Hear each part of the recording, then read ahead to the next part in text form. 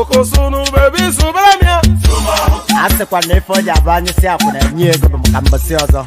Since I was born, but now I am getting youth. Akuna mota akuna koga book.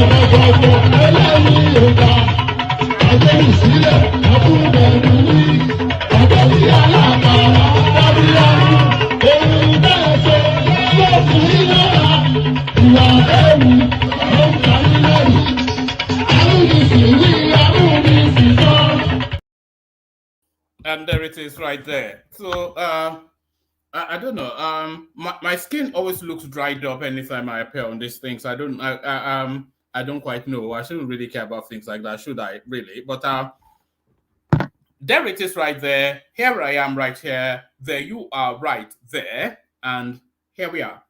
Here we are. Here we go again. Another day, another session. It never stops. So you know, for quite a lot of people, this is actually a regular backdrop to their daily lives now, a regular backdrop to their daily lives. So just as quick, you know, a lot of people actually just listen to the session as they go about whatever activity of the day. Some people listen to it driving. Some people even listen to it flying. And I don't want to know what else you are doing whilst you are listening to it, because this is PG. We are PG here.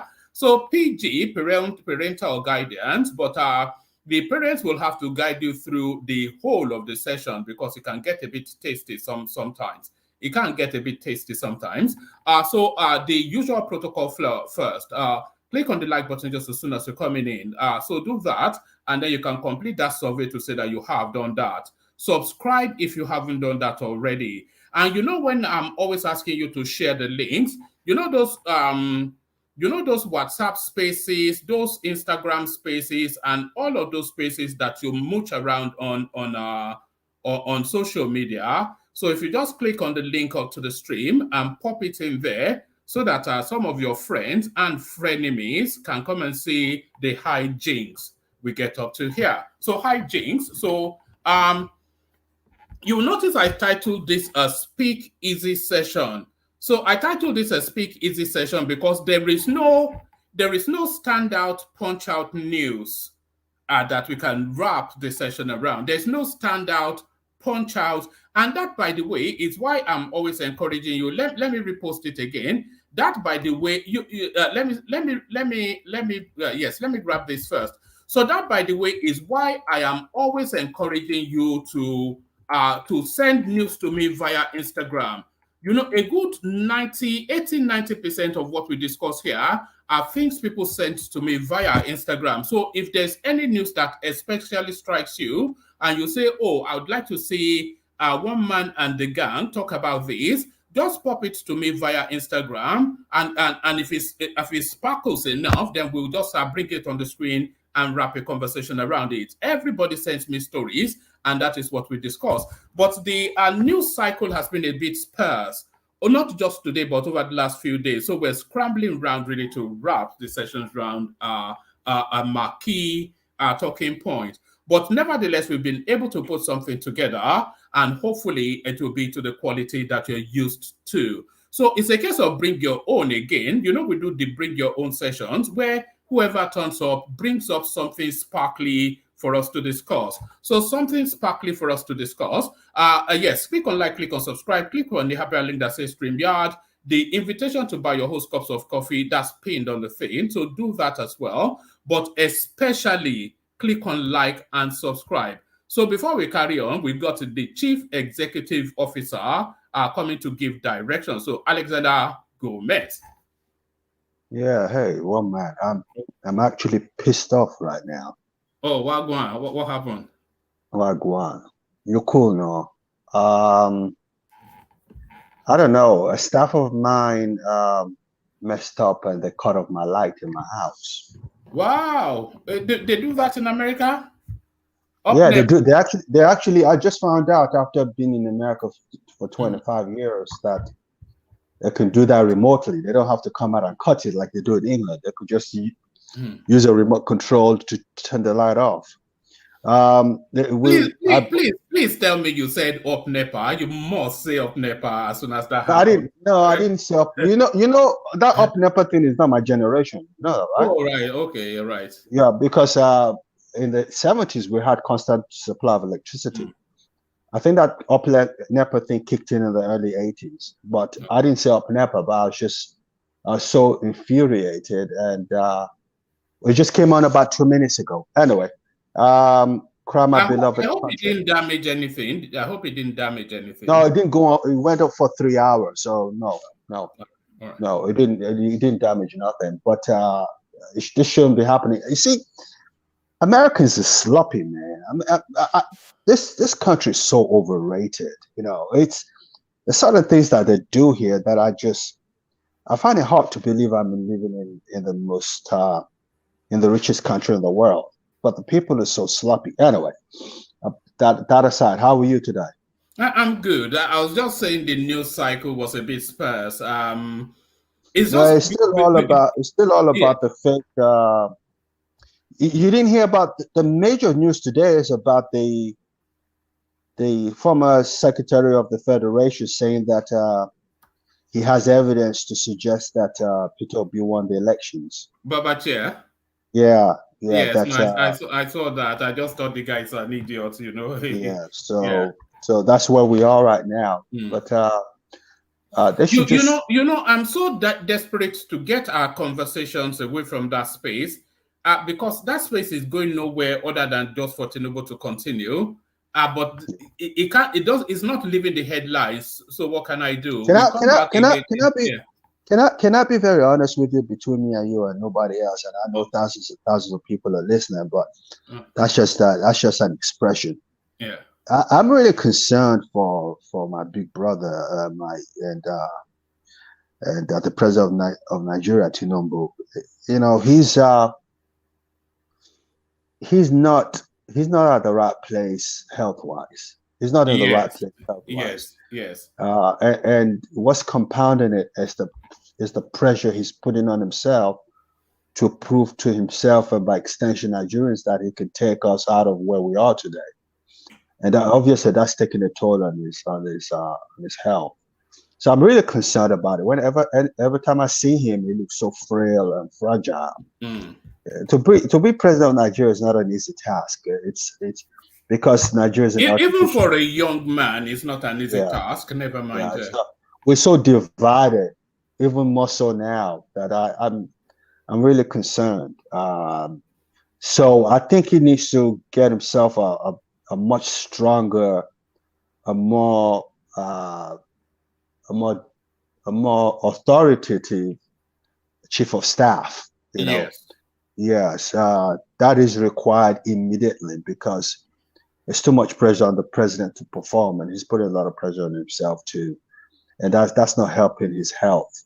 So I think what we're about to see is a repeat of the Buhari administration, where a cabal will seize hold of the seat of power, you know, and then they will orchestrate him because he doesn't have the fullness of health, you know. So but the difference is that the cabal, to use your expression, would be people with track record and people who are performers and who have the capacity, you know.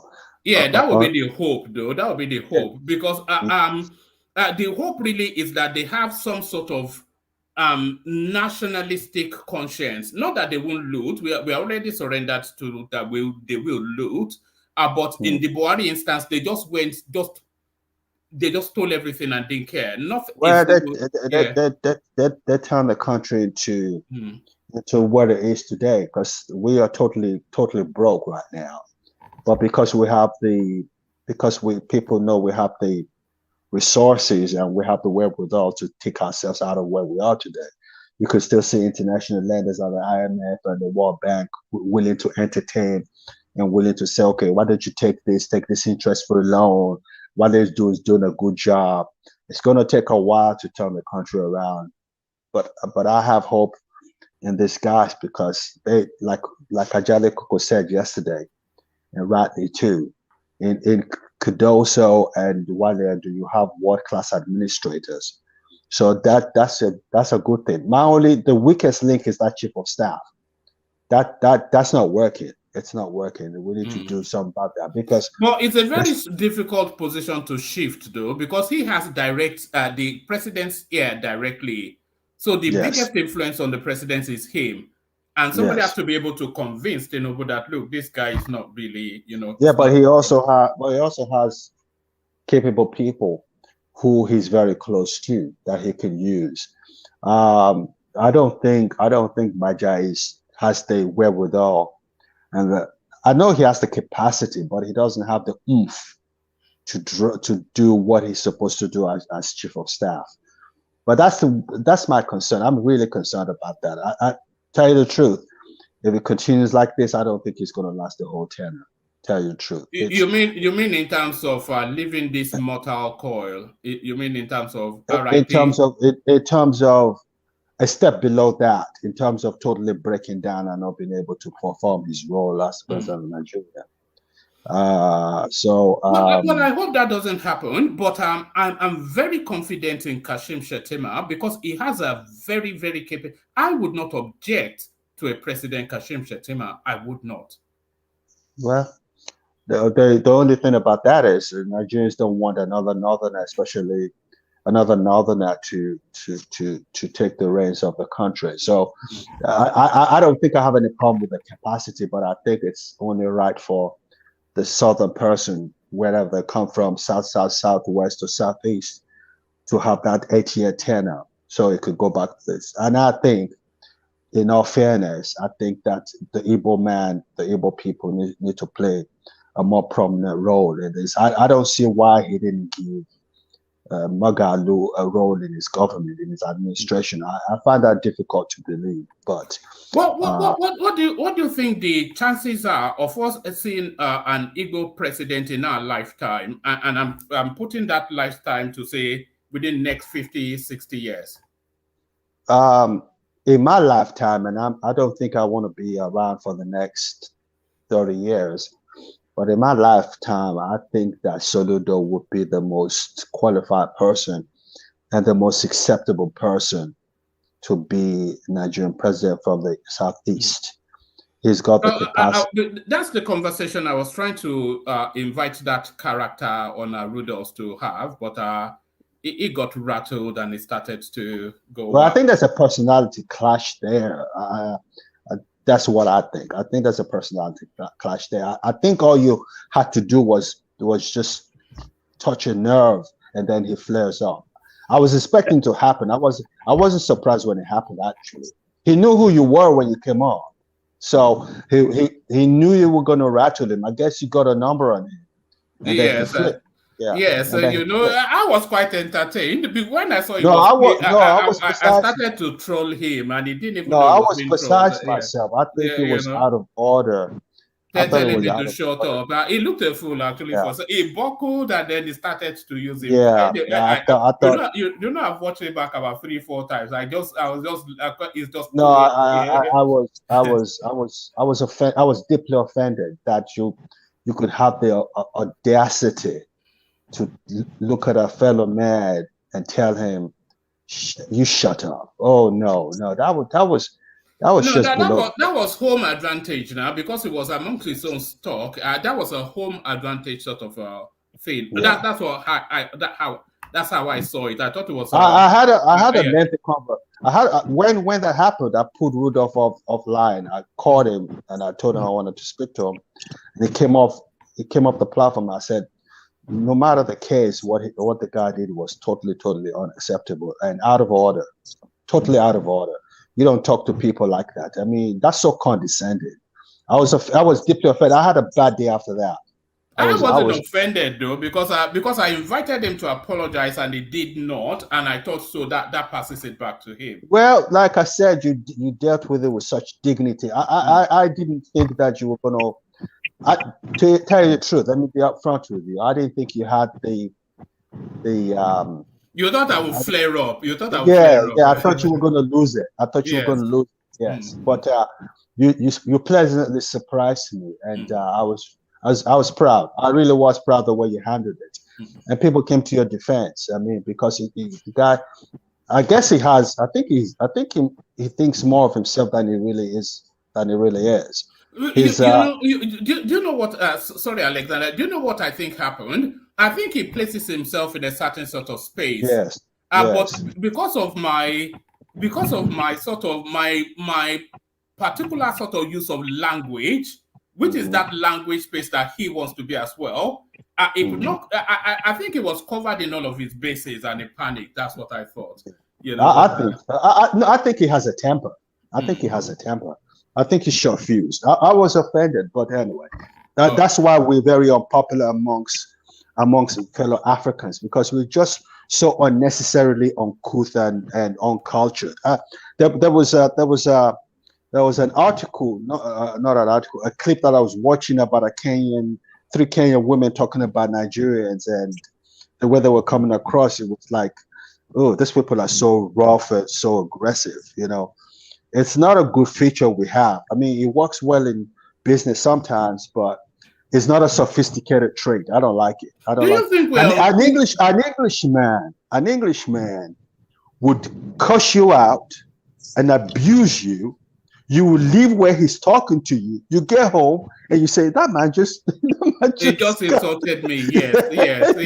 Because they do it in inferred meanings, isn't it? Yes. You know when you can spot. You know the trick to spot when you're being insulted by an English person is when they start to overuse the word "sir." When they start to God. I do that a lot. Yeah, I do that. I do that a lot. I do that a lot in America. I do it a lot when someone is getting on my skin, and I'm trying to tell you, you need to F off. You start hearing me, yes sir, okay sir, I understand you, sir. But I don't think Americans get the message, because in America, Americans use sir and ma'am a lot. It's just they don't understand double entendre in America. They don't know inferred meaning. But do you think we're uncouth though? Because I think people conflate our self-confidence with being uncouth. No, Is it not a variation of self? No. We are uncouth. You know, if you and I can meet in Nigeria one of these days, I would love to invite you to Ghana for a week, and then you know what I'm talking about.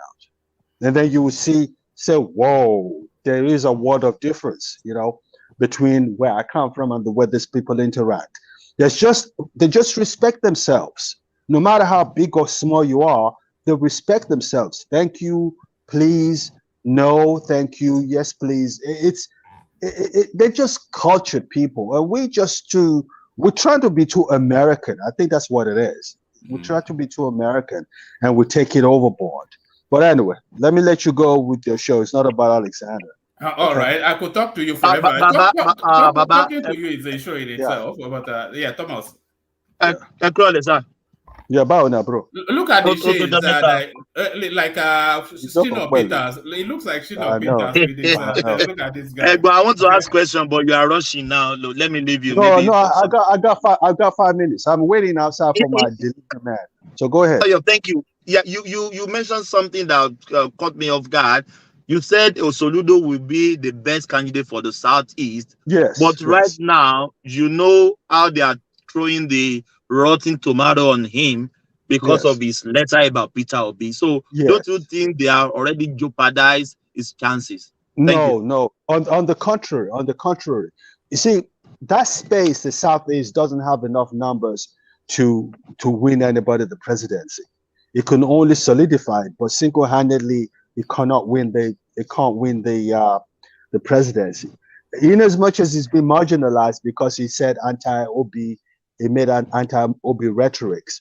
At the end of the day, when it comes to the final analysis, it would have the numbers in the South and the Southwest and the North, which is most important for him to scale through. I don't think it does matter. If he can win the nomination, he'll be the president of Nigeria. The nomination will be the problem. But if he wins the nomination, he'll be the president of Nigeria. And we need someone like that. All the scallywags in government, they need to go. And that includes Tinubu. They're all scallywags. They need to go. You know, they fit for they have nothing to offer. You know, thank you. As far as I'm concerned, out of the 3 people that participated, who has the capacity to take us out of where we are today? It is Tinubu. But if I have to choose, I won't choose him because he's not fit for purpose and he's not healthy. And he's not the same Tinubu of 1999. You know, the only thing about it is that he has the people around him who are very good and can help the country move forward. But him as a person, if he pushes himself too far, he just breaks down. He's not. That's my concern. I started with that when I started the conversation. I'm really worried about him. Anyway, Woman, let me let you go. Okay. All right, brilliant. The real delight. Aburo, yes. Okay. Yes, sir. Yes, sir. Bye bye. All right, that there he is, the majestic Mr. Gomez. So the majestic Mr. Gomez, and once upon a time General Thomas, now Shino Peters with the shades. So Thomas, let me press on with it. So that was a little cameo appearance by the CEO of the One Man Went to Work platform. So yes, as I was saying, a sparse news cycle, but nevertheless we've been able to put something together that hopefully wraps together to form a session. So let me just present you what we have put together.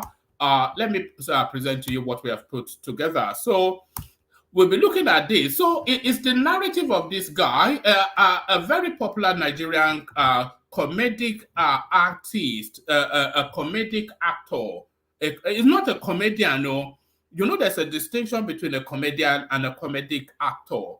So he's somewhat of a comedic actor, but this guy has been battling health issues for quite a while now, and is back in hospital again, and is canvassing for public support. Reno Omokri speaks to that space, but whenever Reno Omokri speaks, he usually speaks to try and taunt the Peter Obi space. So how has Reno Omokri managed to turn this into a Peter Obi narrative? You'll find out shortly. So yes, you'll find out shortly. But the headline: Reno Omokri turns Peter Obi as comic actor Mr. Ibu seeks financial assistance for his health. So maybe we should just start bagging and tagging them right now. So we'll bag and tag quite a few, and then we'll do the Kegite music just like we did yesterday. The panelists come in, and then we'll kick it off. So let me remove that. Let me remove that banner. But please be encouraged by what you're seeing on that banner and do as directed. Please like, share, and subscribe. So please like, share, and subscribe. Reno Omokri turns Peter Obi as comic actor Mr. Ibu seeks financial assistance for his health. So yes, how does that quite align? Reno Omokri has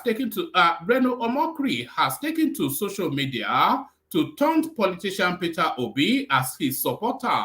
Actor John Okafor currently battles with his health. Mr. Ibu had been taken. Let's do that again. Reno Omokri has taken to social media to taunt politician Peter Obi as his supporter. Actor John Okafor currently battles with his health. Mr. Ibu had taken to social media today, October the 18th, to seek public assistance as he battles with his health. Reacting to Mr. Ibu's outcry, Reno said the comic actor and his daughter endorsed and danced for Obi during the 2023 presidential election campaign, and that this is the time for the politician to come to Mr. Ibu's aid. So yes, let's read what he says. But I see where he's coming from, though, because often instances, Peter Obi runs commentaries on social matters. If they are bringing down unfit buildings in Alaba Market, is running opinions on that. If they catch Mesombe cheating in a jam result, he has opinions on that. He has opinions on everything, but now his supporter needs help. Does he have an opinion on that?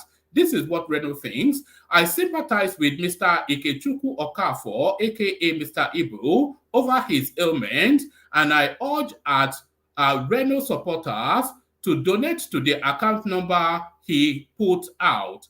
Please do not ignore his cry for help.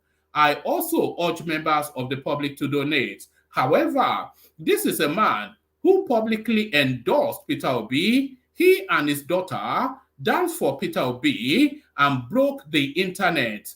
They went out on the street campaigning for Obi, the same Obi who boasted that he's richer than the President of the United States, who at the time of Peter's boast was worth $8.2 million. After all that John Okafor did for him, perhaps Mr. Obi can support him by paying Mr. Ibu's medical bills. I am even surprised that Peter Obi did not remember to post about Mr. Ibu on his birthday yesterday.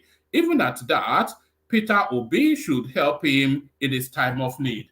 So yes, so that's what Reno says, but I'm not sure that I fully agree. If Peter Obi was to be taking out his checkbook for any and every of his supporters, or any and everybody that did something towards his campaign in the course of this particular electoral cycle, it will be very broke very quickly. So yeah, but it could give the guy a mention. It could, let's say, like 100,000 naira or something, just some tokenism to encourage that public donation. But the radio silence, I don't agree with. So he sang and danced for Peter Obi. So it's now time for Peter Obi to sing and dance for him. Still talking about singing and dancing, just give me my kids and let me live my life in peace. OAP Dotun writes, following reports of the bench secured a court order against him. So I've been following this story sort of with a side eye. Essentially, this OAP means not old age pensioner, but on-air personality. So this OAP called Dotun, he seemed to be married to one of the bandit's relatives, maybe his sister, something along those lines. And the band, I don't know quite the backdrop of it anyway. One of the subscribers sent it in, and so we'll have to tackle it. So if you are particularly in that sort of storyline, you have to hop on board. Come bring us up to speed with exactly what is going on with this. So there's that.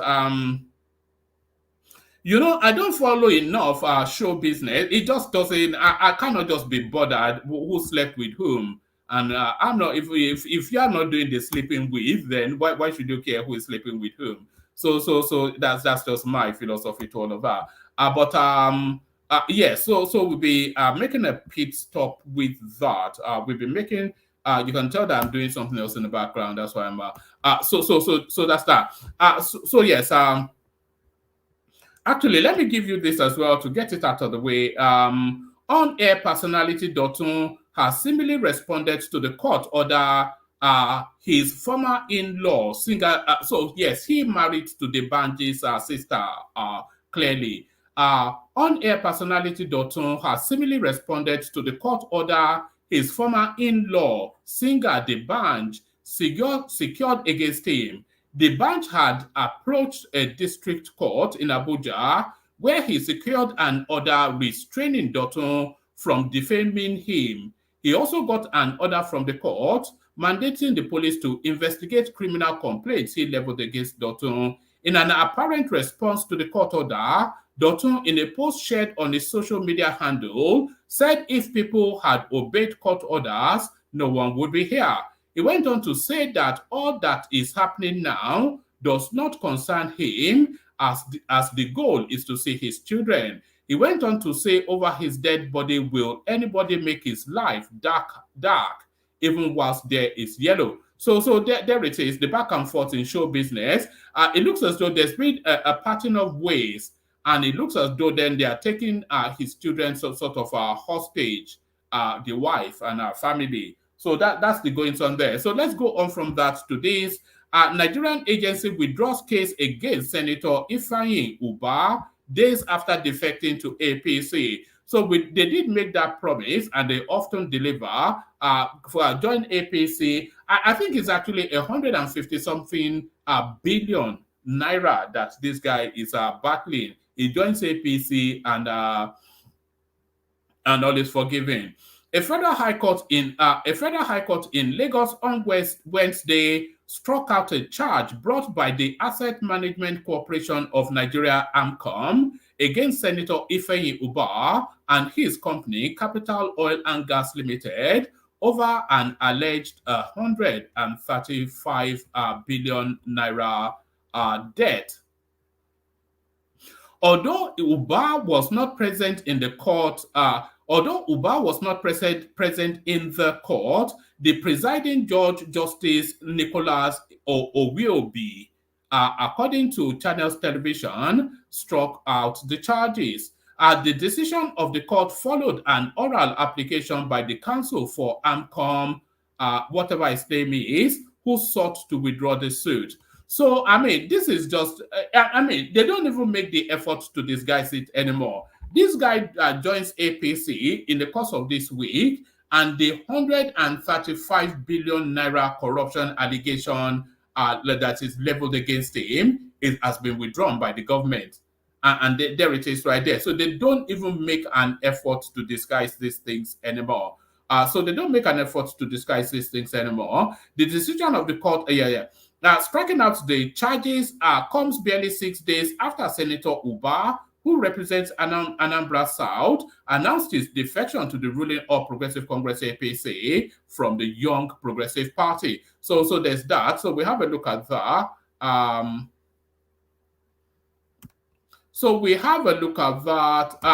only going to give you the headlines for the rest of it now. I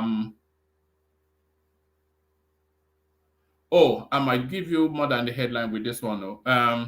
Nigeria lost 2.9 trillion through contract fraud in 3 years.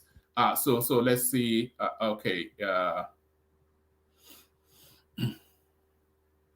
Right. The new chairman of the Economic and Financial Crimes Commission, EFCC, Ola Olukoyede, says about 2.9 trillion naira meant for some government projects were diverted into personal use by contractors between 2018 and 2020.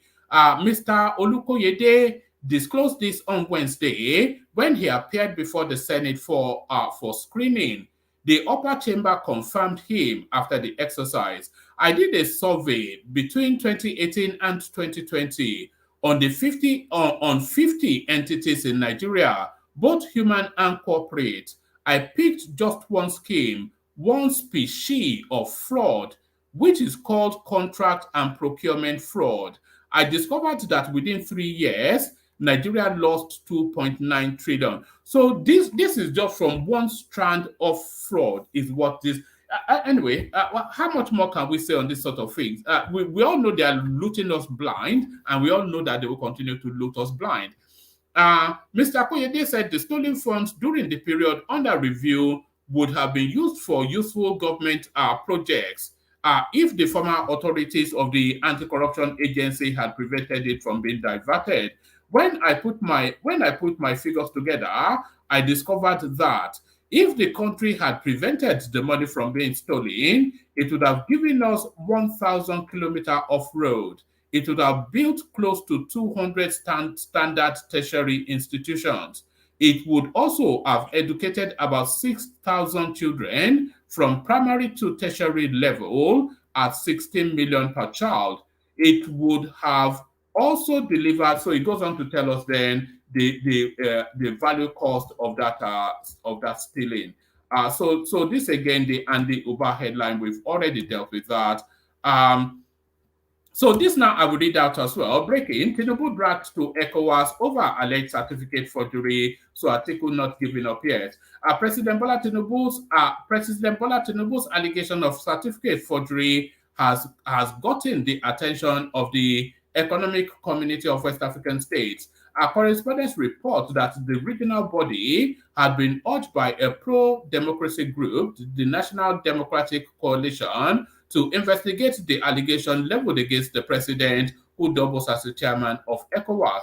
In the letter signed by its executive director, Lloyd Uku, and obtained by correspondents on Wednesday, the agency said the allegations, if proven true, would seriously undermine the credibility and trustworthiness of ECOWAS. The group also called for Tinubu's immediate resignation as ECOWAS chairman, pending the outcome of the investigation. We believe that it is crucial for ECOWAS to uphold the highest standard of integrity and credibility in its leadership, which is paramount for the success of the organization and the region as a whole, the letter reads. Recent reports and allegations regarding the conduct of President Bola Ahmed Tinubu of Nigeria, the current chairman of ECOWAS, has cast a shadow over the credibility and integrity of him, and by extrapolation, ECOWAS, the organization. NADECO USA, so that's the organization doing all this nonsense, said the allegations against Tinubu include certificate forgery at Chicago State University and other drug-related offenses in the United States. The group also noted that the allegations had become a matter of public record, and Tinubu had not denied them. It is morally questionable and globally embarrassing for a president facing such allegations to hold such prominent positions within a regional organization, the letter says. We respectfully call upon the member states of ECOWAS to initiate a serious and thorough investigation into the allegations surrounding President Bola Ahmed Tinubu, who currently holds the position of chairman. These allegations are not only detrimental to the reputation of ECOWAS, but also raises significant questions about the moral and legal fitness of President Tinubu to continue leading this esteemed regional body. And this was written by somebody called Lloyd Uku. So Lloyd Uku, so that's Lloyd Uku acting as we know Lloyd Uku always acts.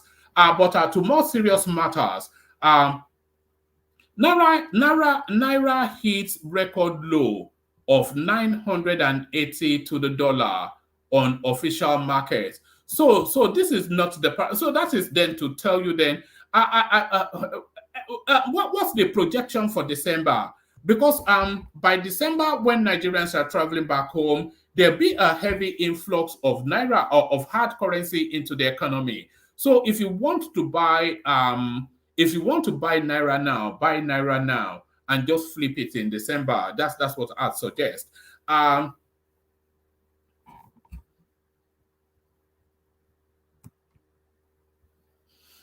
right. It says Nigeria's naira hit a record low of 980 per dollar on the official. So this is the official, not the parallel market. On the official market on Tuesday, correspondence. Let's just take that again. Nigeria's naira hit a record low of 980 per dollar at the official market on Tuesday, mirroring weakness on the parallel market as persistent dollar shortage plague the currency market. The currency slid past 1,000 naira on the parallel market last month and continues to weaken as excess dollar demand was funneled into the unofficial market from the official market, where restrictions on trading the currency were lifted in June. The central bank has said it will intervene in the foreign exchange market occasionally to boost liquidity after it last week ended an 8-year ban on some items that were restricted from accessing dollars on the official market. So there it is right there. So there it is right there. The naira continues to fall. So this next headline: Atiku begs Supreme Court on fresh evidence against Tinubu, alleges forgery. So Atiku then, of course, pleading that whatever it is that is looking to insert in this appeal to the Supreme Court be accepted. So let's go to this one. This one I will read out because hopefully this is a good news story for everyone. This is a non-partisan storyline, and hopefully this is a good news story for everyone. Governor Sanwo-Olu performs groundbreaking of $100 million Lagos Film City. So they are trying to now harness all of that.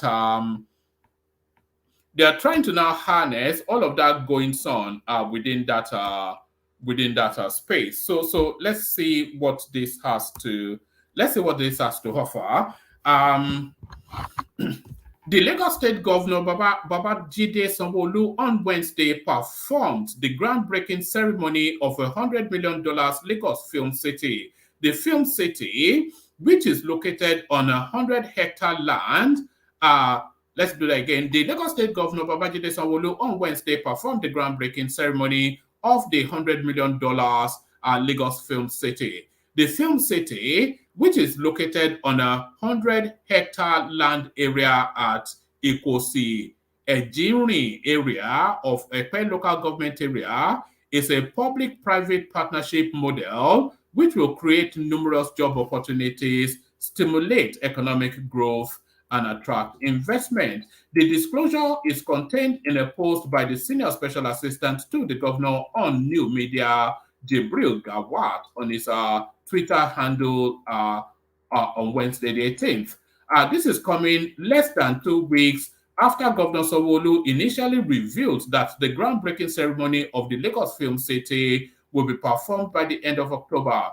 The Film City will be a hub for film production, visual art, not visual art, but visual effects. The Film City will be a hub for film production, visual effects, scripting, cinematography, editing, photography, and all ancillary services that support the filmmaking industry, essentially Hollywood. So they are harnessing. And by the way, this has Africa-wide impact, of course. This has Africa-wide impact.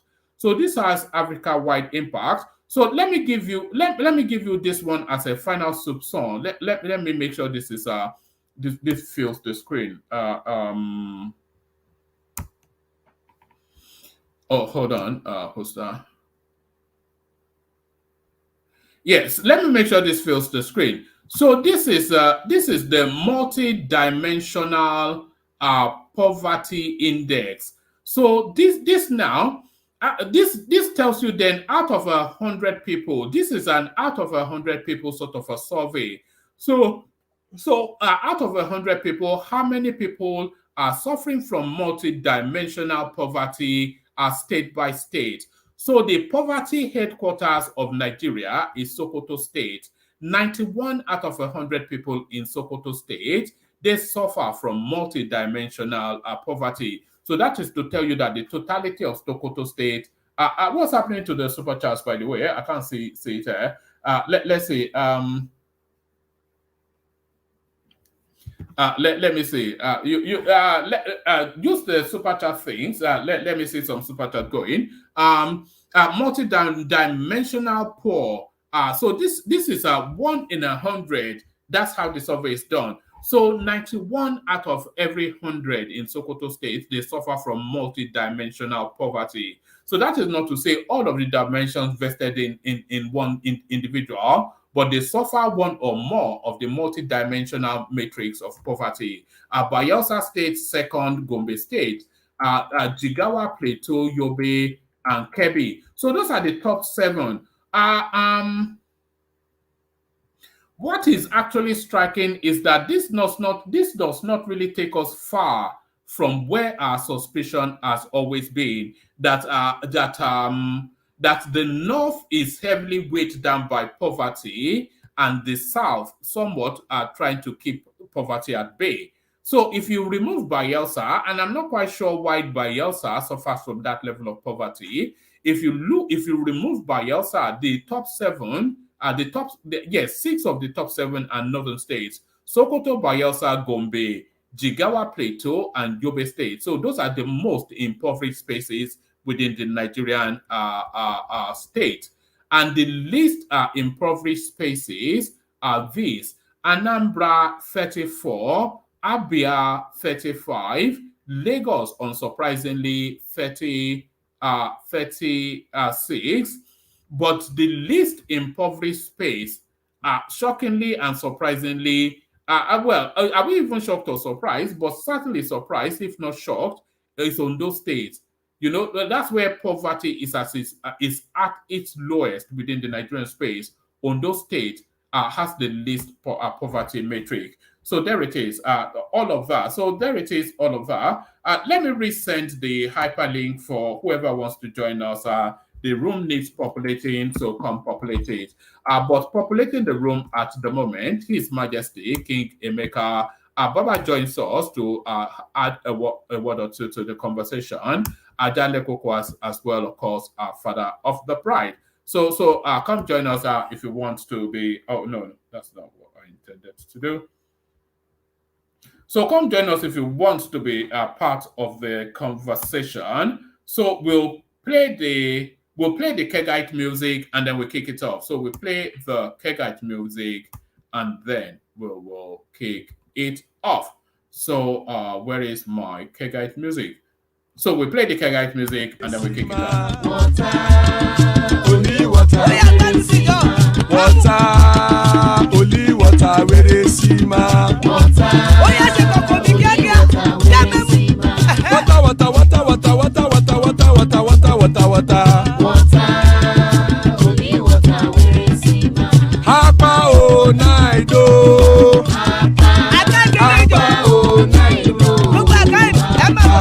Hapa you don't come oh.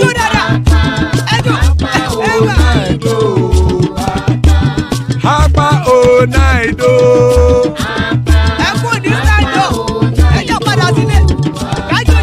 Oro keke elemu ye o. Ide shodi ya keke elemu re o. Bobby master keke elemu re o. Chifu wela ti keke elemu re o. Erukulele elemude. Erukulele egbe elemudode ojare o. Erukulele Ghana ti de egbe ọmọ ẹlẹ́yẹ ẹyẹ o ó dilé o. Odúyẹ̀lá ẹyẹ o ó dilé o. Ọmọ ẹlẹ́yẹ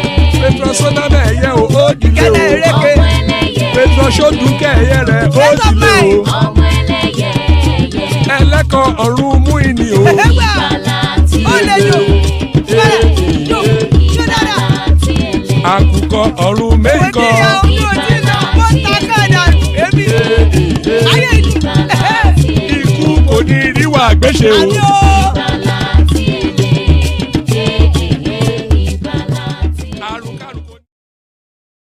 So there it is right there. Iku koniru agbese ami epo. Amen to that of myself and you, my friend. So Iku koniru agbese. So a speak easy session, as I said. So we just mooch around and chat.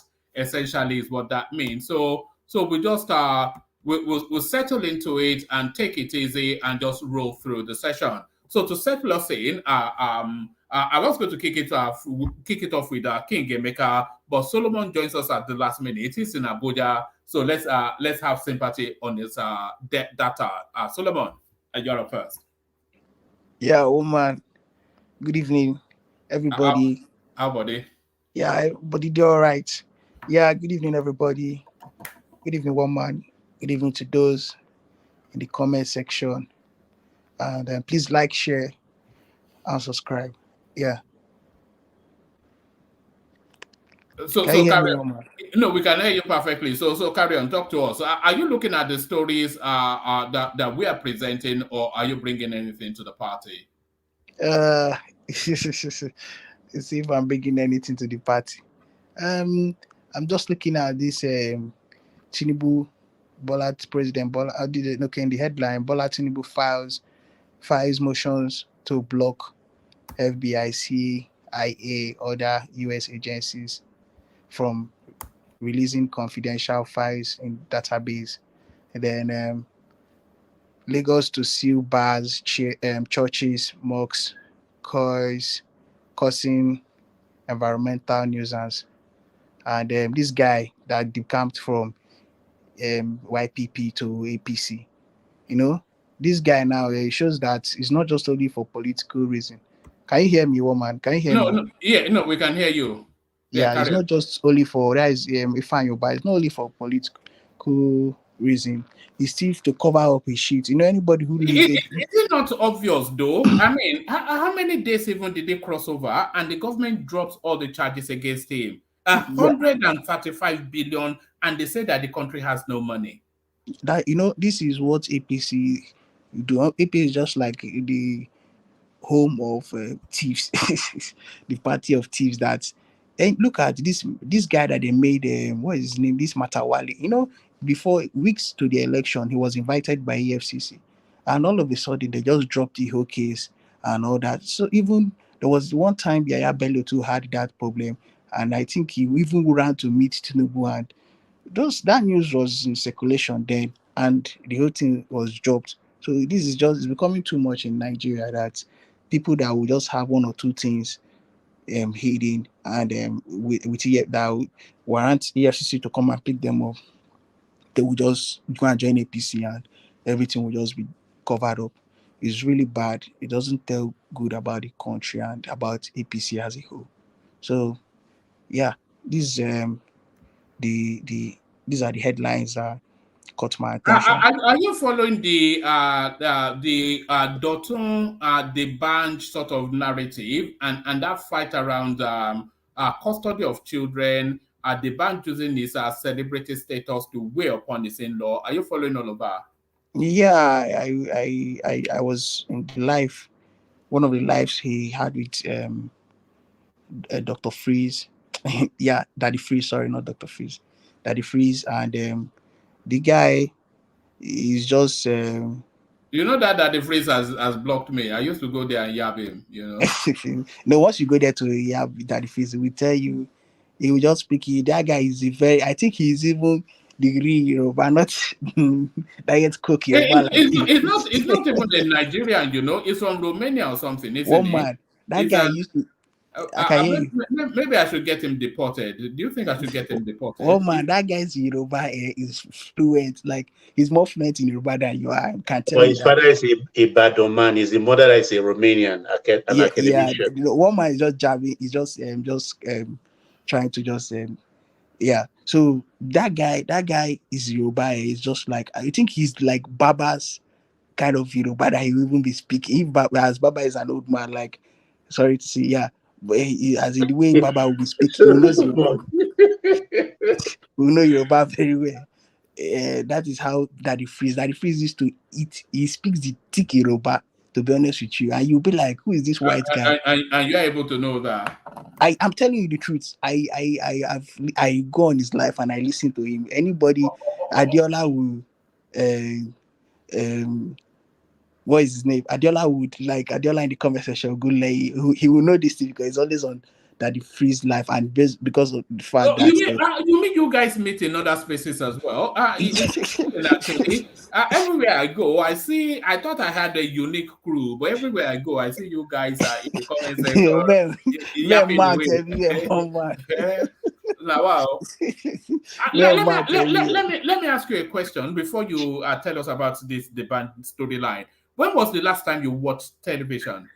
Oh man. Okay, it was I think on Saturday when I was watching Dr. Damages. Yeah, that was it's because of Dr. I just wanted to use my phone then see you people and then watch through this thing. That was the last time. Yeah.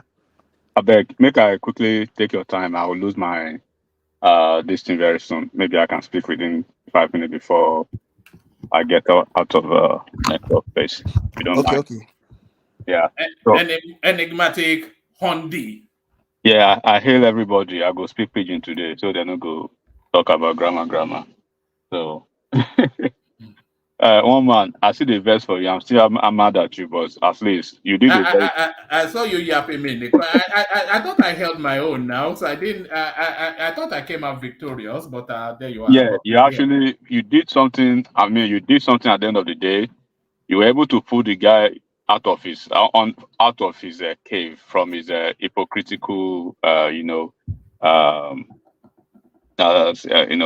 stance, because he was. I know you had issue with him the last time, the moment. So it actually shows that he had you in mind already. He had some reservation against you. As soon as you started talking, he wasn't even giving you any room to even. If you notice the way you even, as soon as you were asking the question, he was like battle ready for you. Fire the weapon at you really quick. And then at the moment you mentioned Peter Obi, he was so defensive, and then. But the one thing I thought I established in the course of my interaction with that guy is that he's an Obidient. So he cannot deny that he's not an Obidient ever again. Apparently, his bias was quite apparent, and nobody can actually. He sings and he felicitates and he sings, to the narrative of that, echo chamber, so to say, and then that's why you are able to see that everything he says.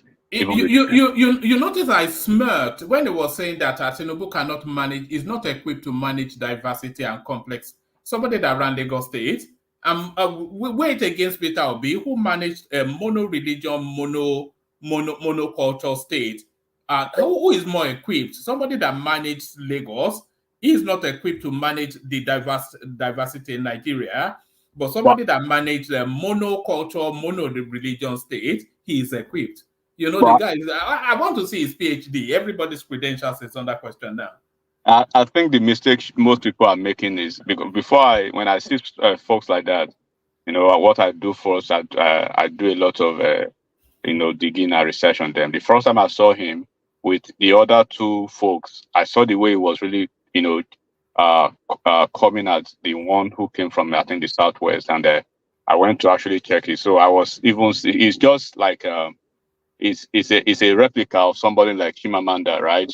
That they try to pretend to be nationalistic, but at the end of the day, it takes a little provocation or probably something to trigger them that will actually bring them out of that rock.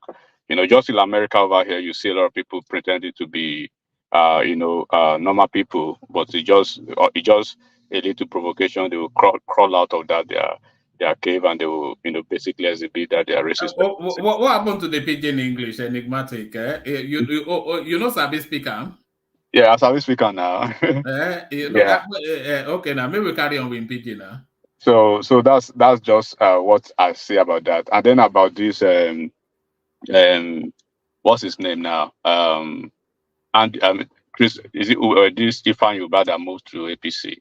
Yes. He's not actually under EFCC watch. He is one of those billionaires in Nigeria who are one of those that they've been indebted to large sums of amount, to AMCON. I think his was almost 140 billion naira. Even there's a member of the Senate, Jimo Ibrahim, is equally indebted to the tune of almost 200 billion naira, and a lot of them like that. So, and then there was a withdrawal today at the court that.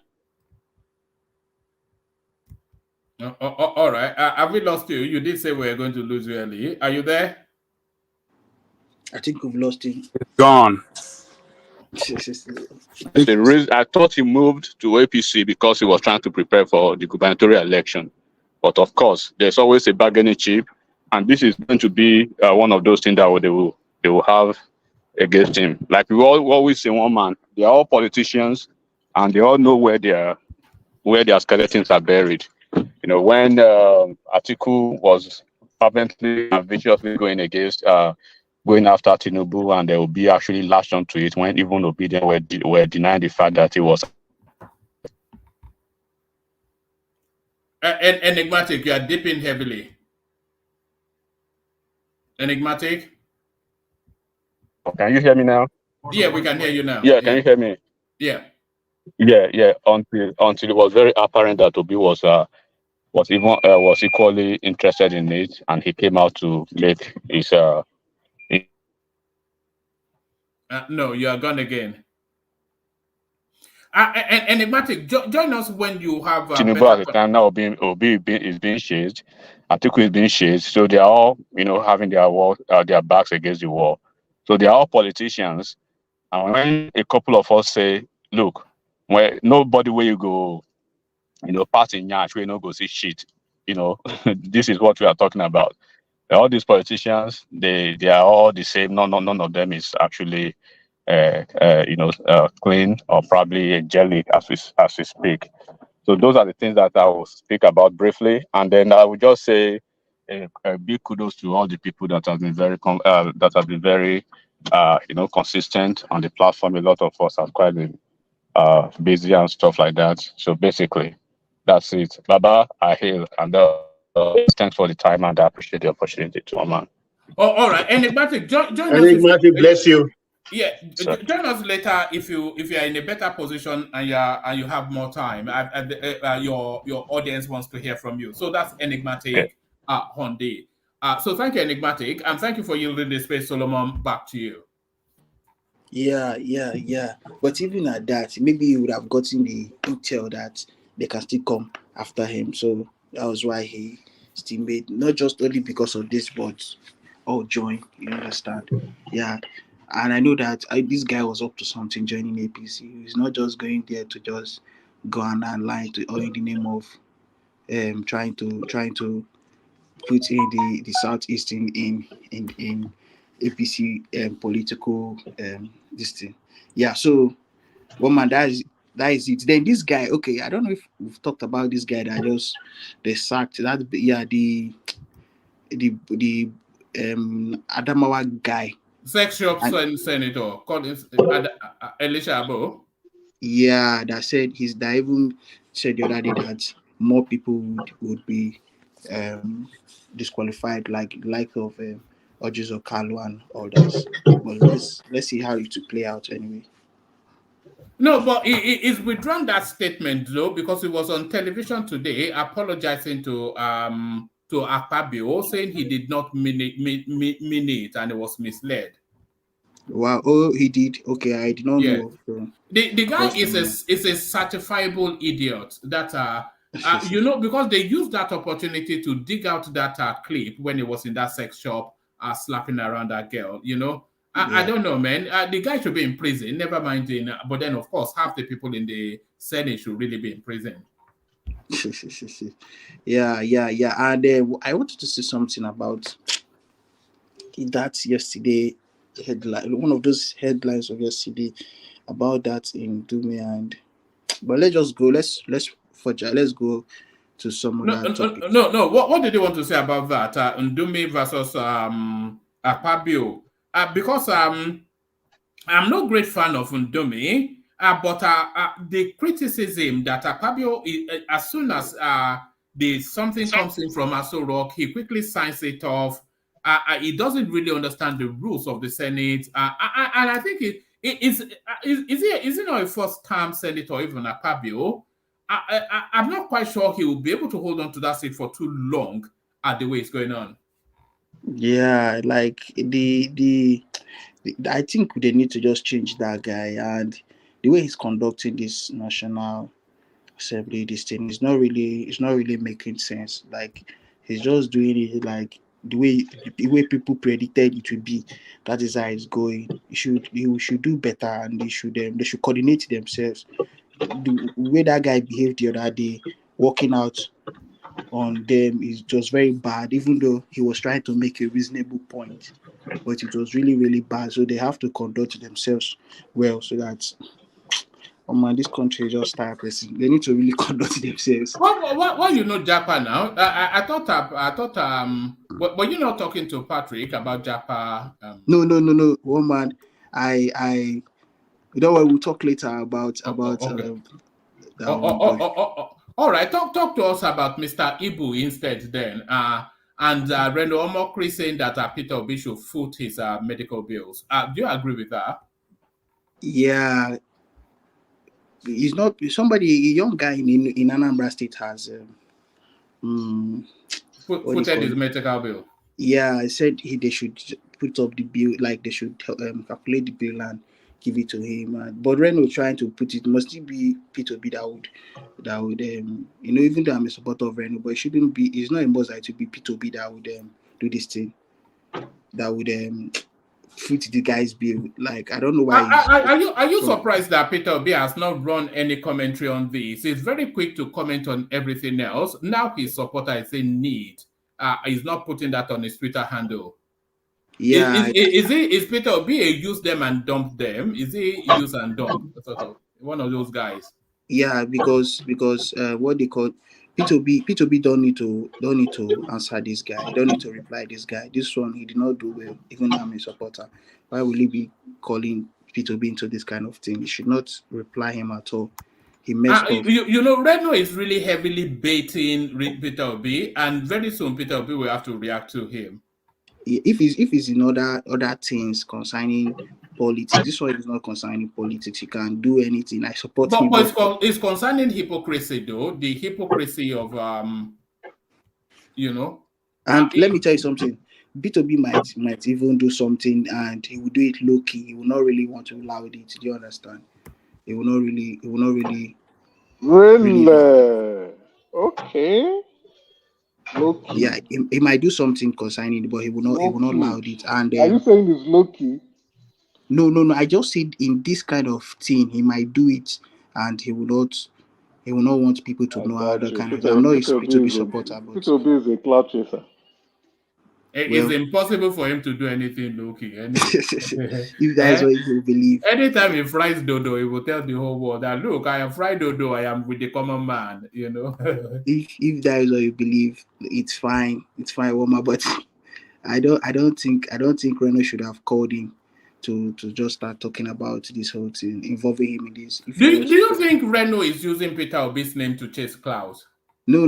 He's playing on the Obidient. You know that Obidient will always come, and he's cashing out on their head. Do you understand? So that's why when he used them, he's not really chasing clouds. I think he's making money with them. When they engage him in his page and all that kind of thing. Those abuse them. You know, those things.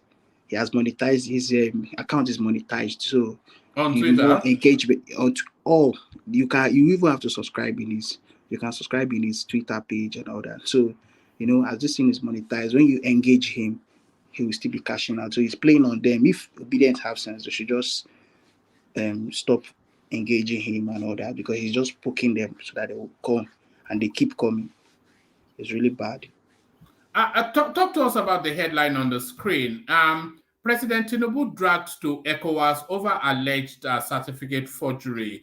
So this is some random organization writing to the ECOWAS board to ask them to step Tinubu down as the chairman of ECOWAS and investigate his certificate and drugs allegation.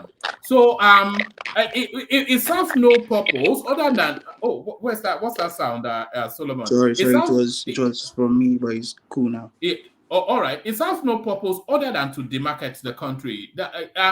ECOWAS are not going to step Tinubu down. ECOWAS is not going to investigate Tinubu. It's just really another way to try and embarrass Tinubu. But ultimately, all these moves is just demarketing the country, isn't it? One thing, let me tell you something. This, I don't know, kind of some people that are just making certain moves. How will they be taking this man? Somebody that is the chairman of ECOWAS, and they are dragging him to ECOWAS. What will ECOWAS do? Okay, it's not like maybe they will tell maybe they will give him 100 lashes of Koboko at the next meeting.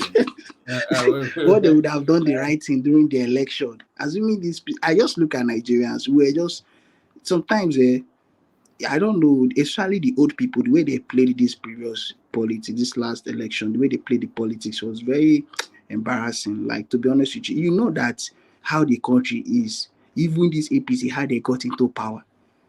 And we would have just, simple thing would have done and just save ourselves this stress.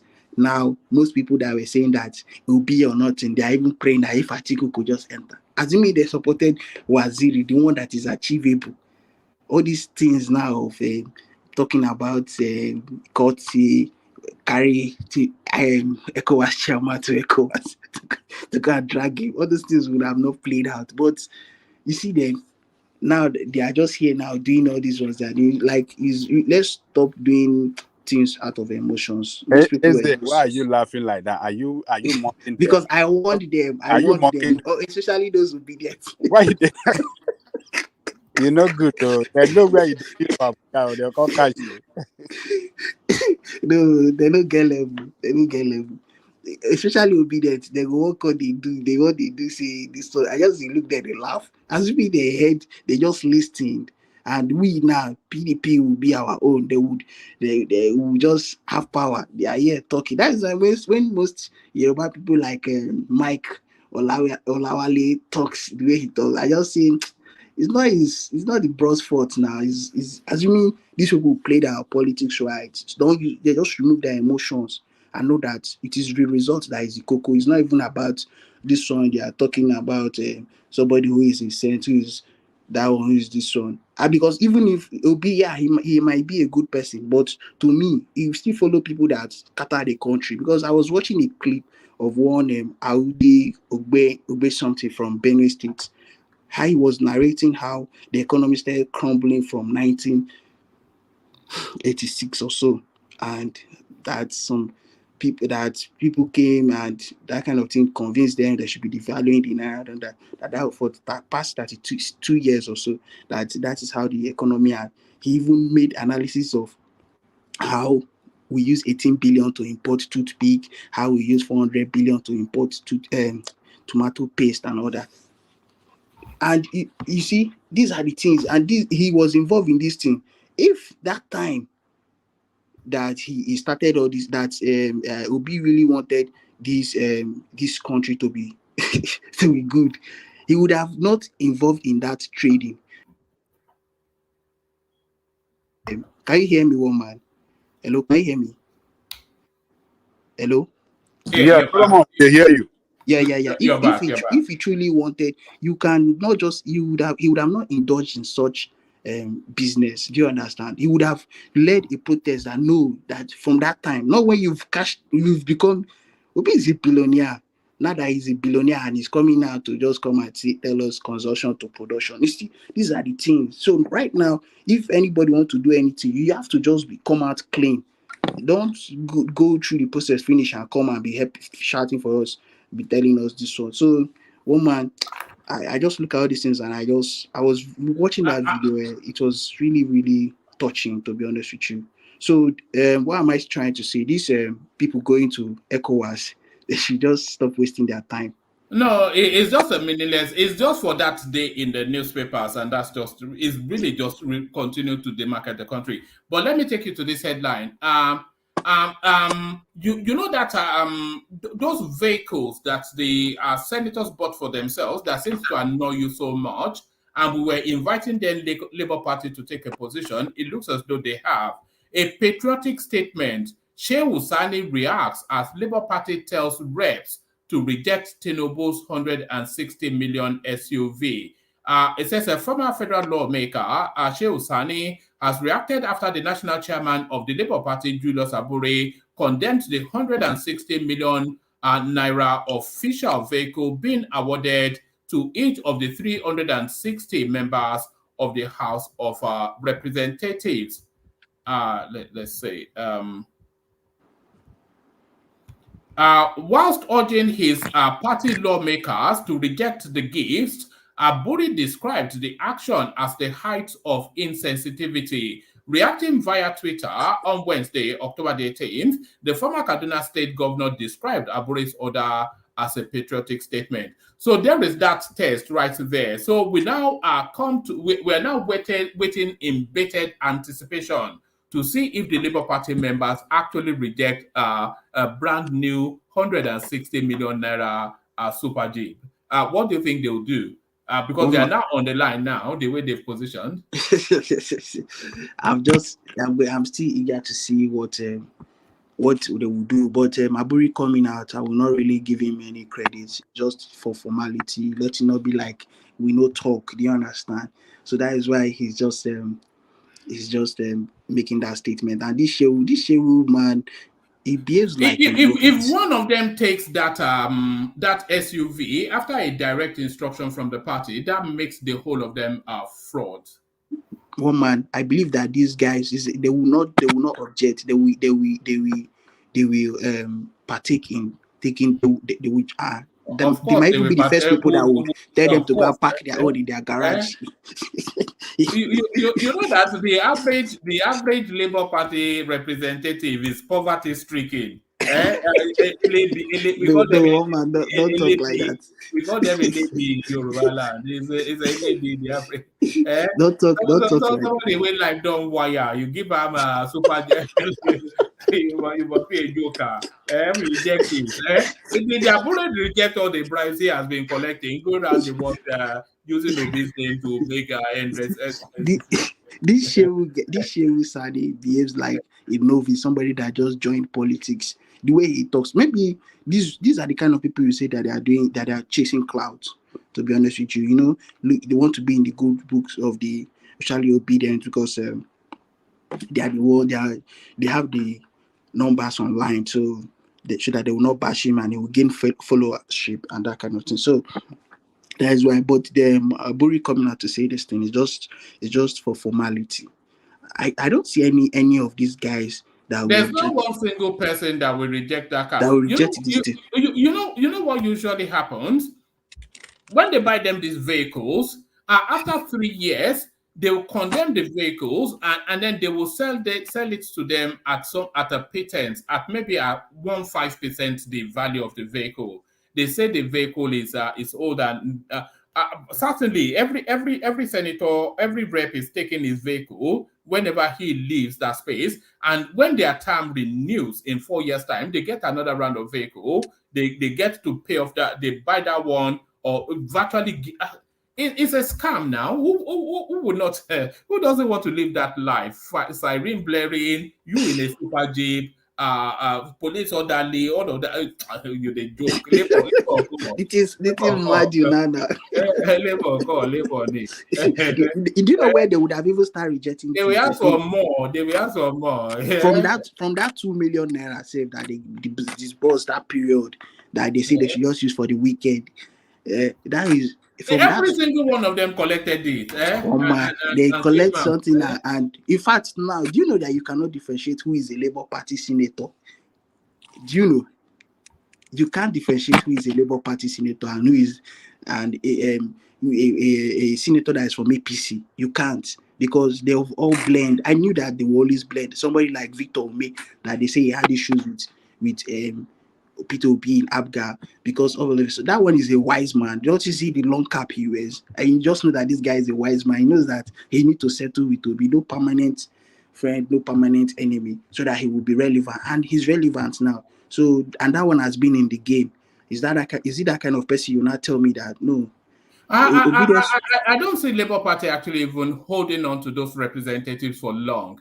as soon as this Supreme Court thing comes and goes, all of them will start be doing Ifeanyuba. They all turn to Ifeanyuba. They cross.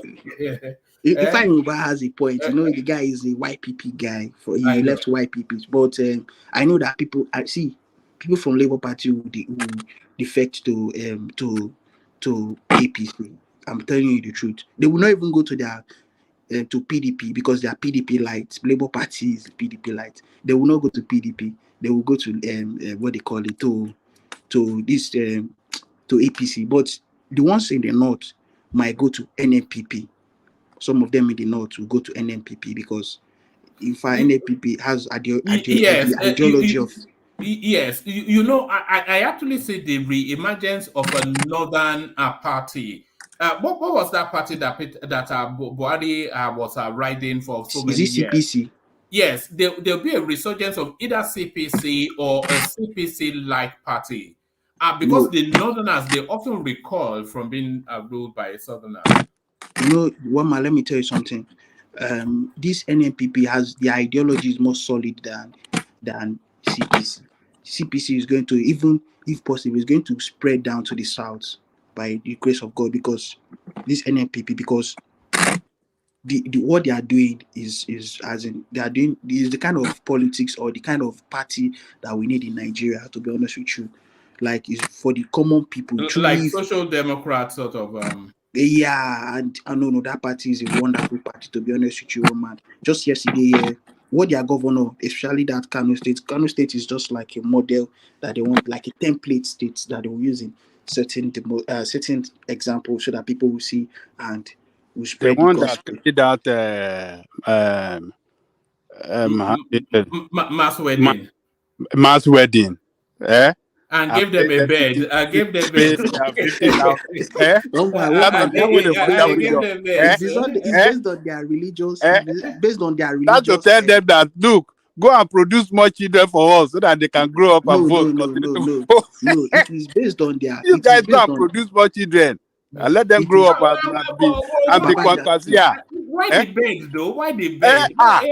He said here now, one man that was let me tell you something. All believe in public as well. They put Nigeria. Nigeria is a funny country. Wait. Babaja, let me say something to you. Is that not a soft woman? See, that thing is based on. Babaja, let me say something. They want to repopulate Kano. No, woman. It's based on religious. It's based on religious belief. They are trying to curb those sexual immoralities of prostitution, adultery, and fornication. Those kind of things. Do you understand? So that is why those things are based on religious belief. It's not just to just like how would I say, to increase population, but to curb immoralities in the states. That is why they indulge in. Are we not seeing tomorrow now? They will be flagging off. They will be You know that thing actually started under Kwakwanso, and it's been happening almost every year now. If Nigeria was a good, like the economy of Nigeria, would say if Nigeria was a good country, was good at people can get married at and get good jobs and all that. There are people do that. Like, you don't need to know anybody for you. Those kind of things is good, especially for people, and those people, most of them, for people like that. So it's based on religious belief that made them carry out that thing. And if we are talking like this, tomorrow they are going to be sending 1,001 student that they'll be sending to very different countries to go and study. Do you understand? So if we hopefully something useful and not Arabic studies and all of these things. No, they go to different countries, not Arabic studies at all. The people that study other good courses or that. So it's not even based. This one is not based on. It's not for you to go and be studying Islamic study or or Arabic studies. This one is anything you're capable of studying that you can do well. Yeah, but every other state has a scholarship system now. Which other state? One man, let me tell you. I even laugh at. State does not. Even your state has a scholarship system now. One man, let me tell you something, and we don't. Do you know what Kano people did? Kano state government did in this increment of school fees and all that. They've paid about 7,000 students school fees. See, I Yeah, just that is why what did Soludo do? this one is just came here to declared free education in Anambra State. Is it not for primary school? Did he give it to higher institution? Up to secondary school now. Up to secondary school. Well, that one has always been there, and they will not even just give them after this year. Now you see, or next year, you see the way they will be running all those things that they're doing. I don't think Why do you always run down your own? So Ludo does this. I don't run down my own. One man. It guarantees education from birth to at least CSS 3, which is to tell you that whoever that child is has a good grounding of education. They can read, write, do mathematics to survival and semi-advanced level. So that's an education right there, right across the board, the entirety of the state. And you are knocking that down, but some mala that is just using state money to throw at 1,000 people. Mass marriage. Mass marriage program. Mass marriage program. Are you not a Muslim, Babaja? Are you not a Muslim? Free marriage. One man, I believe what Babaja is a Muslim. And you actually have not declared the religion, so I'm not quite sure. Okay. I thought maybe I used to think maybe he's a Muslim. But to be honest with you, if you are one, you should know what even we Christians too say is not even good to indulge in such acts. Okay, who has used state funds more judiciously? So Ludo giving the totality of Anambra State free education, or this guy marrying them off and giving them a bed to get pregnant on? One man, this guy is because he's old. He's doing it for his religious belief. No. Which one is the better use of state funds? Educating people or giving them opportunities for sex? Well, man, this guy is also educating people. I don't want to answer that question. 1,000 people. Let's not say you're giving them bed for sex. He's doing to me, I feel he's doing the right thing. Do you understand?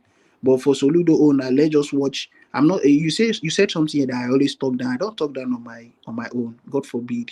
I will always just point out why I feel is not right. But I can't, because if I talk down on my own, who will be my own, or who will I be his or her own? So. Because if everything we say here tomorrow, if I want to do anything, it's my own people I will still go and meet, and I will still have to be solidify my relationship with them. So I don't talk down on my own. Anybody that feels that way, the person just don't. Yeah, they say the truth is bitter. All right. Maybe I misspoke, but still, you praise the northern. No, I not praise. No, I don't praise. I don't praise human being. I just only applaud, as in like just say the good thing that they do. Why would I praise any human being? I don't praise human being, woman. It's just that they are doing well. Kano State is going to, with what is going on there, I think the state is going to, just like my Abia State, my governor too is still trying.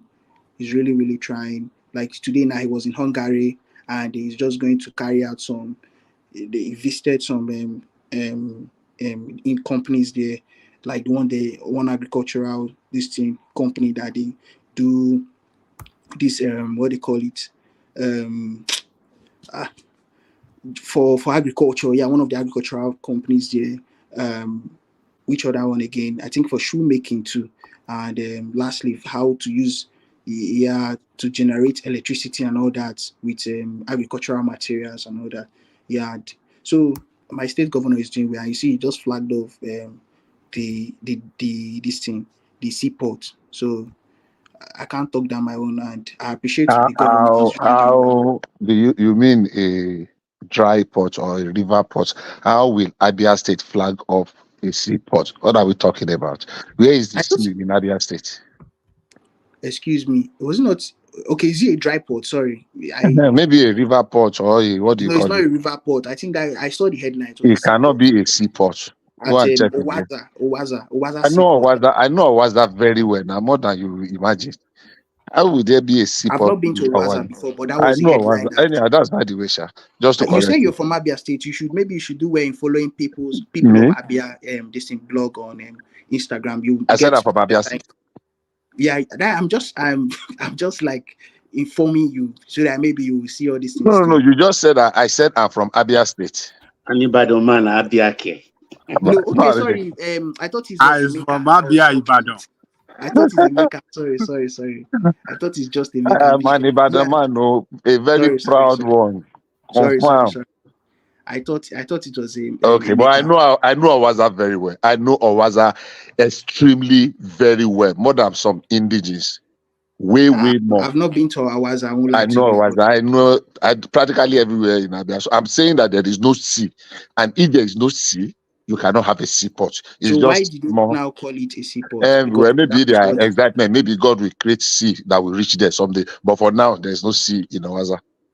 Well, but he's carrying out measure. Have you been to Abia State before, Solomon? Me, I really asking if I've been to my home. It's really funny. I know. Where are you from in Abia State? I'm from ECOWAS local government. Oh, ECOWAS don't they go? What's the name of this site? ECOWAS don't they go? Akwa Ibom. Yeah. That's on our road. That's on our road with the follow. That time we road spoil go Akwa Ibom. They don't repair them. You know that we don't call that road now. Is it the one at Umudike? No, Umudike. No, it's the one at Umudike. There's a road if you are coming from Abba, when you enter, when you are coming from Port Harcourt, as you just enter that place where they do this native cloth. There's one back road there. That's We'll follow to back of Ungwa. Oh, they are working on it now. That road leads to very short to Akwa Ibom, but man, it was terrible. Yeah. I on that road one day I was there. Guys were see guinea fowl. That's bush guinea fowl. I actually bought some. Guys were hunting it. Since that day we stranded now because I couldn't go forward. I was carrying some things to a site in Calabar, so I followed them. I was actually going to Obubra, so I wanted to go through this place in Ebonyi. Follow the back road because the major road was terrible. That was many years ago, sir. So I know Abia a little bit, at least. Don't let me say very well. Yeah. So one man, you don't ask me that question. Don't ask me if I've been to Abia. There is my place. Do you know? I did my okay, but I'm from Akimori, but I've never set foot there ever. You see. We will call you diet cook Yoruba man. You have to. But I've been to Ibadan also, but I've not been to my hometown. So it doesn't mean that. Oh man, just more that calling Ejiri or something. Can you imagine? I are calling Daddy Freeze a white guy. Is he not a white guy? Daddy Freeze they chop Yoruba like Yoruba man where they chop amala. To be honest with you, he speaks Yoruba. You know amala? Do you know amala? You know how to eat amala? I've never eaten amala, but I know amala. No wonder you never sabia. If you eat, I no go feature amala. No. Don't deceive yourself. I bet that the phrase now fake pastor anyway. Never try. By your side. He's online pastor. Free the sheep. What's the name of his church? Free the sheep. Free the sheep. Free Nation. Yeah, Free Nation. Yeah, Free Nation. Yeah, I think. Yeah. So no, Daddy Freeze is doing a good work. Let me tell you, he's just making people. I would like an opportunity to battle him. If I see him on some neutral platform, I'll go there. I've been looking for a chance to battle that guy for a long time. Daddy Freeze, he's just like the way he is. The guy is an Yoruba guy with Igbo sense. Anyway, he's marrying an Igbo woman. I don't think he really goes to. His woman is not Igbo. She's South, isn't she? No, she's Igbo. She's tasty body or something. Tasty body. She's not South. I think she doesn't look Igbo though. She looks Calabar sort of. No. Which other tribe will produce that kind of beautiful lady? It's only Igbo now. You know, I was reading a statistic just yesterday. Do you know the best people are at schooling? The people who do the best, according to the data from JAMB, WAEC, everything. Do you know the best people who do best in schooling? No. Who? They are Igbo women. Wow. Yeah, they watch it now. They deserve it because if you go to, it's true. They are the top of all of the at least at the JAM WAEC level. They are at the top of all of the datas there. But if you add Igbo, if you add the men, if you add both men and women, then the Yorubas do better than everybody else. But if I don't understand why will you go this way? No, that's what the data said. That's what the data said. So the Igbo women do better in WAEC and JAM than anybody else in Nigeria. But if you add the whole tribe, then as a tribe, the Yorubas do better.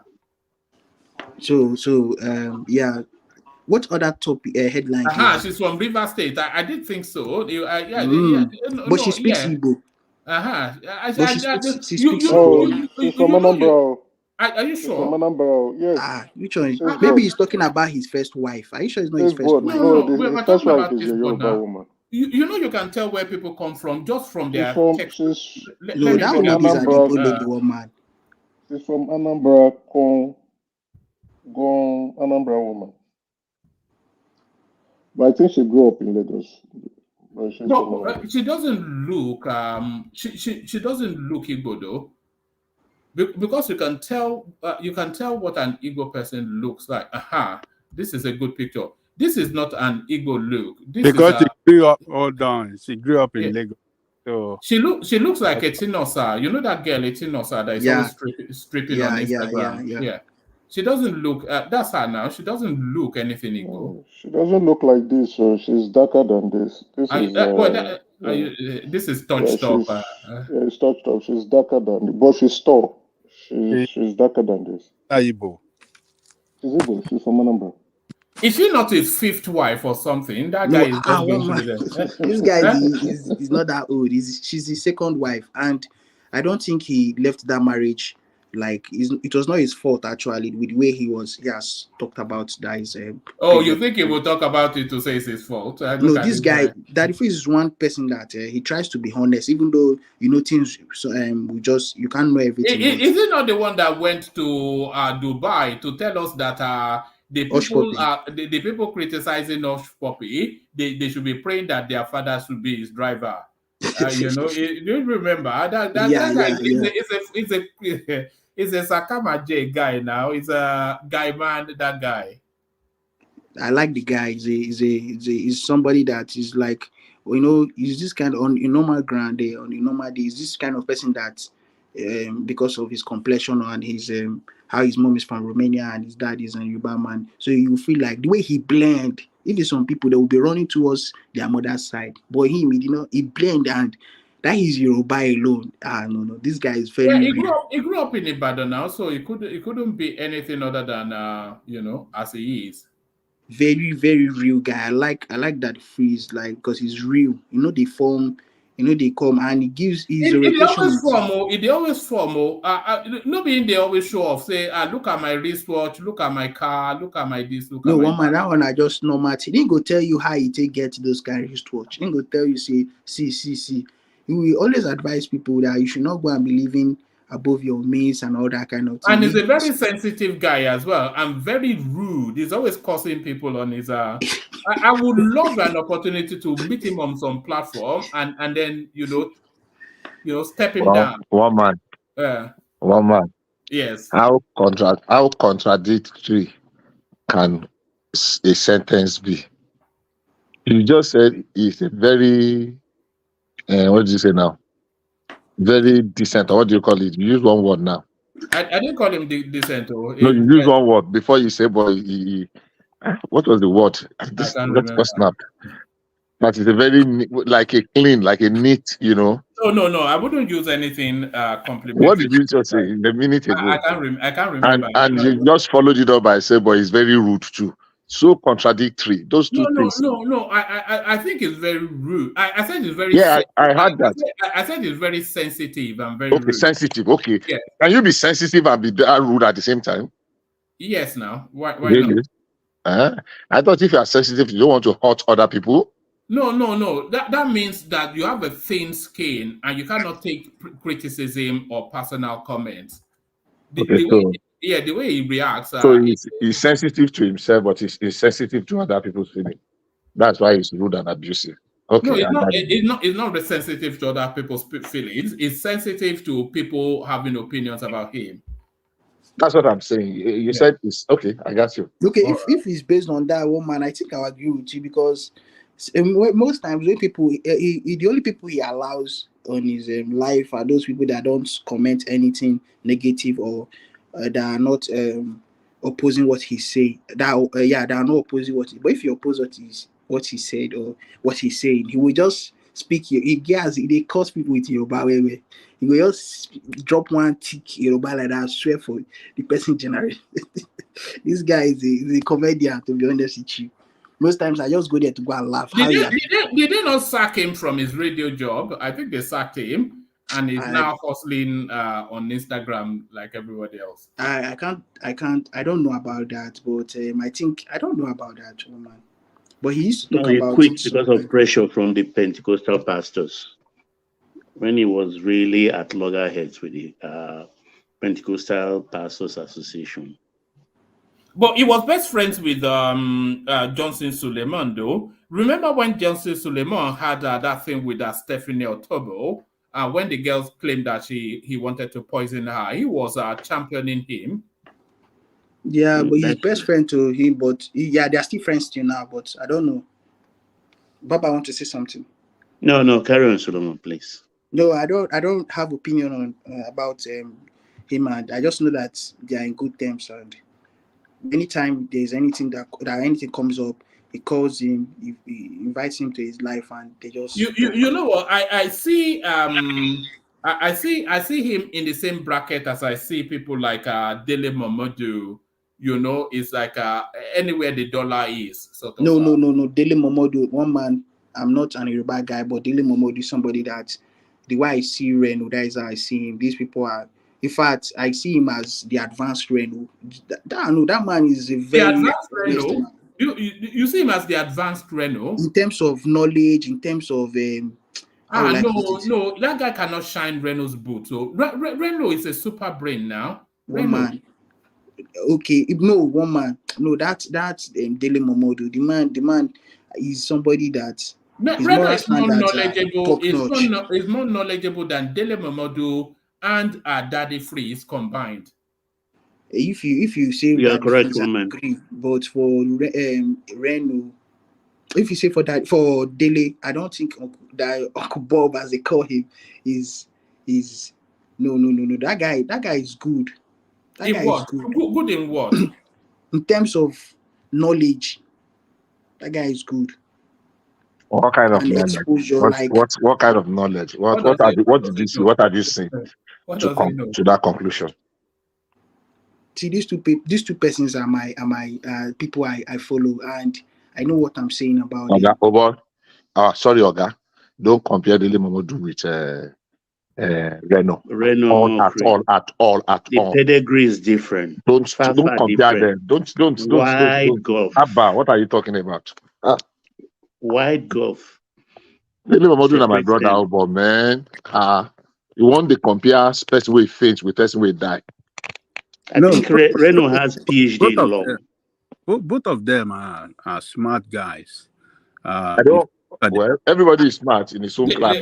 They call Dele Momodu Alatenuje in Yoruba. Alagbafo. Yes. What does he mean, please? Who says so? Who call him Alatenuje? The Yoruba people. What does he mean? We call him Alagbafo. You know the drawback he has mostly that he didn't come to Lagos until he was 28 years. He grew up in Ife. He's a very smart guy. If he's not smart, he won't be able to have that ovation that is, is accepted all over the world, even by yeah. What is the concept of ovation in the first place? It's Owambe. Yeah, no, it's glamour. Yeah. It's more of a PR job. It's not really as journalistic in its form. It's just a PR. Let me launder the image, right? Okoya turns 50. Look at the size of the cake. Look at his agbada. So it's more of a PR. It's more of a patronizing people. Yeah. But for him to be successful, and take it around Africa. I mean, that's to tell you that he's very smart, and he has that business acumen that. But he's not as smart as Reno Omokri. No, he's smarter than Reno Omokri. You think so? Oh yeah. I mean, Reno Omokri is a talker. Remo can talk all the time. Remo has authored many books. He's an author, he's a preacher, he's a lawyer. He's an educator. The father was a appeal court judge. I think the mother a teacher. Look, he has pedigree. Where have you seen somebody that studied Yoruba? First degree. And became journalist and chief editor of the best newspaper in Nigeria. Did he make that grade in Concord, chief editor? Oh, yes. I can't remember. Yeah, Sunday. I can't remember. Sunday Concord was the chief editor. He's a very smart guy. But that was job for the boys, though. It's not a job for the boys. It was Abiola's paddy man. It was Abiola's. No, Abiola, detected something in him that, look, this guy, and he did it. Can I draw your attention to something? Yes. If you study the style of Dele Momodu's writing, most of the time it's more or less like laundering the image of someone. I want to believe that it was brought to Concord, number one, to sweet talk and to polish the personality of MKO and his friends. Because the reason why I said this is if you look at the back page, most of the time when he writes his column, it's not really delving into the major issue itself, but more or less like let's just scratch the surface, say stuff about somebody. It's soft sell. Yeah, it's more like a soft sell, like a kind of glamour newspaper, not like a in-depth analysis of the issue. I mean, I haven't seen him talking about finances. And it's more photojournalism. If you look at Ovation, it's more about the pictures than anything else. And they will say, oh, the dress was made by something, and the monkey. I think the best trait he has. It will spend 2 paragraphs glossing and polishing someone's image rather than speaking to the issue itself. So I'm not saying it's not a good journalist, but if you look at his trajectory, his pattern, it's almost the same line. So it's more like a PR personality. I know someone who actually worked with him when they were both in Concord. This person was a sketch. What do you call those people that draw the sketches and all that before migrating to cartoonists? Before migrating to United States. He did well anyway. If you compare him to the boys he affiliated himself with when he arrived Lagos at 28, people like Wale Olomu, Mayo Akipelu, and all the rest. Those are the people. Even in Concord, he started as an agent to Concord Bakery. I really don't know when it transited into journalism, but he came into Concord as a bakery agent. So it comes from the Akigbeoba tradition of there you go. Now you are talking. Akigbeoba. Is a very smart Tomio. I mean, he's smart, no doubt. Very amiable guy. If you meet him one-on-one, in the wrong party, isn't it? The losing one, the losing party. No, he's flogging himself today anyway. Look, the game he was playing then, it was Atiku that destroyed his projection. He knew that APC, what do you call it? Buhari tenure being a disaster for Nigeria. He believed that people will not vote for APC. And it would have happened. But it did not emphasize the crisis in PDP that we saw. So Obi left PDP. And then the problem with the 5 governors started as well. Yeah, and instead of the Atiku to manage that crisis well, he believed that, oh, he can win it. Maybe some people have assured him that, look, you will win. Don't worry about that Yoruba man. So he actually did his calculation well, but Atiku messed everything up. Atiku would have been the president if Obi have not left PDP and the crisis will be. Yeah. Let me ask you this question. Yes. Before the general election, do you yourself believe Atiku will win that election? Do you? No, you're not even a political actor. No, hold on. Not before the election. You know, a year before they even a year before.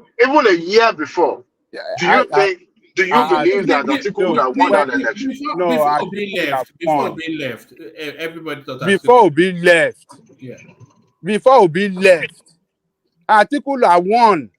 If Obi had remained, all these Igbo will have voted, will have won in all Igbo land, and it will have even won in many of the what do you call this South state. It's okay, we can speculate. And the crisis in PDP, it really destroyed the image of PDP across the. There were two things that cost Atiku that election: Obi leaving and the way he mismanaged Wike. Exactly. That is Araja.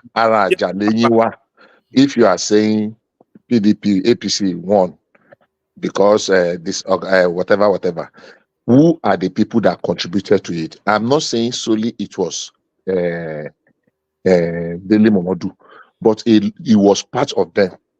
A lot of the aides of Atiku, look at, they will have a meeting, they will be throwing jibes at Peter, what do you call him? Wike on TV interview. Instead of looking for a way to reconcile, beg Atiku, look, what these people are asking for, it's not too much. Let the chairman step down. If you want to do something, apologies to those that will not understand me. Why don't you just stoop to conquer and get what you want? But I had on 2 occasions, Dele Momodu throwing brick brats on Wike. How do you resolve issue in such a manner? And this idea of if Wike, Peter, there have been no crisis in PDP. Now let's get 2 scenarios straight. Number 1, if Wike, Peter, what's his name? Atiku had not run and they have given the ticket to Wike, it should be a walkover. That's number 1.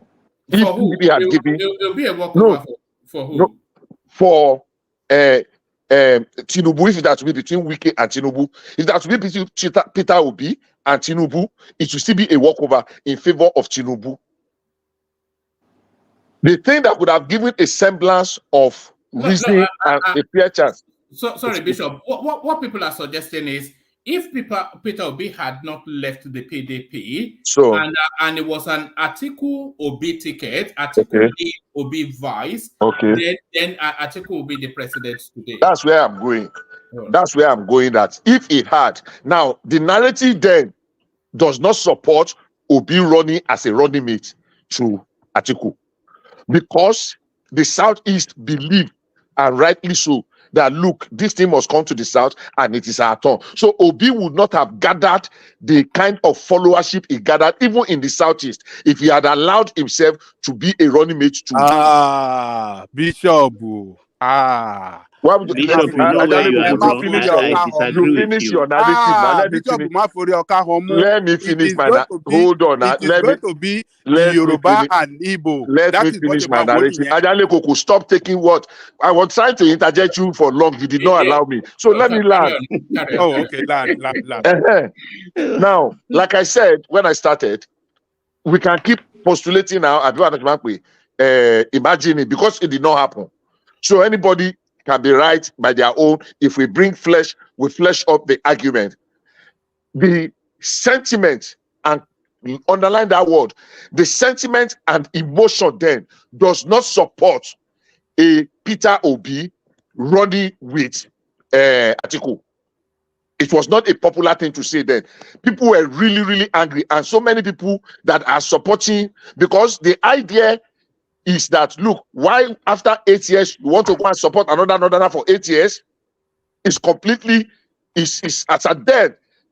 I mean, it was not a popular. I'm looking for the right word to use now. It was something that is unthinkable. And remember when Waziri Adamawa went to somewhere, I think it was in Ogun State, and they asked him a question. Remember how he answered? In fact, his own answer was more arrogant than Tinubu. That is he going to run? He said he will run. That is this sure of getting? Say, have I ever failed to get the ticket before?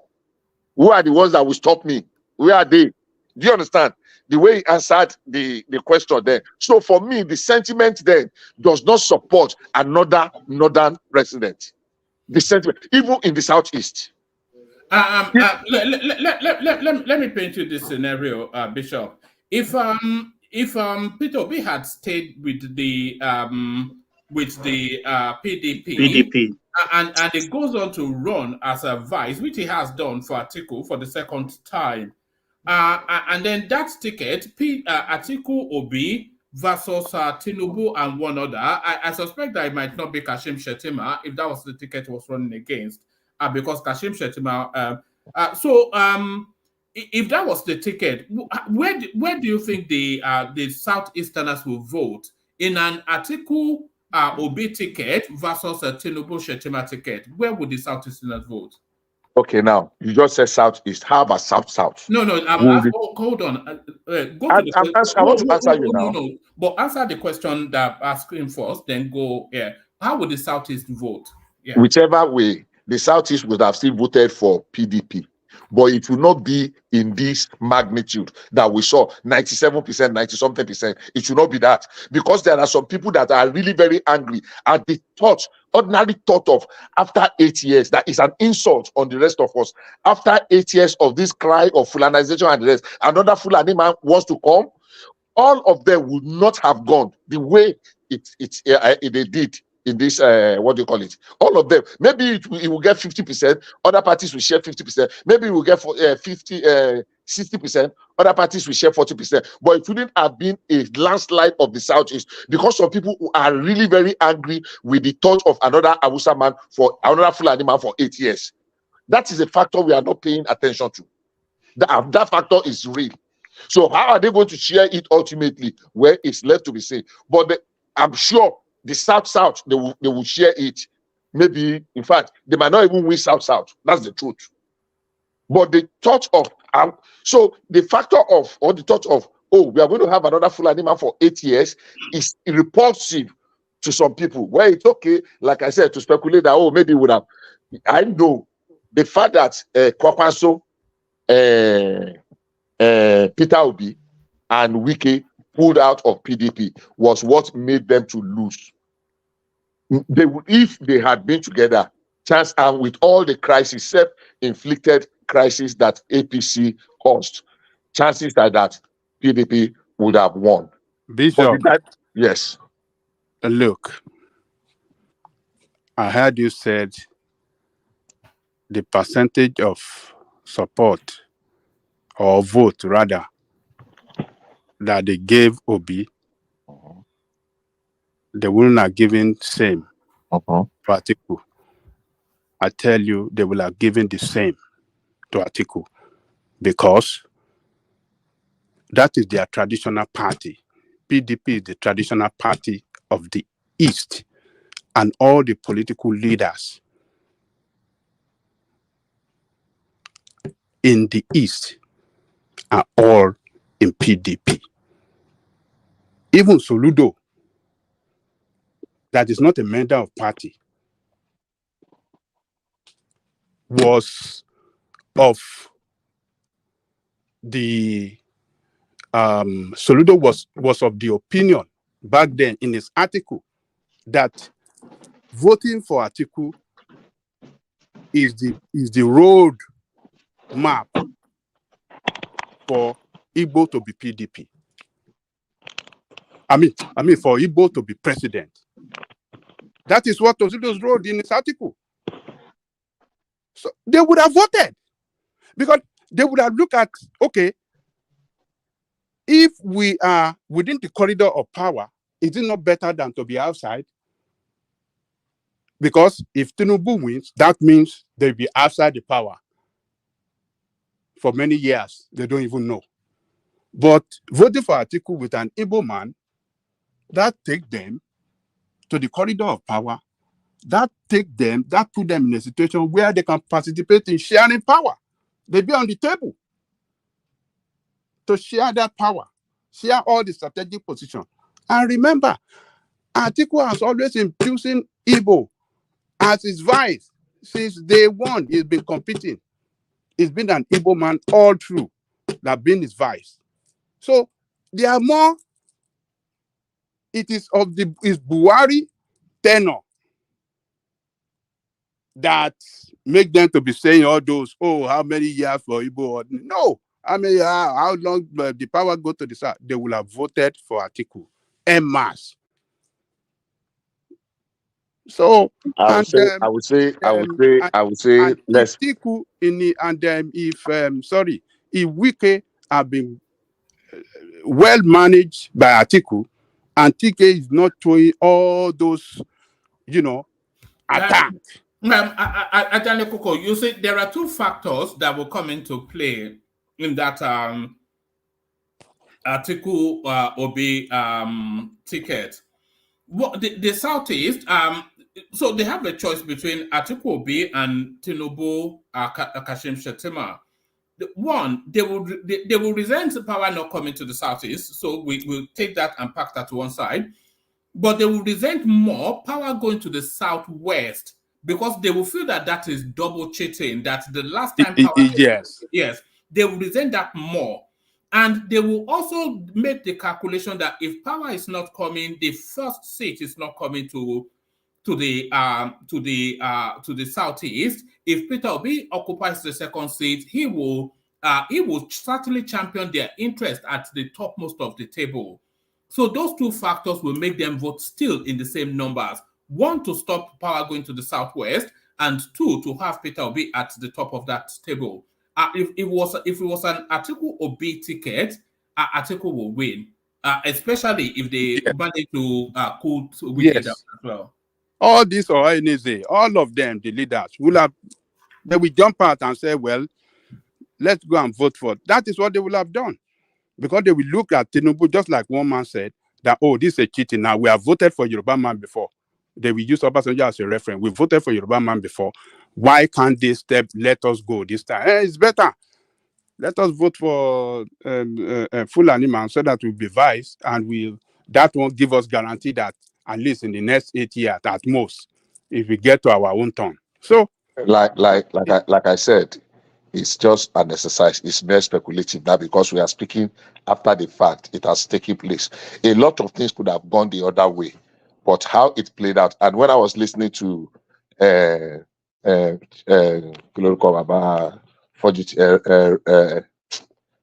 what is this? This man in Lagos, this PDP man, this old man now, about Bode George. Bode George. When I was listening to Bode George earlier today, I was talking. He admitted somewhere that it was actually the conflict that made the PDP to lose that election, that last general election. He admitted in one breath, and another breath he said because they did not transmit, because he just wanted to do damage control. We knew that PDP had a better chance, as they used to do football pundits, that if they had managed their home well. If you remember earlier, before Peter Obi ran for that election, when we were hearing the news, Reno Omokri was the one that came out and said that it was Tinubu that was sponsoring Peter Obi to be a spoiler I don't know if anybody remember when he said so. He made a lot of posts. Oh yes, I remember that. It was the strategy that Tinubu was using some people underground. That Tinubu is a political master strategist. That he's using some people even without Peter. In fact, he was almost openly pointing fingers at Pat Utomi and this Abeokuta man. Agbomagbe kí lórúkọ wọn. Donyo Okunpe. Ó dẹ̀ ń purọ́ mọ́ wọn ni o. Irọ́ dẹ̀ ló ń pa ń tà mí o. You may have information that we don't have. No, it was the politics of it now. But in retrospect, wasn't he using them too? Hello. It's Agbomagbe now. Yeah. National Bank. How do you know Agbomagbe? Agbomagbe. I forgot Agbomagbe Bank. That's why I'm asking one man. How did it? I know their house now. Where you are coming down, they put on that bridge. That I know opposite the burial ground. In fact, if I mention my Papa Street for you for Lagos Island, you go know, but I don't go mention now. Okay, reserve them later. Oh, Bishop, you are Lagosian. My Papa get house. We get house for Lagos Island for Sangros. Bishop. I won't tell you my name. Just wait until then. One man. I thought you are from Ibadan. Bishop. Yes. I thought you are from your state. I thought you are from Ibadan. Well, yeah. I mean, yes. Technically, I'm from Oyo State. That's our origin, from Ibadan. But a place where our grandfathers have lived for over 100 years, and they not only we call it one street, one neighborhood, so I can swear. You are the shun of the shore. My any standard exactly. So at least the street is still dirty tomorrow. Anyhow, so people were. I mean, the guy that started it was Reno. That it was Tinubu that is using underhand tactics to sponsor. That he was even the one that prompted Peter Obi to leave PDP. That it was Tinubu's handiwork that scattered PDP. There is no way to confirm that. It was what this guy alleged, and there is nobody that disputed him or say yes or no. But the way things played out and how everything now favored the said candidate, the then candidate Tinubu, then sometimes you want to think, are there show thought there one, you know, what you know, because by the time you begin to weigh them, things actually played out. And I will be damned if with some of them that claim political sagacity were not able to read the handwriting, that if not for the religion and the rest and purely ethnic something that Peter Obi used, that religious aspect, especially because of the Muslim ticket. Because if the Muslim ticket had not been there, that religion aspect would not have come in. Maybe, you know, what we are saying, then it will have still gone, but it will not be this, you know, bitterly fought. So everything, yeah, the man that carried the day can now say, well, I got it because I schemed this way, I schemed this way, I schemed this way, and that's why I got this result. The ones that did not get it will say, oh, where did I go wrong? Maybe if I had gone the other way, maybe that gone the other way. So the likes of Dele Momodu did not give the necessary advice to Atiku to help him to navigate and come out victorious. It is either because they don't know what they were doing, or they were just wet blankets. They were just green snake. That they were just, you know, they were walking to a known end. That's my view. Bishop, if you notice the Atiku campaign, he surrounded himself with young, and we can call them political naive or novice media team. Very naive. It's only so some media. Of them, I mean, look at Frank Schreiber. Who was Frank Schreiber 4 years ago? So, and if you look at if you look at the way and the violence of this world, and if you look at, you know, the way things were. So, I mean, look at Dele Alake. Dele Alake was more or less guiding the media team of Tinubu before he was resigned to to solid minerals. So you could tell that if it's someone that is serious, you alienate people that do have been in this game for a very long time. You push them away.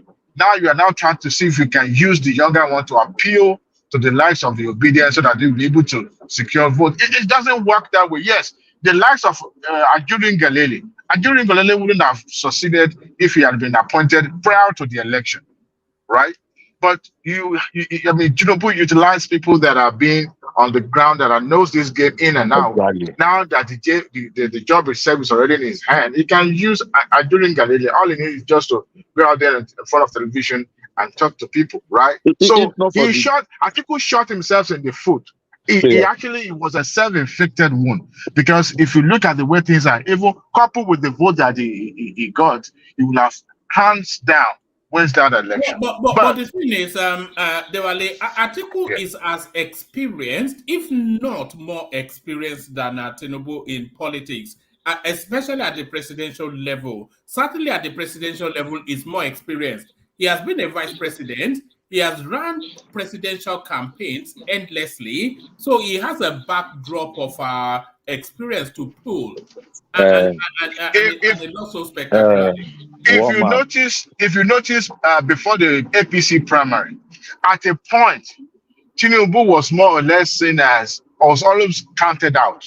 There was a meeting that they had immediately shortly after their chairman made that pronouncement of a consensus candidate. There was a meeting. At that meeting, I was just reading to their body language as they were falling into that meeting. It was a meeting held in the evening or night, something like that. And I was looking at the way everybody was coming in, even the Devu Mice and all the likes of them. And I was watching them coming into that meeting. They were all sitting down there. And it seems Tinubu was more or less ostracized, in that meeting. But the thing is this. Sometimes you will need to lay low, to pipe down, to act like a sheep, all right, for you to be able to get what you wanted. But when you're not beginning to impose yourself, that party went south simply because of self-imposition. I mean, if you consider the statement made by the chairman of PDP when he was congratulating Tambo, a grand scheme game, he played that he succeeded momentarily. Long game, and if he had picked Wiki, it won't cost. We're losing you, Dewale. We're losing you. Yeah, I think it's network. All right, let's bring it. Let's see if Emeka is there. Emeka is one man can also get we go back to the main topic. All right. Yes, we can go back to the main topic, but that conversation was quite engaging. Solomon has dropped. So, yeah, go on. Can you just? Yeah, so I was saying that, if he had, humbled himself and tried to make himself, the sheep, maybe the likes of the Wiki would have considered and perhaps give him the vice presidential slot. What would it cost him? But things have been on the fast gear for a very long time. So to now shift gear, they all knew who was going to be picked. Even when they were having the Southern Governors Forums meeting, they all knew who Atiku was going to pick. But at the end of it all, it didn't work out, and he now appears like someone who is just learning the ABC of. Dewale, your connection is dipping. Okay. So that others can contribute. Stay with us. Let's go on to Emeka. So Emeka, Adalekoko suggested we go back to the talking points. And some of the talking points, the one that really pops out, in fact, they all pop out really, but this narrative, let me bring you in with this one. President Tinubu dragged to ECOWAS over alleged certificate forgery. So it's some organization that has written this long and winding petition to the ECOWAS body. I think it's Nadeko, and I'm really surprised. Yes. Yeah, because the president himself was a founding member of Nadeko. I don't know which Nadeko is this. Here is the US the US branch. U.S. branch of Nadeco. I saw it and I was very surprised that, like, you know, the founding fathers of Nadeco, the president was part of it, except it's a counterfeit Nadeco, which I suspect, you know, probably an obedient arm of Nadeco that is pursuing this shadow issue to ECOWAS. What are they trying? You are reporting the chairman of ECOWAS to ECOWAS. You see how some people. So who is going to constitute the body to investigate? Is it not the chairman? Exactly. Except they are chasing clout, that they want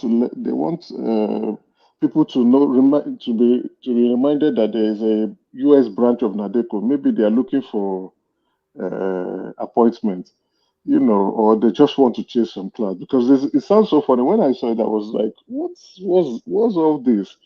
How can you report the chairman of, you know, the chairman is like reporting your landlord to his wife. Exactly, you're reporting your landlord to his wife.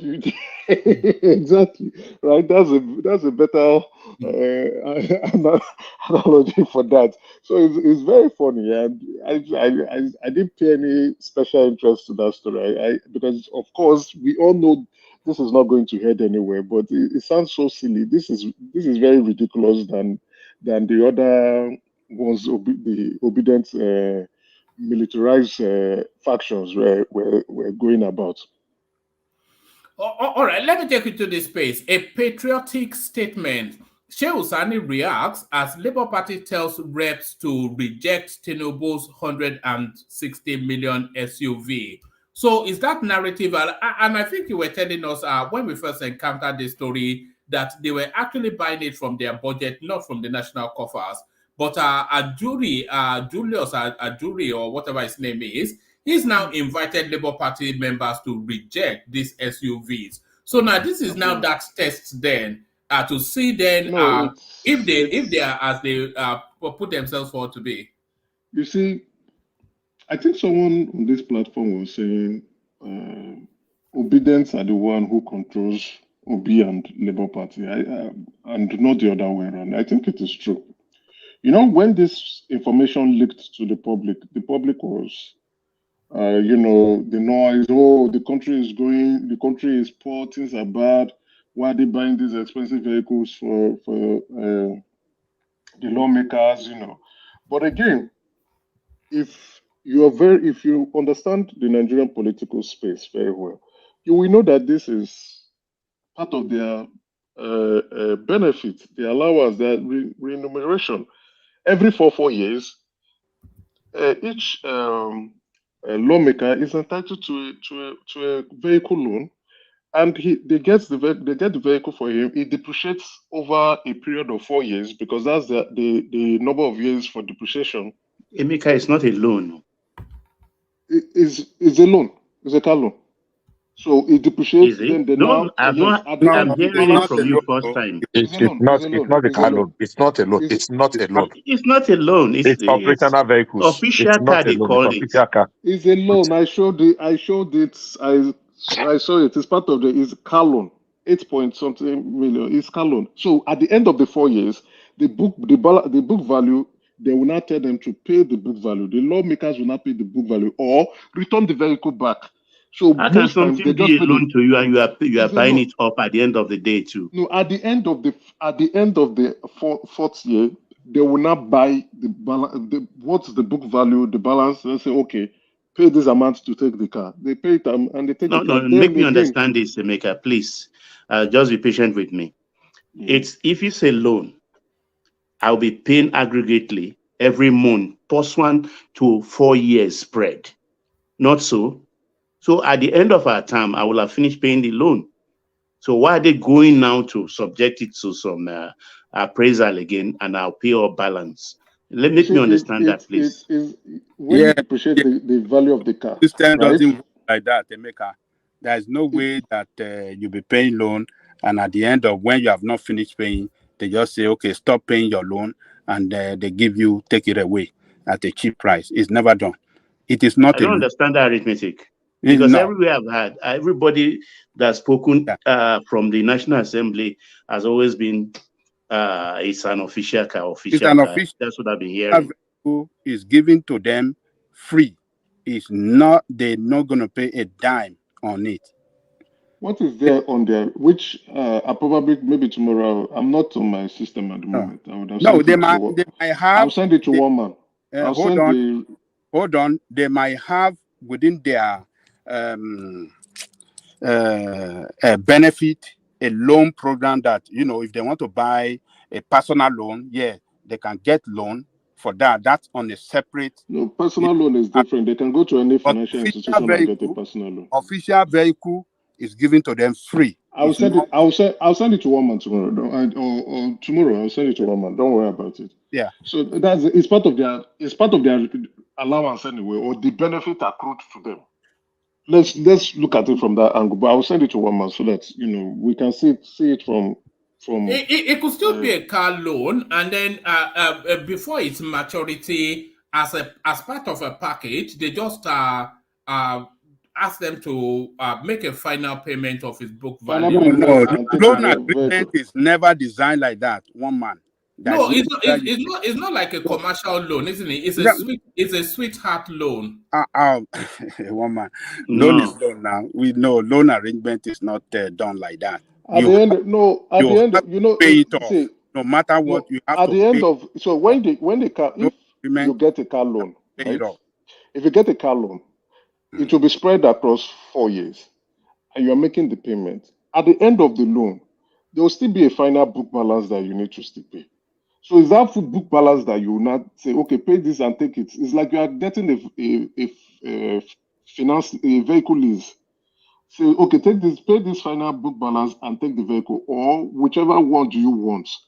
Do you want to return it back and take the book and you'll be paid the book balance? So the way they structure it, I've gotten vehicle loans before, even where I worked, and many of us we've all applied for vehicle loans. We know how it operates.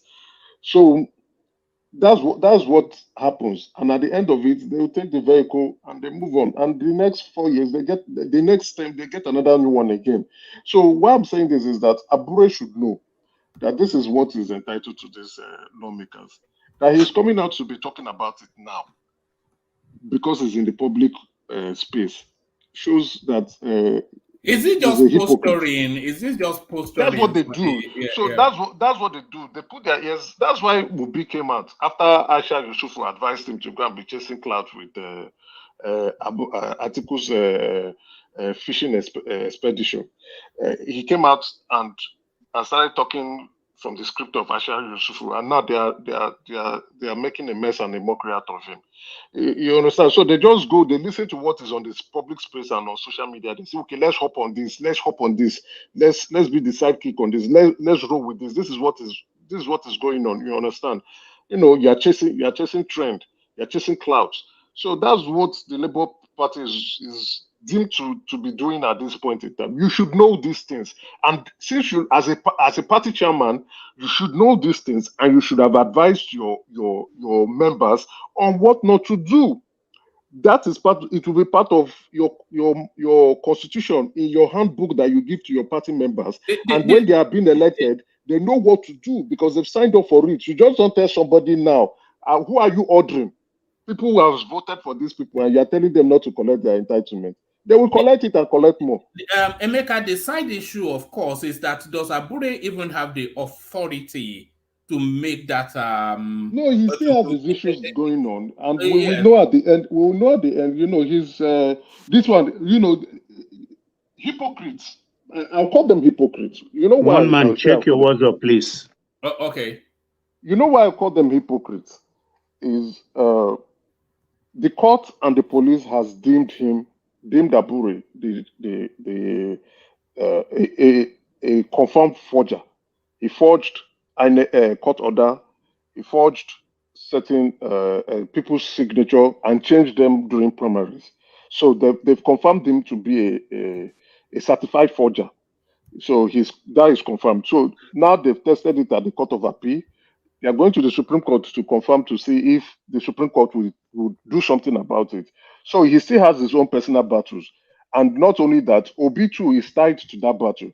Now you can see that the Apapa faction are coming out to say they are going to suspend Obi. And once they suspend Obi, what that means is that if the Supreme Court upholds the Court of Appeal verdict that they currently have, Obi is no longer a Labour Party member.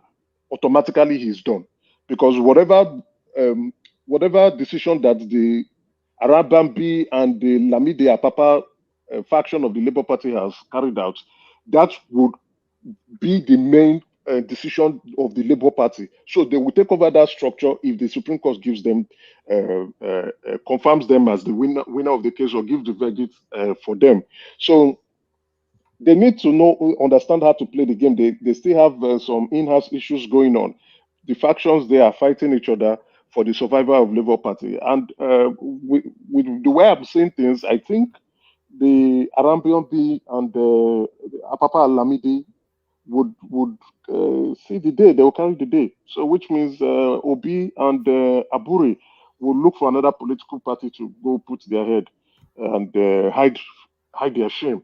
So from the look of things, maybe they may float a new political party, or let's see how it goes. We will get to hear very soon, and as quick as possible, probably in a couple of few weeks, we'll get to know if that party will continue to exist in the hands of Abure, or in the leadership of Abure, beg your pardon, or in the leadership of Apapa. All right. Before I take you on to another talking point, let's just fact check ourselves as our Baba fact check source. It says reps to distribute official vehicles to members soon, spokesman. So it looks as though it is actually as Baba and Ajanle Koko were describing it. It says the House of Representatives will soon begin the distribution of official vehicles to its members in the coming weeks. According to the House spokesperson, Akin Rotimi, the vehicles will be distributed to members, official vehicles, and not for personal use. He further explained that these vehicles are assigned to members during their tenure and must be returned after their term ends. So that will suggest that is actually bought by the state for use of them to be returned, but like you said, it will probably just be sold to them for cheap. Yeah, okay. Let's say I will still try. I don't want us to keep beating this one further, but I will just try to check and also confirm from personally. But yeah, it's the likelihood of it being an official car. Yes, it's very possible.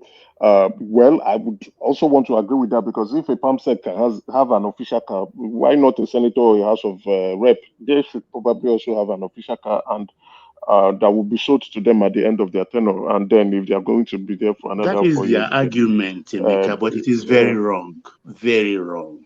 Honestly, there's nothing wrong with it if it's part of their allowance. Like you said, look, why not put that money in a facility in a bank? Let them go there and borrow this money and buy their own stuff and continue to pay back to the bank. Because the fraud here, the annoyance here is that after 4 years, Bishop, let's try and take a step back and look at. There are more than 1,000 federal government agencies. More than 1,000 federal government agencies, whether small or big, different categories. All the chief executives of these agencies are entitled to official vehicles, and they use these big official vehicles. We know them, we see them around. If some those of them agencies, some of them bulletproof. If those agencies, some research institute, some educational support, and they are giving themselves and they are using this. And we're saying federal legislators. The problem with federal legislator is this, like politician, and that's the way politics go in our place. Every community see a politician as a Father Christmas, as the go-to for every problem. My wife born, we never discharge her for hospital. You will go honorable. My pikin, they pursue her from school. Honorable. So there is a lot. I'm not saying it is right, but that is our reality.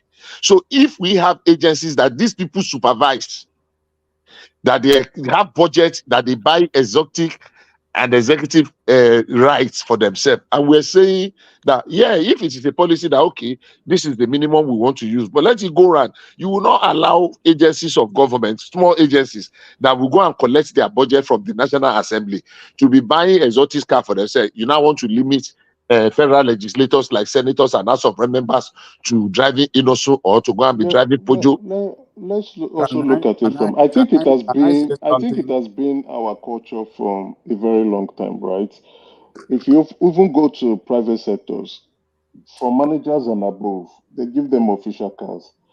If you go to, like what Bishop has already said, if you go to parastatals, commissions, ministries, and the rest, so from director and above, you're being given an official car. So why should can I say something, Emeka? A senator or a House of Rep not get his own official car? Why are we are just going to the optics? Can I interject here? Emeka. Yeah, go ahead. Okay. Sorry. You see, based on what Bishop just said, I think their responsibility is to carry out oversight and ensure that the resources of the state, of the country rather, is prudently managed. So if, as Bishop said, that some parastatals chairman and stuff like that, head of parastatals uses such a big vehicle, it's their responsibility to put their foot on the ground that you cannot use so amount of vehicle because it's a public money that they are using to buy this most expensive vehicle. It is their responsibility. So can you just imagine that at this time that we are going to crisis, for God's sake, economic crisis, financial crisis, and these people are allocating funds for themselves to buy vehicle of 160 million naira. Very bad optics. I mean, this is how on earth this should happen? Why are they so insensitive to the plight of Nigerian people? These people have no mercy for their country. 160 million just for one vehicle, for official vehicle. That is, it's unbelievable that it can happen. Unbelievable. That runs into billions or trillions of naira just for only vehicle. How did you arrive at trillion? Yes, I think that's just embellishment. Ajale Koko, a better system would be if the Senate, if the parliamentarians, if the parliament had like a carpool. So they have a carpool, and whoever wants to go on official duty will just send a request note to the carpool to make an official vehicle ready. And if they're not on official duty, then they can use their own personal cars. My question would be, the DGs for the commissions and the parastatals, what happens to them? And the permanent secretaries or the executive secretaries, what also happens to them? That's executive branch. Even though I don't support so those that. Ones, hold on. Sorry, Baba. Sorry to interject. No. Carry on, Emeka. I'm just upset. The lower officers can change their cars every 4 years. But the senators and the House of Representatives, for optics sake, should not change their own cars. If they should not, because there's a commission for this that sets remuneration, benefit, and allowances for these individuals and for all ministries and parastatals in the country, including that of the president and the presidency. There's a commission that is involved in this. It's part of the Ministry of Finance. Then that commission should do a review and take those off the table. Those allowances and benefits accrued to them off the table. Nobody should be enjoying it again. The country is broke. If that's the case, so we should let's call a spade a spade. If something is entitled to some specific set of people, okay, you know the give them what is implication here, entitled to Emeka. them. You know the implication. If it's an official vehicle, then they will be entitled to official PMS, and you can take that arithmetic very far. Well, I don't know about if it's for me, if they're entitled to official PMS, then give them what they're entitled to. Until we look at it and say, if then the commission, I've forgotten the revenue remuneration, whatever it is, I'll try to get their name. It's a commission under the Federal Ministry of Finance. Yeah. If they would look at it, they would look at it and say, okay, based on what we have, what is going on in the country, we need to review this and review it downward. It was not quite long ago, I think it was last month or last 2 months, the executive secretary of that commission was saying it's been a long time that they reviewed the salary of lawmakers and senators in the country, that it needs an upward review. And not only that, even civil servants, they need an upward review. So that's the job they do. But if they feel things are not going well in the country, they review these things and kick them out. It's just like you having a company and you see that your revenue is not growing as quick as possible. You either look at things, okay, we need to cut costs. How do we do it? Do we need to lay staff or do we need to reduce salaries? Oh, we don't want to give people vehicle this period again. Use your own vehicle. You review or go take a loan. Go guaranteed by the federal might. Go take a loan and the federal might will guarantee it. No, nobody should guarantee the loan. Go and take the loan yourself and guarantee it yourself. Yeah, possibly. But if the government is saying yes, it's entitled to them, it's their allowance. Because let's be very realistic, let's be honest for once, because I try to be as practical as possible, right? Because if you go to a company and they say this car is entitled to you, and then some other people are shouting, oh, why are you giving this man this car? And they say it's entitled to you, would you tell them to shut your mouth up? It's entitled to me, let me take my vehicle. But when you say that, people say it's private, say no, but it's necessary for you to do your job. It's necessary for you to do your job, to commute from point A to companies point have B. been known to even reduce the scale of the kind of cars the executive drive. In time of plenty, yes, they will spread. They will splash, I don't have a problem with that. I don't have a problem with that. So it is now up to the commission. Why am I forgetting the name of this commission? To now look at things and say, okay, we will I think you nearly got the name. It's revenue something mobilization, something like that. Yeah, revenue mobilization. Yes, commission. It's under the Ministry of Finance. Commission. Exactly. That's the name. So they will look at it and say, let's review salary downwards and take out some things, or let's reduce the kind of vehicle we'll be allocating to senators, lawmakers, as well as DGs, ES, executive secretaries, and permanent secretaries in the ministries. Then you review it downwards, and everybody will understand. I don't think the senators would make a noise if you say, oh, senators, we don't have enough money for you to take this kind of car. Okay, can you go and take a Prado rather than a Lexus? The senators would make that noise. Or a Corolla. They would, because there is no money. But if you tell them that, okay, you are entitled to a Lexus, here is your Lexus, are they going to say no? Nobody's going to say no. But if you say, oh, okay, you were entitled to a Lexus, but the country is broke, but now you are not entitled to a Prado, can you take the Prado? Of course they are going to take it. That will even make them now say, put an oversight on it, like, okay, we need to ensure that we make more money this period so that we can all enjoy it. Everybody in the country will enjoy. But okay, what's stopping them doing that? They are already doing it. They're already doing it, passing the bills. So the government is already setting up its own policy and saying how to increase revenue. We need to be practical. They had FEC meeting. The outcome of the FEC meeting, we discussed it yesterday.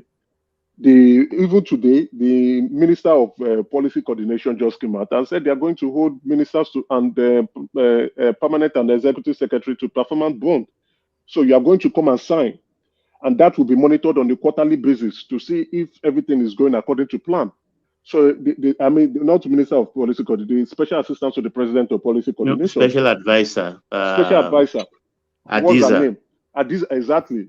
So holding them to task and ensuring that everybody get to do your job. So it's because the country needs to move forward. It's not a child's play anymore. things needs to go according to plan and ensure ministers are delivering on the mandates being promised by to the Nigerian people. Just today now, they've kicked off the 15 million cash transfer by Betty Edu to support 15 million household. So we understand these things, and definitely, you know, is about the view of moving the country to the next phase. But what is due to certain people should be due to them. I think the senators, you know, there's this apathy for we don't like politicians. The Nigerian public do not like politicians. We only like politicians when we become politicians ourselves. And let's be very honest, being a senator of any country in the world is a prestigious office. It means you are not just you are 1% of the 1% of the 1%. You are the top of your game, the creme de la creme of an entire nation.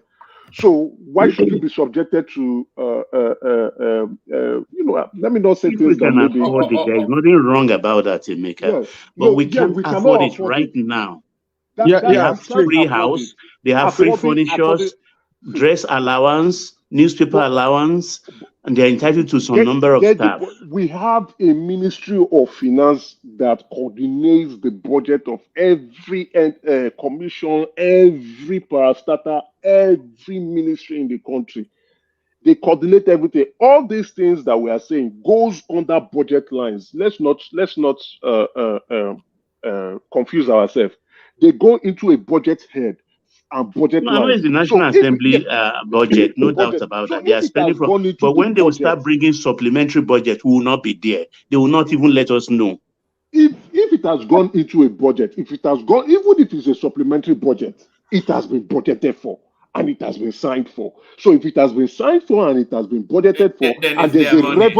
revenue, We have other needs. All right, let's hold move on. on Sorry, from sir. there. Let me just Emeka. calm down. Let Yeah. me come down. There's a revenue line for that expense. That budget expense has a revenue line coming for it.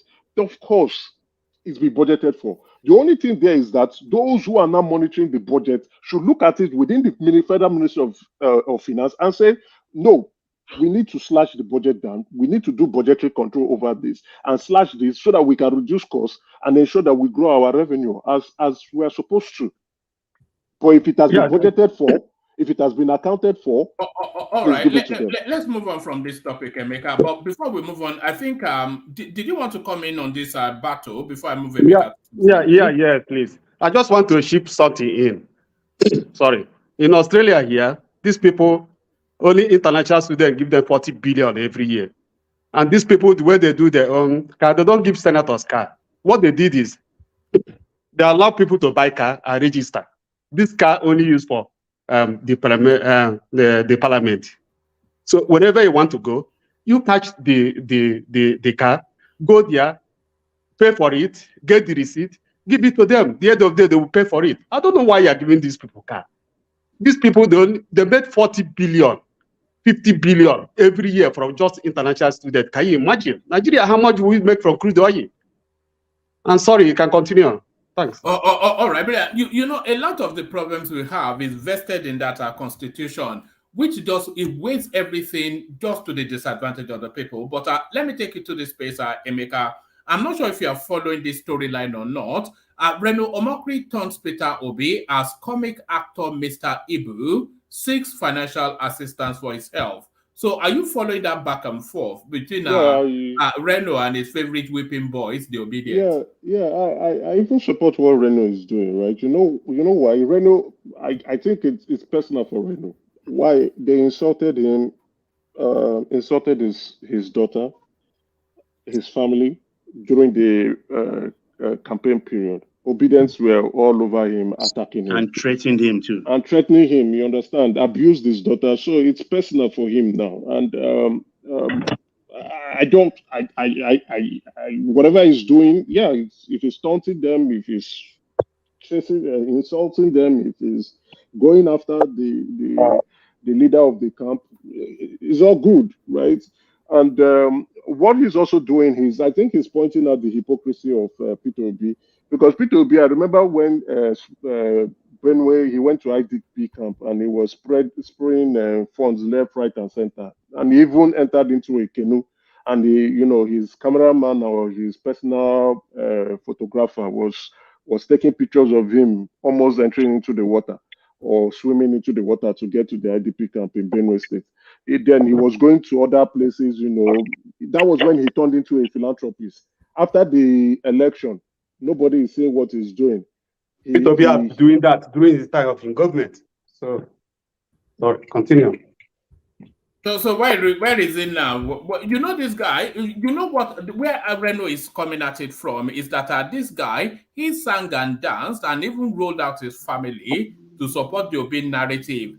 And now this guy is in need, not even a tweet to acknowledge that this guy is in trouble from Peter Obi, who normally tweets about any and everything. Hopefully, I think there are times, Reno will try to, taunt Peter Obi, and he will get Peter Obi's attention, and Peter Obi will do the needful. So maybe it's a way to get Peter Obi's attention to support one of his own supporters, right? If an Obidient is in trouble, Peter Obi should step up. After all, he's a social media president who has been going around telling everybody to do activities and how he ate breakfast, lunch, and dinner, and places he visited, and the books he's reading, and telling us what he's doing with his life on social media. So if things that are affecting his members are brought to his attention, of course he should look into it.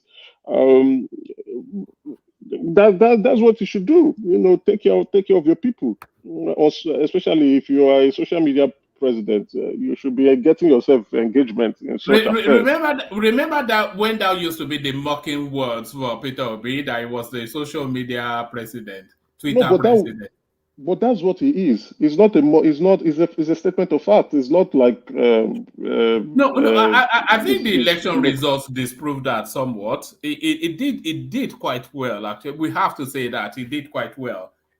Because nobody saw it coming, the numbers that he got. Oh, no, I'm not talking about the election, but he is still a social media president. He is active on social media. He's very active on Twitter. Very, very active on Twitter, telling us his day-to-day activities, where he visited people who are dying that he went to pay a costly visit to, people who are mourning, people who are displaced, people who are angry, people who have not eaten, and people who are, he tells us what is. If you want to know about Peter Obi, just follow him on Twitter, and you will know basically much about everything that he does or he's about to do. So go back, you will see it. He's a social media president. So I'm not saying it's that, he doesn't have any electoral value or he didn't get 6 million votes. He's communicating to his 6 million supporters. So that's where his space is. He's not the president of Nigeria, and I don't think he will ever be one. So he's occupying that space in the social media and, informing his people on what he's doing, which is good. It's fine. It's okay. So if Reno Omokri is bringing it to his attention that one of your members is sick, have you taking this into consideration, and what are you doing about it? He should get into business. That's what he's doing. He doesn't know how to play opposition party, so let him be getting himself busy with such affairs. He's good at doing it. So, and then get so much engagement. I feel sorry for Peter Obi sometimes. Because the narrative of that space is very much the tail wagging the dog. I think Peter Obi cannot wait for the Supreme Court to be over so he can just go home and rest, And have his life back. Yes, I don't think he can have, it's the tail wagging the dog, isn't it? Even myself, the reason why is that I want to see his trajectory. I want to see where he's going. I want to know if he's a very serious individual, right? He is from the Southeast, I'm from the Southeast. I want to see if he understands the nature of the huge responsibility that he has taken upon himself. And let me see what are his future plans, definitely. And I can't wait for the Supreme Court verdict to come. Him himself can't wait. And they already know the outcome. So after the outcome, let's see what he's going to do. What do you anticipate? My anticipation for Peter Obi after the Supreme Court judgment is that he will take a period of hibernation, and then every so often they will say, oh, the Obidient thing. So they'll be playing some sort of occasional opposition for about 12 months. And then when we hit the 2-year mark of the Tinubu administration, they'll start to ratchet it up towards 2027. But he needs a period of hibernation. They can't sustain this energy for 4 years. Certainly not. You're right. In that is the Obidient group. They are very energetic. You have to give it to them, and many of them are still undergoing therapy, and that the regular therapy session of wailing, abusing the country, crying every day consistently. So you have to give it to them. I pay a lot of respect to that group, because if you can be crying consistently every day, then I don't know what's going on. I don't know how you can sustain that kind of level of energy to keep crying. You've been crying for almost 7 or 8 months now since the end of the election. It's funny actually. Because I'm not going to give them a shout out by mentioning their name, but the platform where I first met your acquaintance, them. They gather every single day in sizable numbers and go through this whole routine. And then I like to have them in the background. Just Emeka call it therapy session. That's but their numbers never drop. And then I start to wonder. That's what it looks like. They themselves, the people said it. That it's therapeutic for them to come out to wail and cry and complain. All right. Emeka, let me come in, please. This is the dynamic or the matrix as I see it. There are 3 sets of obedience: the diaspora obedience, the southeast obedient, and the non-southeast obedient. So this is what I think will happen. It depends. The denominating factor here would be IPOB / Nnamdi Kanu / Biafra. If Nnamdi Kanu is released, they will flow through Nnamdi Kanu. Obi ascension will be diminished.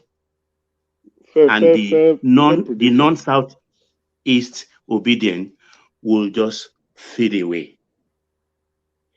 That's the way I see the whole thing. Pansat will go back to his base.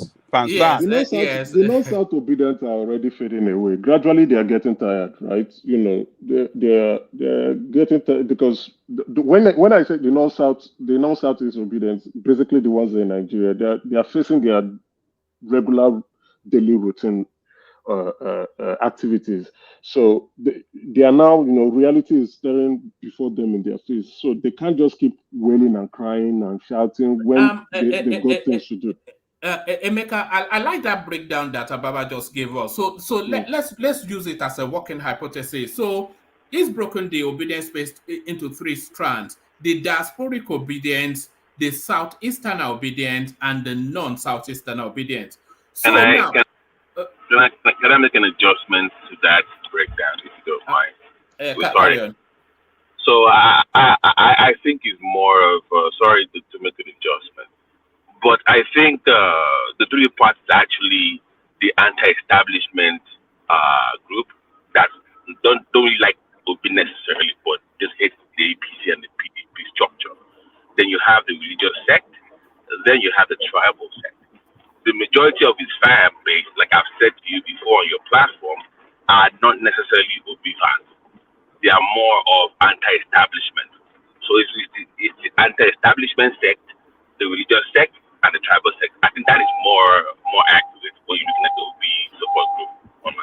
Yes, BT, I hope you are using hands-free, by the way. We don't encourage driving, and as Rudolph will say. But I think you are breaking it down now into their individual cells, because subsections. Yes, because the non-Southeast obedient sect, that already covers that space. But if we just want to put them into large hubs, just to wrap it around that, the southeastern Obidient, domiciled in Nigeria, I think they are already starting to move on, because we had a chap. We have a chap here, Emmanuel, that comes. He's getting married soon. He's already moved on. He got a new job, and his tone of voice was already. And Ekene is already busy with his business. The only time he talks about Obi is when he comes to join us here. Those are exceptions too. Or when Naira falls down.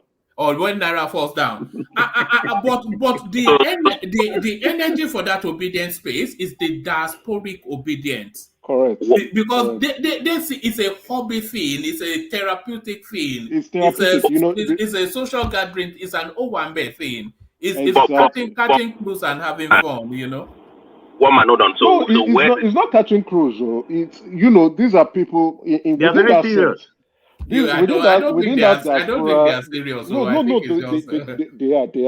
You know why? Within that sect, you have people in the diaspora who are really frustrated being in the diaspora, and then you also have those who are just they are okay with life, but they just don't like what's going on in the country. That's the anti-establishment group. But the guys who are really frustrated about who are frustrated in the diaspora, staying in the diaspora, are really, really, really angry. Those are the ones leading the chant. They are the drum beaters, right? Then the guys who just like, oh, let's move along. I don't like the establishment. Let me just keep criticizing the government. Not dance to the tune. So they lead that group, and the ones who are anti-establishment dances to the tune. But they're very serious. They're very serious set of people, because you don't keep crying. You don't keep more crying. So when every $1,000 is $1 million naira. Exactly. You don't keep crying for 8 months, and you look at such person and you say you are not a serious individual for crying. So crying for 8 months is not it's not a small thing. I can't sustain it for 1 week. Talk less of talk more of 8 months. I admire that your friend Elvis is really earning his coin every single day. Oh, goodness me! Goodness me! It's unbelievable. With Elvis, right? It's he's the one beating the drum for other. He's sustaining them. Do you think it's there for the cause or for the coins? For the coins, if you ask me. Yes, of course. I think it's there for the coins. He's as hypocritical as they come. He's there for the coins, say, oh, no. He wants to see the country get better, right? And but he allows individuals who lack logic control him. When people are all in the mix of their emotions, begin to dictate the terms, and then a large number of them are involved, and they are hyping you up, always blessing you. Say, Elvis, you're doing the surprise thing. If I really know who we are talking about, how come he has so much patience for that kind of BS? Or if you are making money, I can't stomach 10% of what he listens to. If you are making money and allows to flourish, you over stomach it. At the end of the day, you are looking at your bank account. It's telling you some good news, and then you come again. So people who want to cry, let them come cry. You have a center for therapy, crying therapy session. For people to cry, and when they are crying, you are making money from their tears. Why would you be happy? Maybe it's made of a psychotherapist fiber. Maybe. Yeah. So one thing I don't like about him or one thing I don't like about that therapy center is they do not allow they do not allow real doctors to come in and administer proper doses to them. They are okay with the pretentious doctors that are giving them doses of what makes them cry every time, right? So they don't allow real doctors who will apply logic and say, come guys, there's a different way you can get your therapy. Look at it from this angle. Look at what the government is trying to do. No, they don't want to hear that. They just want to be in their echo chamber and bubbles and keep crying every time consistently. You see, if I've actually, the last time I was there to laugh at them. And they blocked me because I was really laughing at them. I was laughing at them. I said, you guys are really serious about this, what you are doing, because it's so funny. Why I was laughing is they say the same thing every day. You abuse the president every day. You're talking points. They will call him Atonda. What's that name? Atonda Oyedele or something that they've You understand? You know, Abadorians, evil people, demonic, satanic people. It's a satanic demonic. So when you keep saying the same thing, Amoda. Yeah, Amoda, yes. When you keep saying the same thing every day for 8 months, right? Something is seriously wrong with you. So you don't allow the real doctors to apply logic to you or apply good therapy for you, so that if you want to cry, you can cry less, or it depends on how you are crying with your with the session. Yeah? Don't you think that Tinubu is the only one that can kill that structure by excellent performance? If Tinubu starts performing very well today, they will have nothing to talk about except rubbish.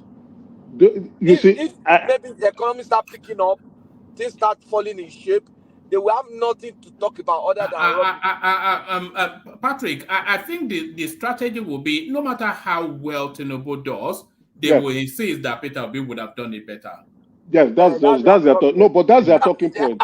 And that's their problem. And it will shock you that many of these people in that therapy center are praying for the president to do badly. They are praying for the worst for Nigeria, so that they can say, we told you people that this guy is a failure. So not knowing that if this president fails, we are also praying for him. They should not worry. If this president fails, we've actually failed as a country. We are in a bad shape. We cannot go worse than this. We have to just get out of the murky waters and if Tinubu fails, that Nigeria will be bankrupt, because we are on the precipice of bankruptcy now. So we just have to. There's no way. We're already on the brink, so we just have to get out of it. And hopefully, I'm being optimistic. I know a lot of them are being pessimistic. They want the country to fail. They are saying it. It's not like I'm speculating. Listen to them, you hear it, and you wonder. You just say, Jesus Christ, are these people from Nigeria, or are they from a different country entirely? You'll be very shocked. All right, let me move it to a different space as I continue to try to move the conversation around. Let me move it. Who is advantaged in this play? Nigeria's naira hit record low of 980 per dollar on official market. So even at the central bank, the naira now on the cusp of 1,000 to 1. So where does it balance out? Because all the big international financial houses told us that the naira's value is actually about 700-800 to the dollar. But the way it's just hemorrhaging in value now, where do we see it settling? And who ultimately wins out? How is this place played? How is this place played? Because there's money to be made. There's a lot of money to be made from what is going on now. If any, my own strategy is just to stockpile naira and wait for it to come back. But what are you making of this headline? It has rebounded to 790.89, I think so. When was this? 5 hours ago. Check Nairametrics. So it has rebounded. Yeah, this report was for Tuesday. So it has rebounded in 5 hours. 5 hours ago. So it appreciated, and within this period, let's call it spade a spade, we are going to be having this fluctuation. Can I appreciate it to how much? 790.8. Yeah, it appreciated on the I&A, but on the parallel market it's going to 1,100. What are they attributing that to? So if it appreciates, it shows is that somebody has come in with a huge supply of dollars and wants to sell quickly. So there's high influx of dollars with less naira to buy it. So definitely naira will appreciate. So the person just wants to dispose the naira as quick as possible. I don't think it's coming from the CBN, because the CBN is broke. They not broke in the sense of not having naira, but broke in the sense of not having enough foreign reserve. They cannot throw in the foreign reserve they have into the I&E market. So, but for the main aim is to see how to close that gap between the I&E market and the parallel market. That's the black market rate, which is going down and which will continue to go down, because now, according to the report, it shows a lot of people are going for tourism. health, and people. In short, I think I'm attributing this to, like I said yesterday, to the Japa syndrome. A lot of young Nigerians are leaving the country. So as they continue to leave the country, they are subjecting the naira to under serious pressure. Because they need dollars, you need to pay your school fees, or you need to have some funds within your pocket to travel. You are selling your properties and you're converting it to foreign exchange. That's dollars. So the pressure is already there. I think yesterday night, that's very risky. If, for example, the Japa movement has that very deep implication on naira, people have always left Nigeria now. Some of us we Japa at a point, but never had that.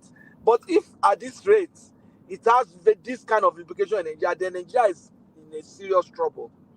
Yeah, somehow because the Japa syndrome is like a surge.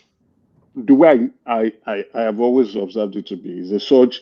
Some bad economic activity happens. A lot of Nigerians who have the financial muscle or more funds would leave, and that will ease out a bit. Then another situation happens, then it will ease out. But this one is consistent. That is the fear now. It is consistent. It's not like, during the recession or at a certain period, like 200,000 or 300,000 or 1 million Nigerians left the country. But this is a consistent trend now. It's being sustained. It's not coming at any point in time. It's being sustained. It's like many Nigerians who have the money, who have the ability to leave the country, are living and they are living in droves. Are you anticipating a sharp appreciation of the naira over the next 2 months with the influx of the Christmas crew internationally? No, I don't think so. How many people are coming back home? Nigerians usually come heavy for Christmas. Yeah, even with the dirty December period, right? How many would be coming back home to create that? And we consume a lot during December, right? So the number of items being consumed would outweigh the people coming in with influx of foreigners. Yes. So now we're in the ember mode where the consumerism is high. People are going to buy rice, people are going to buy tomatoes, people are going to buy vegetable oils, people are going to buy toothpicks, people are going to buy meat. And so this influx, you'll see a huge influx of consumer good products coming into the country and being imported from different countries, right? Especially from Europe. And then they need dollars to go get those products because people want to party. We party hard in Nigeria. We enjoy ourselves. So that's dry. That demand will be there. It has always been there. So, even as during the recession, it was there. So I don't think it's going to end. So it will be there. So dollars is going to, like I predicted, it's already 1,100. I said by December, there's a possibility it's going to get to 1,500. And I think it might. If it doesn't get to 1,500, it may land at 1,300 or 1,250. I don't anticipate that. I see it conversely. I think by December, it will be around 700-800, and then because my anticipation is that a lot of people going back to Nigeria, especially with people are already stockpiling towards Christmas. By the way, I know that. If you take a sample among us here, Mika, what percentage of people among us going for Christmas? Yeah, but we're not young and funky now. It's the young and funky people that go home for Christmas. Sorry, guys. What am I talking about? 700 by December? What are you? It's 700 now, according to Emeka now. It's 790 at the I&E market. So, but I don't see it. I don't see the black market rates coming down to 800. No. How many people are going to leave, let's say, Canada, United States, or Europe, or Australia? I mean, is it going to be 1 million Nigerians coming in? When Nigerians come, we concentrate mostly at a specific location, right? And that's the South. So not many of us are going. If it's the North, it's mainly in Abuja. So that's are we saying 1 million diasporans will be coming into the country. That would create that change, right? I doubt it. I doubt it. So what sorry, let me just land this point. So what we'll be seeing is, even if it's 1 million Nigerians or 1 million diasporans coming into Nigeria in December, we also have 230 million Nigerians that will be consuming a lot within that period. So the consumption will be higher than those coming in with influx. So, which means, even let's just take 50% of that, right? That's 115 million Nigerians that will be consuming at the highest order. We consume a lot within December, right? A lot of parties going on, a lot of eatings, a lot of drinking, a lot of marrying about, a lot of consumption that will be happening. So I don't see that outweighing 1 million diasporans that will be coming into the country to spend. And even when they are coming, they might even have spent the money that they have, and they might start consuming more too. So the consumption will be very high. And likewise, that is true. If they come with their dollars, they change it to naira to spend, and that naira would go into the BDC. The BDC will take it and give it to the importers who are going to import more commodities that will be consumed. So the consumption is still going to go up, and the naira will deplete. Where I see it, the naira gaining value is from end of January 2024 to first quarter of January 2024, because consumption then would reduce. Basically, people have spent their salaries and they are not buying so much. The government is already trying to, budget. They are sending stuff, so government is not going to be spending literally at that point. So then there will be a few things to purchase, and then with the possibility, I think Dangote would have kicked in by then. So there will be influx of dollars coming in to chase few naira, and the naira will appreciate at that point. Going into the to the speaker, what is your timeline? Emeka. Sorry, Emeka, what is your timeline for this? What you're speaking of, right? What is the timeline? Is it a year, 6 months, or just to clarify? Within 6 months, the Dangote refinery will kick in full operation in 6 months' time, but they should start operations at the end of this month. I don't see that happening, but by December, they should start before the close of this year. Before the close of this year, they will start. They will start. Can we put a wager on this time with one man? Can I? One man, are you up for a bet on that? One man is don't get cheap for one man. No, one man. Don't start, man. I don't back up now. You're the one. We've got our bookmaker here, Ajale Koko, as you know. So Ajale Koko decides on what bet goes on here, so put something on it for December so I can get Christmas money. Look at that. The way Kulata's tongue. Who did this thing? But you have to define it, because it may end up being only AGO and A1, no PMS. So when you say this, they may think it's all encompassing. It's not. Okay. Thank you for even clarifying that before you give them a way out to escape. All right, back to Emeka. Emeka, wrap up that space. Did he drop? No, I'm here. You didn't drop. Yes, wrap up that space, and then I'll take you to one more talking point, and then because I'm conscious that Ajan Lekoko and Baba are still waiting to take the floor. So, where I want you to speak to, because you have some financial backdrop. Where is the money being made in this whole setup? This heavy fluctuation. Where's the money being made? Is the BDCs and private individuals, those who are holding dollars, right? Now you can increase your naira value, of course.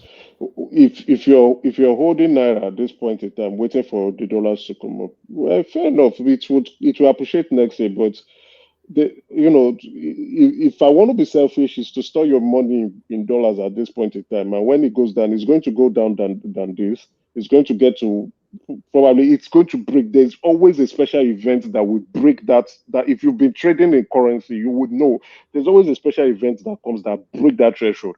Before, we noticed that it was staggering within the 1,000 range, $1 to 1,000 naira.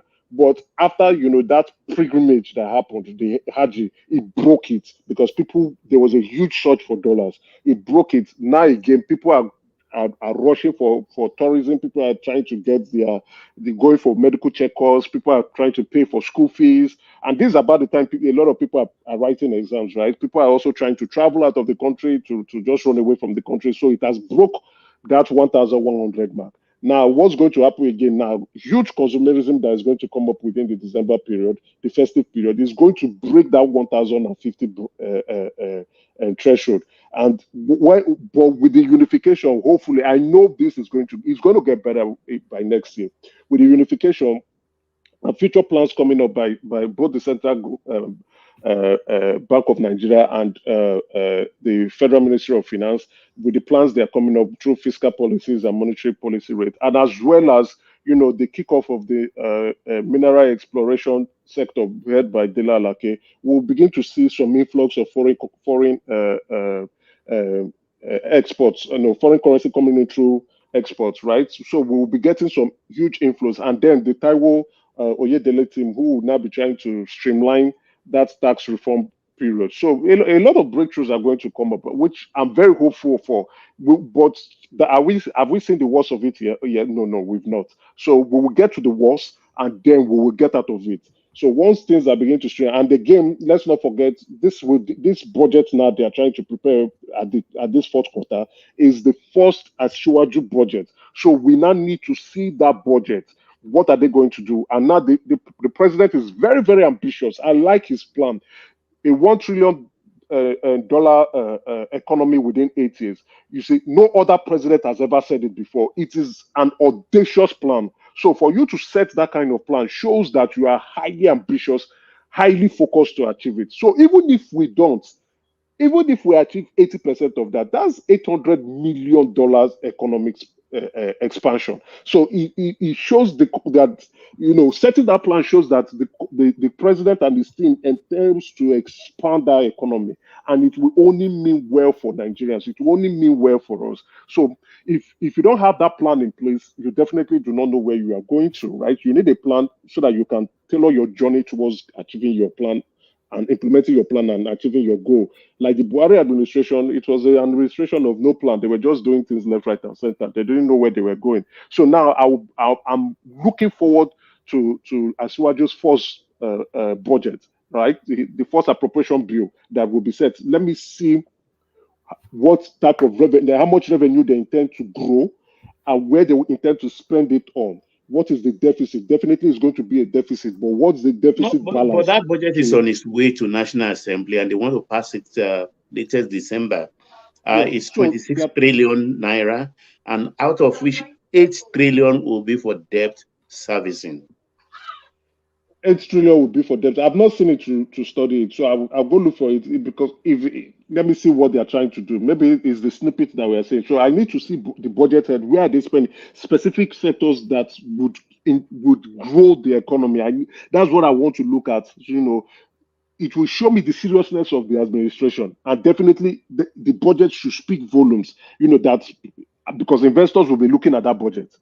Not only investors will be looking at the budget, companies will be looking at the budget.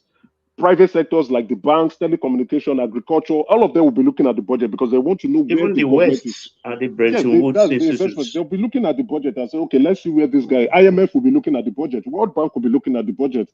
They want to see where the government is going to. They want to understand where the roadmap of the president, and that will be, and I hope the president does not mess up with this budget, because if you are saying you want to grow the economy by 1 trillion in 8 years, your first budget should be a road sign that should show the people where you are going to. That's a sign that, okay, this is the way we want to take. This is the path we should follow. So looking at that budget should speak volumes and bring hope into our hearts. So how much? All right. Just one question for him, please. How much, like, for you to take them serious? How much do you think it should be for you to say, okay, like you're speaking to, how much do you have to see to take them serious? Like, okay, they know what they're talking about. For you to buy into it, because you want to see it first. So how much give me like the number, like a dollar number. Current, I want to see revenue figures growing, right? Year to year, I want to see a revenue figure of 23% growth, right? Projected revenue figure, No, right? no, I think Babate is asking you the size of the budget. What's budget, what size budget are you looking to see? I think was it Ajelen Koko or Babati said they say it's a 23 trillion budget, right? When 26, I cannot. No, sorry. Can you dollarize that? So we, you sometimes the value of the nobody. What does that even mean? 26 trillion. 26 trillion should be around, let's say 10 billion naira, $10 billion, $9 or $10 billion. Then I'm sorry. We're not ready then. Let's see. It's just a snippet. Let's see how what comes out. If you really want to just think about it, you said 8 years, right? So you cannot be doing 10 billion a year, and you want to do no. We are not so sure. Let's not cast. If the budget is out, definitely we are going to discuss about the budget, right? Let's not cast aspersion when the budget is not even out. It's not yet out. But I think they are still collating because they just did FEC meeting. This period they are still collating. I don't think all ministries. That is about $34 billion. $34 billion. That's not a lot for a country like Nigeria.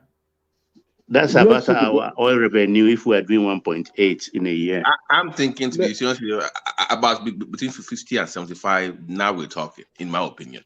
$1 billion. I think so too. 50, 50, I think. Where I would be impressed is I'm looking because yes, we can spend, we can have deficit, right? Which means we now still need to go and borrow more. We're already doing 183%.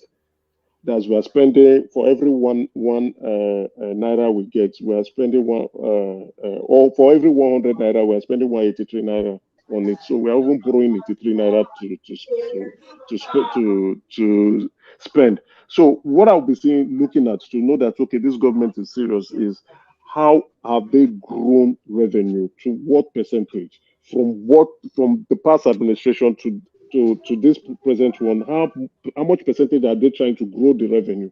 And what's the tax portion of it? Because we are looking at trying to improve our tax to GDP ratio. What's the tax portion of that revenue that we say we are going to grow? We need to improve on that. If we do that and we are sustaining it year on year, then we are achieving something. We are going somewhere. You say, Emeka, where I see their big plan, the Tinubu administration, is to open up new industry spaces, and we are already seeing the signs of that.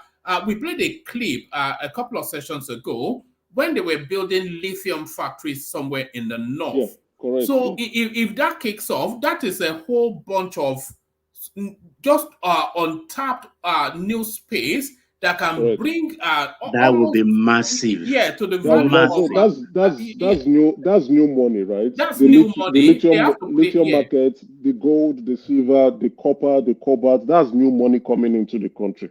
Then we now also have manufacturing sector. You know, now I think it was it Jide 2 days ago or 3 days ago that was talking about. So I had to go confirm that news, and yes. The president is saying within 4 to 6 months to provide uninterrupted power supply to the Agbara industrial estate, where 90% of our manufacturing sector is. So when you are giving them uninterrupted power, it means they now need to keep producing. So that will improve our manufacturing sector. If we have 90% of it, that will improve that. And again, what that would now translate is that those who want to also come into the manufacturing space will now go and site their factory in Agbara, right? You know, unfortunately, Ogun State will not be a very densely or populated community. But then, if you are being reassured of uninterrupted power supply and you are paying for it cheap, it means that we are now being more serious in terms of our manufacturing sector. We want to now start to manufacture properly. If 90% of our manufacturing sector now have uninterrupted power supply, sorry, I apologize. I apologize because you mentioned Ogun State right now. I'm from Ogun State, by the way. So what can Ogun do to key into what you're talking about? Because they need that, you know, if you're a serious state governor, and you see what the government is planning, then you can key into that. And we are known to be a manufacturing state, right? So what can, at the state level, what can they do to tap into what you're talking about? Where might it benefit? Because right now, the only thing they can do is to try to attract as much as possible private property developers to come and start developing real estate in Ogun State. Not real estate. No, not real estate. You don't want to forget that one. No, I'm discussing manufacturing. Let me come into that space that Babati is speaking to. What they should do if they are going to, if the government is saying they want to ensure uninterrupted power supply to Agbara space, because that's where industry is, what that state should then be doing is to be expanding that Agbara to, and then building roads and building infrastructures around it so that it can expand as an industrial hub. Yeah, they can do that, but why say get private property developers to come in, right? The road to create that estate, you create the estate, the road to link to that Agbara industrial place, then the government can try to sort that out. But inwards, within the estate, the private developer should be responsible for building the road and the road network and tying that place. So the government do not need to spend, and you build a house, then they now have to go and build the road for you. No, that's not what they need to do. You attract that people. Then again, what it's going to do is that when more people are coming into that within that area, because that area is going to get highly populated quite soon, because of they are going to be attracting manpower. So it increase the personal income tax for Ogun State. They are going to start making money from personal income tax, which will now go into their coffers. They can use that to support residents in Ogun State. What they also need to also try to do. No, I think the plan is this, Emeka. Already the Lagos State government. Guys, wait, hold on, please. You're missing my question. I am not discussing. This is not New Jersey to New York. I'm discussing where we will live. No. Those Agbara things itself, because Ogun is supposed to be a manufacturing state by itself. It's not Ogun. It's a manufacturing state. It is already. It is already. So I am discussing that manufacturing, not housing for those industries. How do you bring them into bring more of them? No, they're going to see what's going to technically, once they're being guaranteed regular power supply, right? Is the state government, unfortunately, they might not need to do so much work, but that's a selling point for them. They can, if the governor is very, ambitious. Let me help you, Emeka. Let me help you and answer Babati. He's not ambitious. That's the problem. Then I'm telling you. No, Babati, this is what is going on. It's not by accident that these industries are in Agbara, Igbesa, migrating towards Ijoko Ota. You understand? It is because their affinity to the Nigerian border to other West African countries. To tap into that, Lagos State government is developing the Badagry ports, a hub which they can use in now taking their finished goods in containers and taking them to Apapa for export, if they're export inclined. And if the roads are good, the Lagos State government has extended the red line rail 2 kilometers into Ogun State already. And they are going to develop the Agbara road, because the road is in a mess actually. So Lagos State government is going to do it, and they may probably toll the road. Carry on, Emeka, please. Sorry for the interruption. It's a shame that another state is going into a different state to go and be developing. But I understand Lagos State is there. It's a different state on its own. It's a very ambitious, progressive state, and they do not want. I think Lagos State will not want to see residents living for Ogun State to go and reside, because if Ogun State is doing well and due to close proximity to the border is asymmetrical now. You can't even know which is Ogun, which is this. So the tax boys are just rampaging around that area now, collecting for Ogun State, collecting for Lagos. What you can do, like what I don't know if it was Babati or other industries, especially the ones in Lagos, that it is too expensive. We had at some point some manufacturing companies that left Nigeria to go to Ghana because of this power issue. They left Nigeria to go to Ghana to reduce the cost of production, and then they were now importing exporting from Ghana to Nigeria, just transporting. The only good thing we had is that due to the ECOWAS treaty, we don't need to pay import duties and the rest. So it's free flow of goods and services. Other than that, Ghana would have been ripping us off. So what would have happened is that those people, due to proximity to the market, they can probably come back to Nigeria, come back to Ogun State and site their factory there. And those who are in Lagos and are looking at things and say, okay, I think it's cheaper for us to site our factory in, and it's definitely cheaper if in terms of rent or lease, if whichever you're doing. Then if you add the cheap, because they are going to be selling the power to them at cheaper than the commercial rate. So if you factor that in and you factor in the cost of diesel that you are currently paying for, what is for you it's a no-brainer for you to go and site your factory at the Agbara Industrial Estate. You know, Ogun, Oyo, and Lagos, they signed a deal about, with that with rail and power, so they want to together invest in that. So Ogun has to do more in terms of like tax incentives, because they can do, but what kind of tax incentive? What kind of tax incentive do you want to give? The only people who can do that tax incentive in terms of corporate tax is the federal government. So that is the federal government, except you want to give the guys land for free, right? So it's only the federal. We have land. We have them. You can give them for free now, right? Or that's the only thing they can do to attract them in. But if you say you want to give them concessionary tax, it's only the federal government that can do that. Then what you cannot look, you can say, okay, you want them to come in, give them land for free. So, and I think with what Wike did, Wike was the one who went to court over this VAT. So the VAT be generated, the goods being generated that is subjected to VAT in that in Ogun State will now be part of their own income.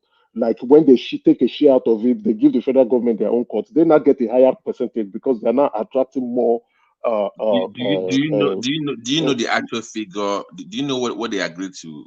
Because I never really followed up on that VAT case. So I'll find that. I'll find out because what Wike did was, it was a game changer. Initially, the federal government was just taking the entire VAT, and it was part of our revenue line in the budget, right? It was part of our revenue line. So they were taking everything. And I think this lady was also trying to increase the VAT because that gives your state more incentive, because if they can give you more, if you are sharing within the federal government, and now if you are attracting more people into your state to manufacture, and they are manufacturing goods and services, and your people are consuming, you get more VAT from it. You get more percentage of the VAT. If you are generating it yourself, you get more of it. Thank you, Meka. Thank you so much. Thank you, bro. I think Prince Daddy wants to come in. Prince Daddy. Yeah, can you hear me, woman? Yeah, perfectly. Carry on. All right, great. I was going to ask a question earlier regarding the naira dollar exchange. So, are we, as the government thought about reducing the pressure of the dollar exchange in Nigeria to a different place? And what I mean is that, how come we don't have a partnership, for example, with a bank, a financial institution in America, like Chase Bank, whereby the exchange for those that need a certain amount of dollar, let's say over $10,000, they can do the transaction exchange over there, and the central bank sets the rates, they get a commission, and they do the exchange over there, so we can transfer the pressure internally outside of the country where the demand for the currency is based. Is that an option? No, that's not going to work. If I get your question very well, that's not going to work, because if you, in what way, I'm trying to see if I understand your question very well. Like if someone wants to pay for goods and services, or wants to take a letter of credit, right, and is trying to import goods or machinery. So you need a letter of credit, you give it to the correspondent bank, which is technically in the United States, because Chase Bank and JP Morgan, they are one of the biggest correspondent bank in the world. And there's what's this other bank again? So that's basically how their correspondent banking division make a lot of money, because when they now serve as a a line where they provide, they put that guarantee and they make the payment. So it's not going to work, and that's not going to work because you have to have that funds to pay initially. You must pay for that that goods or service.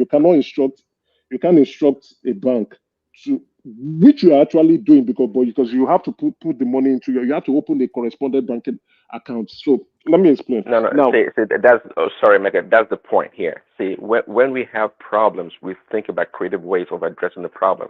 What you're talking about is correct in a traditional sense, but we have a problem here. And what I'm saying, based on what you just said, of course, we can divide depending on the category of the expenditure or the need for the hard currency or the dollar. Now, for import, sure. But what about those going for, you guys mentioned some earlier, people that want to pay for medical tourism, people that want to pay for tuition, and people that want to jackpot whatever. It can be broken down into two categories whereby those that want to spend that dollar over there can go get the dollar, over there in a special vehicle or partnership that the Central Bank of Nigeria has with a bank or two over there to do the exchange for them. And they will guarantee the rate for the exchange and they get a commission. And those that need the dollars in Nigeria, they too can do the transaction.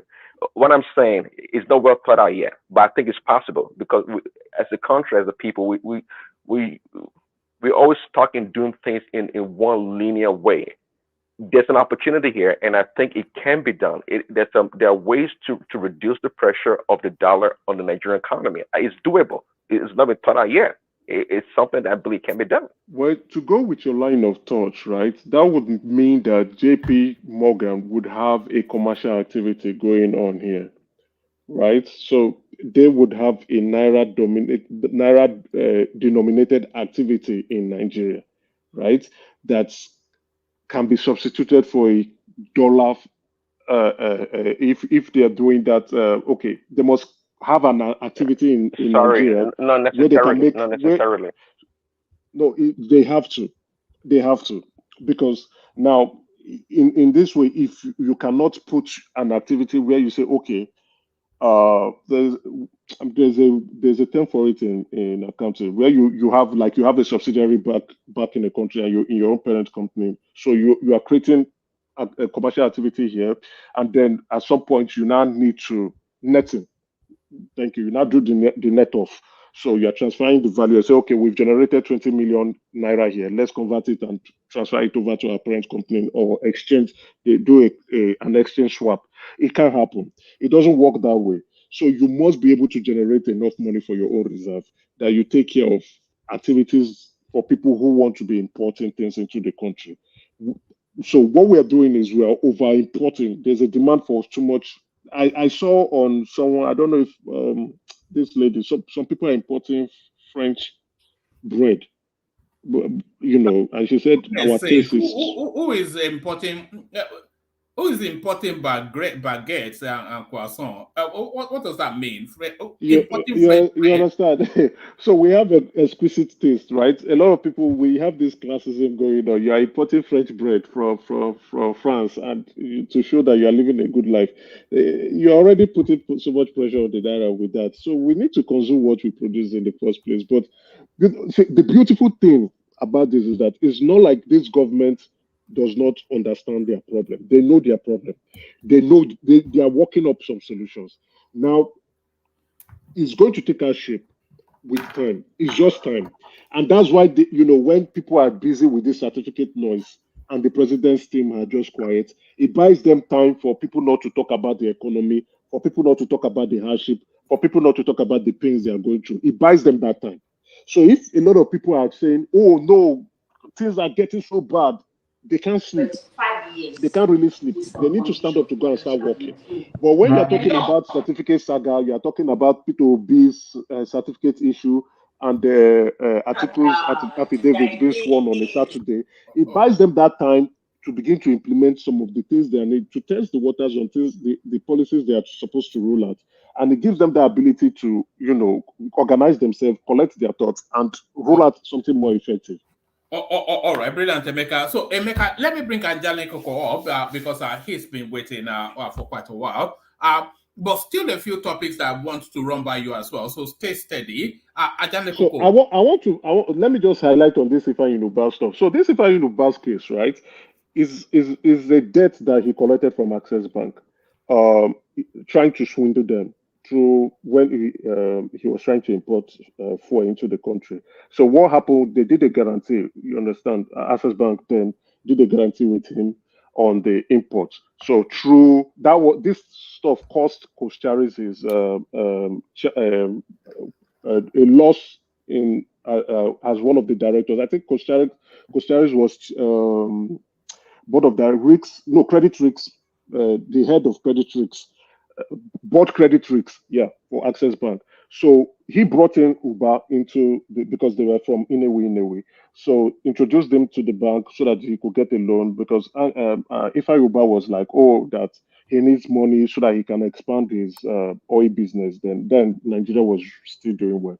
So what he now did, they gave him the loan, APG loan, and everything. Did the whole covenant, had the security documents with them, the shipping documents with them, and everything was in possession of the bank. When the products will come, once the product comes, and as you are selling, it is going into the bank's account to clear off the loan. So when the loan is cleared off, then whatever comes in will now start going into your own account as your credit. What this guy now did was, I don't know how he did it. Even the executive, that's the CEO, that's the MD and the DMD, they were all like, how did this guy pull these stunts? Right there in the middle of the sea, that petrol moved from that ship to another ship, right in the middle of the sea. So they didn't know how it happened. The ship that they had the shipping, they had the security document for, the bill of lading and everything, came and docked in Nigeria, and there was no product. So this guy had gone to offload it somewhere else in his docket. So when they went there, they were like, it was a disaster. So what now happened was Costaris now, that's Cosmas Maduka, went to meet him and they created the problem. They talk. I think he went out of it. They now wanted to shame him because Cosmas Maduka went to Channels TV and blew up the lead, and that was when Sanusi now like, oh, what the hell is going on with this stuff? How can this man who is a member of the board, the head of board credit risks, is talking about how he's trying to bring people in, and he's the one that didn't do enough due diligence, and they're signing off a credit facility to somebody who swindled them. So he lost that decision, even despite the fact, though he's still a shareholder in Access Bank, but he lost his directorship. And so as a result, that money started accruing interest, and it turned out to be a bad debt. They now had to sell it off to APCON, right, for 80% and collected their own money. So APCON now went after this Ifeanyi Ubah, and chasing him for a very long time. And, it turned out that, Ifeanyi Ubah became a senator, pulled a lot of weight, used the shelf political party, ran on it, won twice on it, and then negotiated a deal for him to be moved to APC. And the rest is history. So it's not like the courts, before people begin to cast aspersion to the court, it's not the court. It is AMCON that withdrew the case from court. So it's not the judge that is passing judgment here. No. AMCON said, no, we are not prosecuting this guy anymore. Let's take the case out of court. So it's not like they say we are not doing it again. They just suspended it. So who is the burden then of that money? So they suspended it. They suspended the case. So I think what they are trying to do, maybe the part of the deal will be, towards 2027, if the guy is going to, play ball, because, for him to use YPP to win election twice, right? A party that, is off the shelf. He just brought it off the shelf and decided to. So he's a very strong politician. I thought he would have lost the election for 2023, but he won his senatorial district. So which means he can pull numbers, and if he can pull numbers, he can pull numbers for the president. So let's see how it goes with 2027. And like your question, who is going to carry the burden? Well, AMCON is a commission within the government. That debt will still be there. Let's see how it goes. Hopefully, maybe he can structure a deal on how to start paying off gradually, or they can restructure the loan and maybe extend the period of so the state is not going to the state is not going to absorb the debt. No, I don't think they are going to. It's a huge amount of money, right? I don't think it's going to be written off AMCON. Though AMCON has even actually overstayed its lifespan. AMCON should have been dissolved by now. It was supposed to take off bad debt from banks and then go after the debtors to collect the loans. And once that has been done, shut down, and everybody goes home. Sanusi initiative, this AMCON. Yeah. It was Sanusi's initiative, but now AMCON is now breathing like AMCON is now a commission on its own, which is now it's not a commission on its own. It's not supposed to be. It's supposed to be a short-term thing because of they don't want bad loans. There were so much bad loans, and Sanusi was like, oh, that was when Sanusi came in to do his risk management policy to like, okay, all the bad loans that you have to do something about it. You have to clear it off your books. You can't keep carrying bad loans. So what banks were doing, instead of them attributing this as bad loans, they attributed those loans as loans that were performing loans instead of not performing loans. So like, no, these loans are not performing. You have to attribute it. You have to make provisions for this loan. And if you cannot make provisions for this loan, now what are we going to do since it will wipe off your capital? Okay, let's set up a commission, sell it to that commission, take money from it and go your way. Let the commission now go after the debtors and collect their money. All right, brilliant. Brilliant. I was going to bring Ajanle Koko in with that storyline, but it looks as though you've covered it excellently. So let me bring Ajanle Koko in with this. Nigeria's naira hits record low. One man is Baba there. Baba is here. Do you want me to go to Baba first? Let me yield my time to him. Let him. All right. Grateful, Ajanle Koko. Thank you very much. All right, Baba, you're up next. So do you want to start it off with the naira, and then we'll just casually stroll to the storylines. 980. They say in the 4 months of Tinubu's administration, the naira has lost over 50, going on 60% its value. It's unbelievable, but where does this stop? Well, when it comes to this naira value, I think we have not seen the end because we don't have any. It's according to the government, it's free flowing. So it's like that means the naira is finding its value. But a responsible government also has to, one way or the other, find the mechanism or the financial instrument to mitigate against its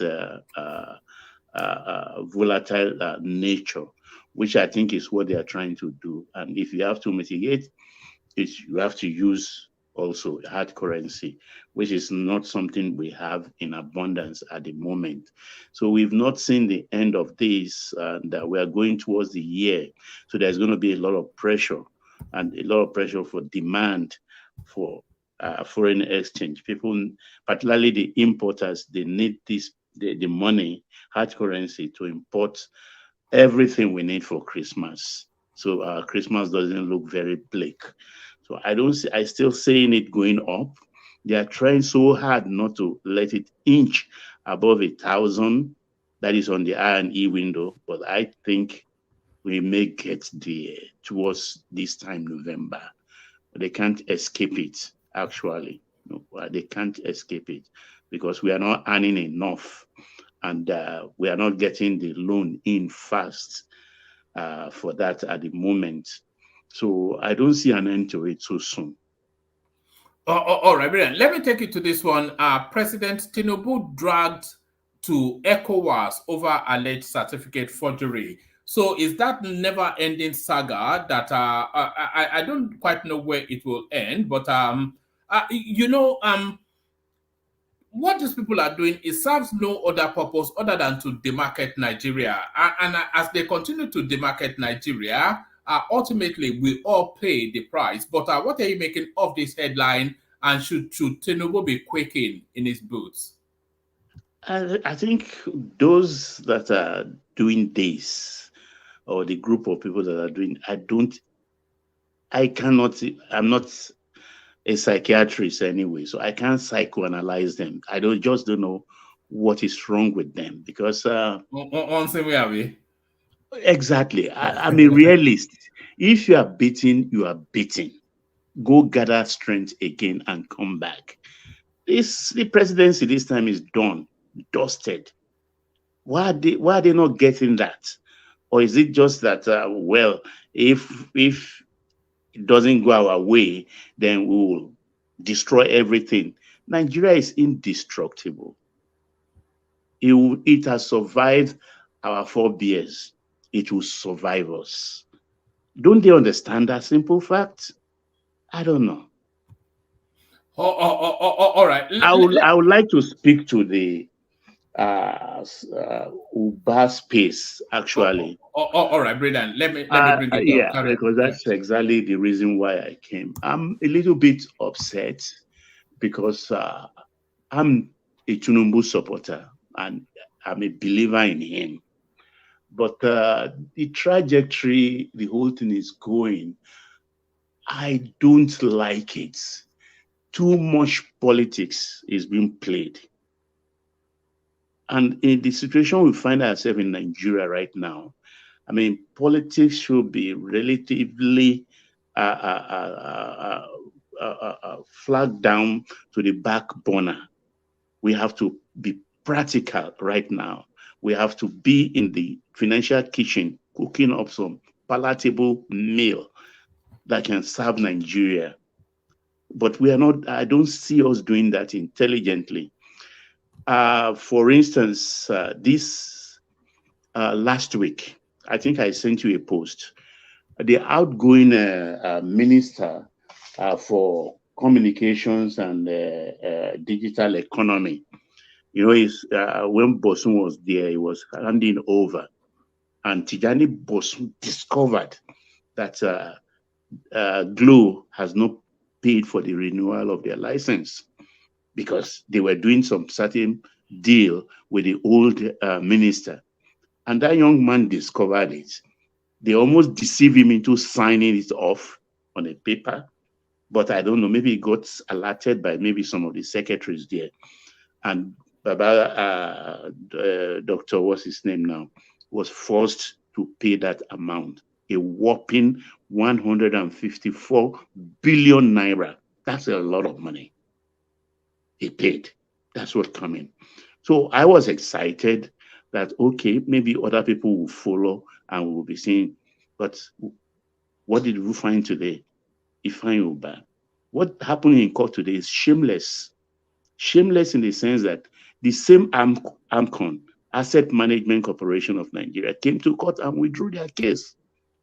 And it's beyond what Emeka is saying. The case Emeka referred to happened so many long time ago. And Costaris was at who bore the brunt of that money. That vessel actually discharged the oil in Cotonou after the surveyors, the marine surveyors, are certified that oil inside at midstream. And when they called that vessel in, it was empty. They think it's in. No, it's not a Houdini act. But they don't know. If you don't know shipping, you don't know. That's why you don't invest in a terrain you don't know anything about. Kusharis bore the brunt of that financially because he lost his shareholding in the bank and lost a lot of money. So that is part of what happened then. But it went further because it's Capital Oil Facilities. He has a tank farm in Tinkan. So NNPC, when they bring in product, PMS and AGU in those days, it's tank farm they use and other tank farms. When they fill up these tank farms, they pay rent to Capital Oil. So when they come with their own trailers, tankers to load, Ifeanyi Ubah was loading this same product left in his care. He will be selling. Can you believe that? He will be selling an NPC oil too. So he got to a stage where the whole thing, they can't find oil anymore. And they have to say, well, this is how much you owe me. You have to pay for the product. And he dug in and said, look, you rent my farm. So it was a back and forth thing. And later they collated everything. It was so much money. So much money. And he used some of his collateral in Banana Island and stuff like that. He will pay. This same properties he used all over Lagos, he has collateralized it for other transactions. So to save the banks that are holding this debt, AMCOM have to come in and acquire the debts. That is where if I remember, to now think that a whole government came to court. They didn't even do it cleverly. To say, okay, this is his payment plan. This is what we've discovered. So that the court can approve it and we'll be recovering our money just with a fiat, come to court and say we are withdrawing. Why? In a country where we need so much money right now. And Ifeanyi Ubah is not the only culprit here. Silverbird is there. Silverbird is there. That ex-senator, what's his name now? Ben Bruce. Ben Bruce is there. Even Glow is still there also. Yeah, that's true. Silverbird. Jimo Ibrahim too is there.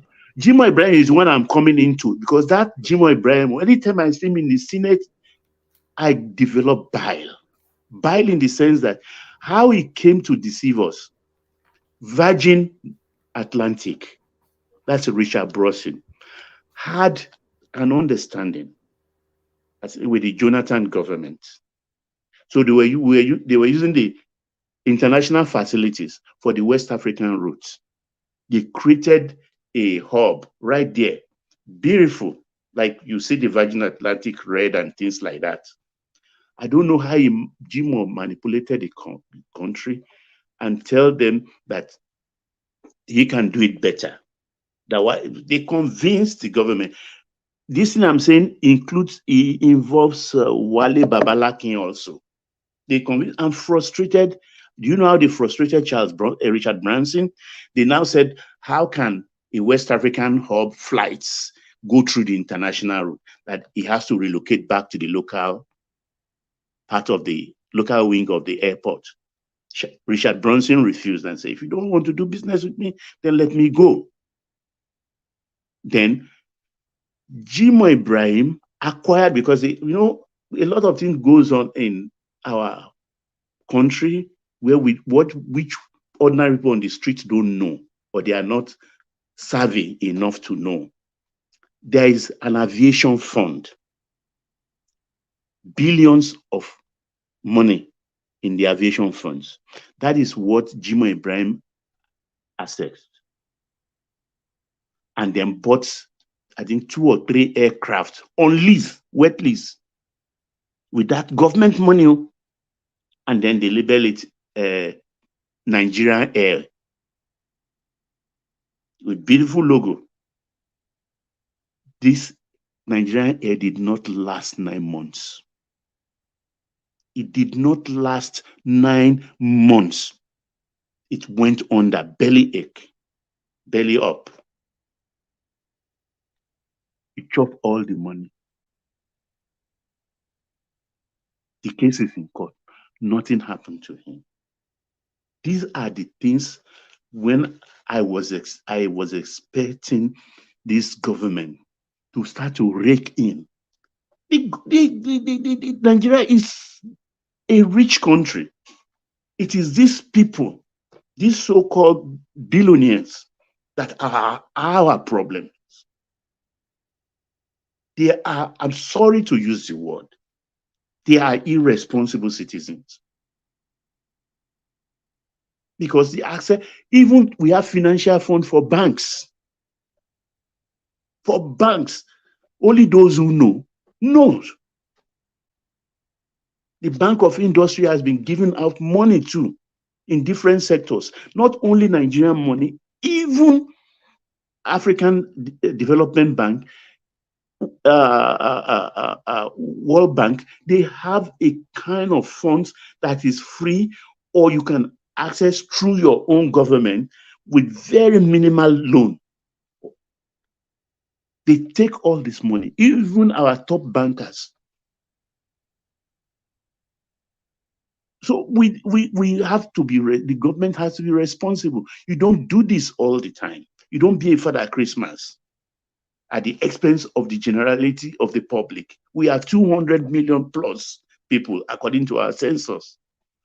We are not poor, because as bad as our economy is today, if you make a phone call to our neighbors today and ask them that what $1 can buy in their country, we use something like sardine Titus, we use something like, we use pig milk, and we use a bottle of Coke. Amongst all of them, Nigerian Coke is still is the cheapest. Nigeria Titus sardine is the cheapest. Nigeria pig milk is the cheapest. In spite of all this, then imagine if we are half there, or we are being half administered. I'm not saying 100%, as it should be. Imagine the kind of place we will be economically. So this is what I expect this government to be doing, not to be politicking with our finances. If they have to go this way, then nothing can be solved. It will all be all motion and no movement. Because I became illusion today that how could you just go to court? We're talking about 150 billion, 130 billion naira. When they gave palliative of 5.555 billion to the state, which was even 2 billion actually upfront. How much is all that for the 36 states? Less than 100 billion. Imagine if this kind of money has come in and they give it to the states. Wouldn't that complete the promise? 5 billion for each state? Why are we doing this? All in the name of government, of politics? I don't understand. I don't get it. I don't get it. Because Tinubu is allying, I don't know, because the kind of people he's surrounding himself with people like Akpabio and the lazy Gbajabiamila, Amila, who is the chief of staff. I don't like that. It's like Omonile flowing through the living quarters and things like that. If he is supposed to be telling truth to power. To tell it like it is. Because how many things actually a president can see? He should not, he has to wake up. He has to wake up. Because AMCOM is owned by Federal Ministry of Finance and the Central Bank. Are we saying the Central Bank did not know? I know they just came in. Both the Minister for Finance and Minister for, and the Central Bank Governor. But they should be alerted to these kind of things. These are low-hanging fruits. These people are not poor. These multi-billionaires are not poor. If they can pay the debt at once, at least they use that money to leverage themselves and be where they are today. So let them make a payment plan so we can project these things. Possibly even publish it. Let us know how much we are earning. Let us know how much the internal debt people are owing us. These are the people that are owing us. But we are not doing that. Then how can the country grow? That's it, Mayor. That's it, one man. Yes, you are quite right. And your frustration is, there was a time we used to get very angry about all of these things on this platform. There was a time that this was during the Abubakar Malami's phase, that they had some dubious judgment around the Paris Club money, and this guy was trying to invoice $500 million to the Nigerian state, and the Nigerian government was fighting that, and he was himself fighting. And Nedunwoko. Yeah, himself and Nedunwoko, and he was fighting against the Nigerian government in order to sign off this money. And that was one of the reasons, by the way, that he did not resign his post to go for a gubernatorial position. So when you just think of the value cost of all of this money, because there's no such thing as dead money or free money. So one money going in one direction is at a cost of it not going in another direction. So when he and Ned quarters $500 million, we're not talking about naira, dollars. Exactly. Then we should be counting that in hospitals, schools, children, and whatnot. You know, transport. Just that space that you are speaking to. Let me show you this. Let me show you this. Let me show you this headline from the new EFCC guy. So this is the new EFCC guy. I'm going to read it to you because it's very important that I do. It says Nigeria lost 2.9 trillion through contract fraud in 3 years. This was under the Buhari'S space. It says the new chairman of the Economic and Financial Crimes Commission, EFCC, Ola Olukoyede, says about 2.9 trillion naira meant for some government projects was diverted into personal use by contractors between 2018 and 2020. Mr. Olukoyede disclosed this on Wednesday when he appeared before the Senate screening. The upper chamber confirmed him after the exercise. I did a survey between 2018 and 2020 on 50 entities in Nigeria, both human and corporate entities. I picked one scheme, just one species of fraud. So just one species of fraud, which is called contract and procurement fraud. I discovered that within 3 years, Nigeria lost 2.9 trillion, the EFCC chairman said.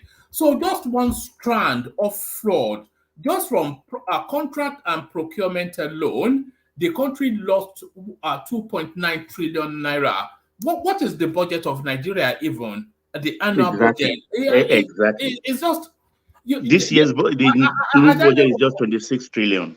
Adele Koko will tell you. I don't believe the guy. I don't believe him. We used to rage about this sort of things. But I don't believe him. Why not? Him. Yeah, he's. Do you have data to the contrary? Yeah, I do. Then what he did. Why I say I don't believe it? He didn't even say what he was going to do. You are just quoting numbers, right? Like you just said something. What's the budget like? How many trillion naira? And you say within 3 years, people took. So the questions the senator should have asked him: which sectors or which ministries or which area did you look at? You understand? He already said contract and procurement. And contract and procurement is it cuts across so many ministries, ministries of work. It looked at 50 entities, both individual and corporate. Both individual and corporate, which means is it from a government point of view or is it from a private point of view or both? So those are questions they are supposed to be asking him. What he's just saying, and he's part of the EFCC. So what did you do when you were there? Let's say exaggerate. Let's look at it from this angle. How much was our budget in? You said 3 years, right? What was the average of our budget for those past 3 years? I don't have it off my head. I don't. Okay, I will do the math because of you. Let's assume that it's about 50 trillion. Yeah, okay. It's far more than that because last year was 24 trillion. The other year was 21 trillion. Bishop, let's use 50. So let's use 50. So what percentage of? Sorry, gentlemen, hold on. Prince Daddy, are you there? Prince Daddy.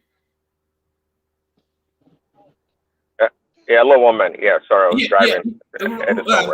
Sorry. Can you hold the fort for me for about 5 minutes? Just let the conversation flow, but just hold it steady. Carry on now, Bishop. Okay, so if we say our budget for those 3 years is 50 trillion, just a rough estimate, and the man is saying we lost about 2.9 trillion. Let's say 3 trillion. What percentage of 3 trillion? I mean, of 50 trillion is 3 trillion. What percentage is that? If it is 10% of 2.5, that is of 50 trillion. That's 5 trillion. Less than 10%. It's less than 10%. It's about 5%. So are we saying that we have gone so far, so we have done so well that we don't lose up to 5% or 10% of our budget to corruption in Nigeria. A few years ago. He might be exaggerating. He needs to do questions, you know, A few years ago. But even if he's exaggerating, just look at 1.5 look at my direction. trillion. Hold on, just look at my direction, please. Let me finish, please. Let me look at my direction. A few years ago, some people did a study. They said the money value index is in Nigeria is less than 30%. What they mean is that for every 1 naira that is budgeted for a purpose, for a project, that the amount that gets to it is just about 30 kobo. That means we lose 70 kobo to corruption, administrative bottleneck, whatever. What do they call this now? So it's about 2/3, which is about 2/3 exactly. So if he is saying in the same vein that means there has been a great improvement from where we were. And it might not be exaggerating after all. If you are looking at 2.9 trillion naira, not dollar, and we are saying 2.9 trillion in 3 years is about less than 5% of our budget for these 3 years. And we are complaining, if we are saying it's too much, and we are complaining Nigeria is a corrupt, we are not really as corrupt as we are painting ourselves to be. If we really interrogate those figures, I don't know. I'm just hearing what he said now, but I don't think he really exaggerated. That's my submission.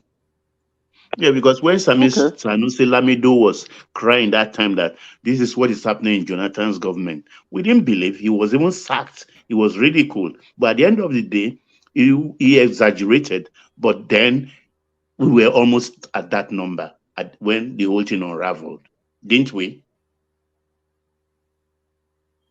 But my challenge is that why can't we tackle this corruption issue? This is my challenge, Patrick. I don't understand. What is it? Are these people bigger than us? Are they bigger than Nigeria? Baba. Yeah. Sorry. Baba, you see, the real corruption is not just those individuals. If you see the corruption going on in the system, in terms of civil service, in terms of maybe other people in the corporate world and everything, it is so enormous. But if we put the right policy in place, it will address it. Let me give you a good example that I know. There's what I have termed it privileged access. Privileged access is like this. Maybe I want to do CFO. And I say, okay, I put a bureaucracy on the CFO. Before you get CFO, the director of something must sign, and the clerk in the office of something must sign. You have created privileged access for those people. They are the only one who can sign those things. So what you have done is you have corrupted them. But if you make it open, you want to get CFO, log on to this website, there's no privilege, everybody. Or you say, okay, if you want to do CFO, get a justice of peace to sign. And anybody who has credible record, maybe just the same way you get justice of peace in the US, can sign it. That privilege access is erased. You understand what I'm saying? So if you give somebody that power, say you are the one that can sign, he will go and celebrate with his friends. Or my want for any big day. You will now say, okay, I'm busy, I can't sign. And we have several of that in the system. So I don't know what is wrong. See, the truth of the matter is this: if you banting and the tendency to be corrupt or corrupt tendencies is very high, especially when we have a society that worship what do you call it now? Materiality. You'll be idolized. You'll be celebrated. People don't really care how you got that money, and everybody wants to be comfortable to some extent. Look, let's be very sincere with ourselves. Every one of us, when I'm not saying that we are corrupt because of we want to be corrupt or something, but sometimes you see an advantage. Yoruba people used to say one adage, "Tabafuwere gan loko, o ma roko sodo are." Let's assume that I have an experience I will share. Yeah, it was funny. But let's assume that anyone among us here, you are in a position to distribute 50 items, and there are 200 items. 200 people that are entitled, equally qualified for those items, for those 50 items, and you have been sharing for the people just on basis of anybody that. But you have your family member, and you have just 10 items left, and there are, out of 200, you have 40 has gone, you have 10, so that means 150 people or 160 people are still remaining, and your family member is still in the crowd. In your head, you will think, oh, how do I reserve at least one for that my brother that is in the crowd? You know, if you have to put it line by line, as people that are coming to you, it will never get to him. Now, immediately you are thinking, how can I reserve one so that my brother can at least get one? That is corruption. That's the truth. I would deceive myself and call it small scale. Now, some people will now say the same thing we accuse other people for. If I enter a place now, I've not seen one man face to face. I've not seen Baba. I enter maybe a filling station or a bank. There is pandemonium. There is chaos. There is confusion. And I'm able to get, if I can get to Baba, I'm the one that we used to chat. It's you. And you carry me from number 200 to come to number 2. Say, come, sit down, take a cup of coffee, and you attend to me. I will go and give testimony in church. I found favor. But in the recess, it is corruption. Sure. So sometimes it is easy to point fingers. There are people, we have relations, relatives that are civil servants, level 6, level 7, level 8, that are buying houses and building houses, and we are congratulating them, and they are coming to church, come and do testimony. Even in Canada, they are buying houses. They are buying houses. It is corruption. If your civil servant is less than a director and is building a house or buying a land in Abuja, he's a thief. But they are there. But Bishop, what I'm saying is that it's a scale. You understand? There are two corruptions. There is corruption of need. Okay. There is corruption of greed. Greed, okay, of what? Is the corruption of greed that is the real problem, that is the killer.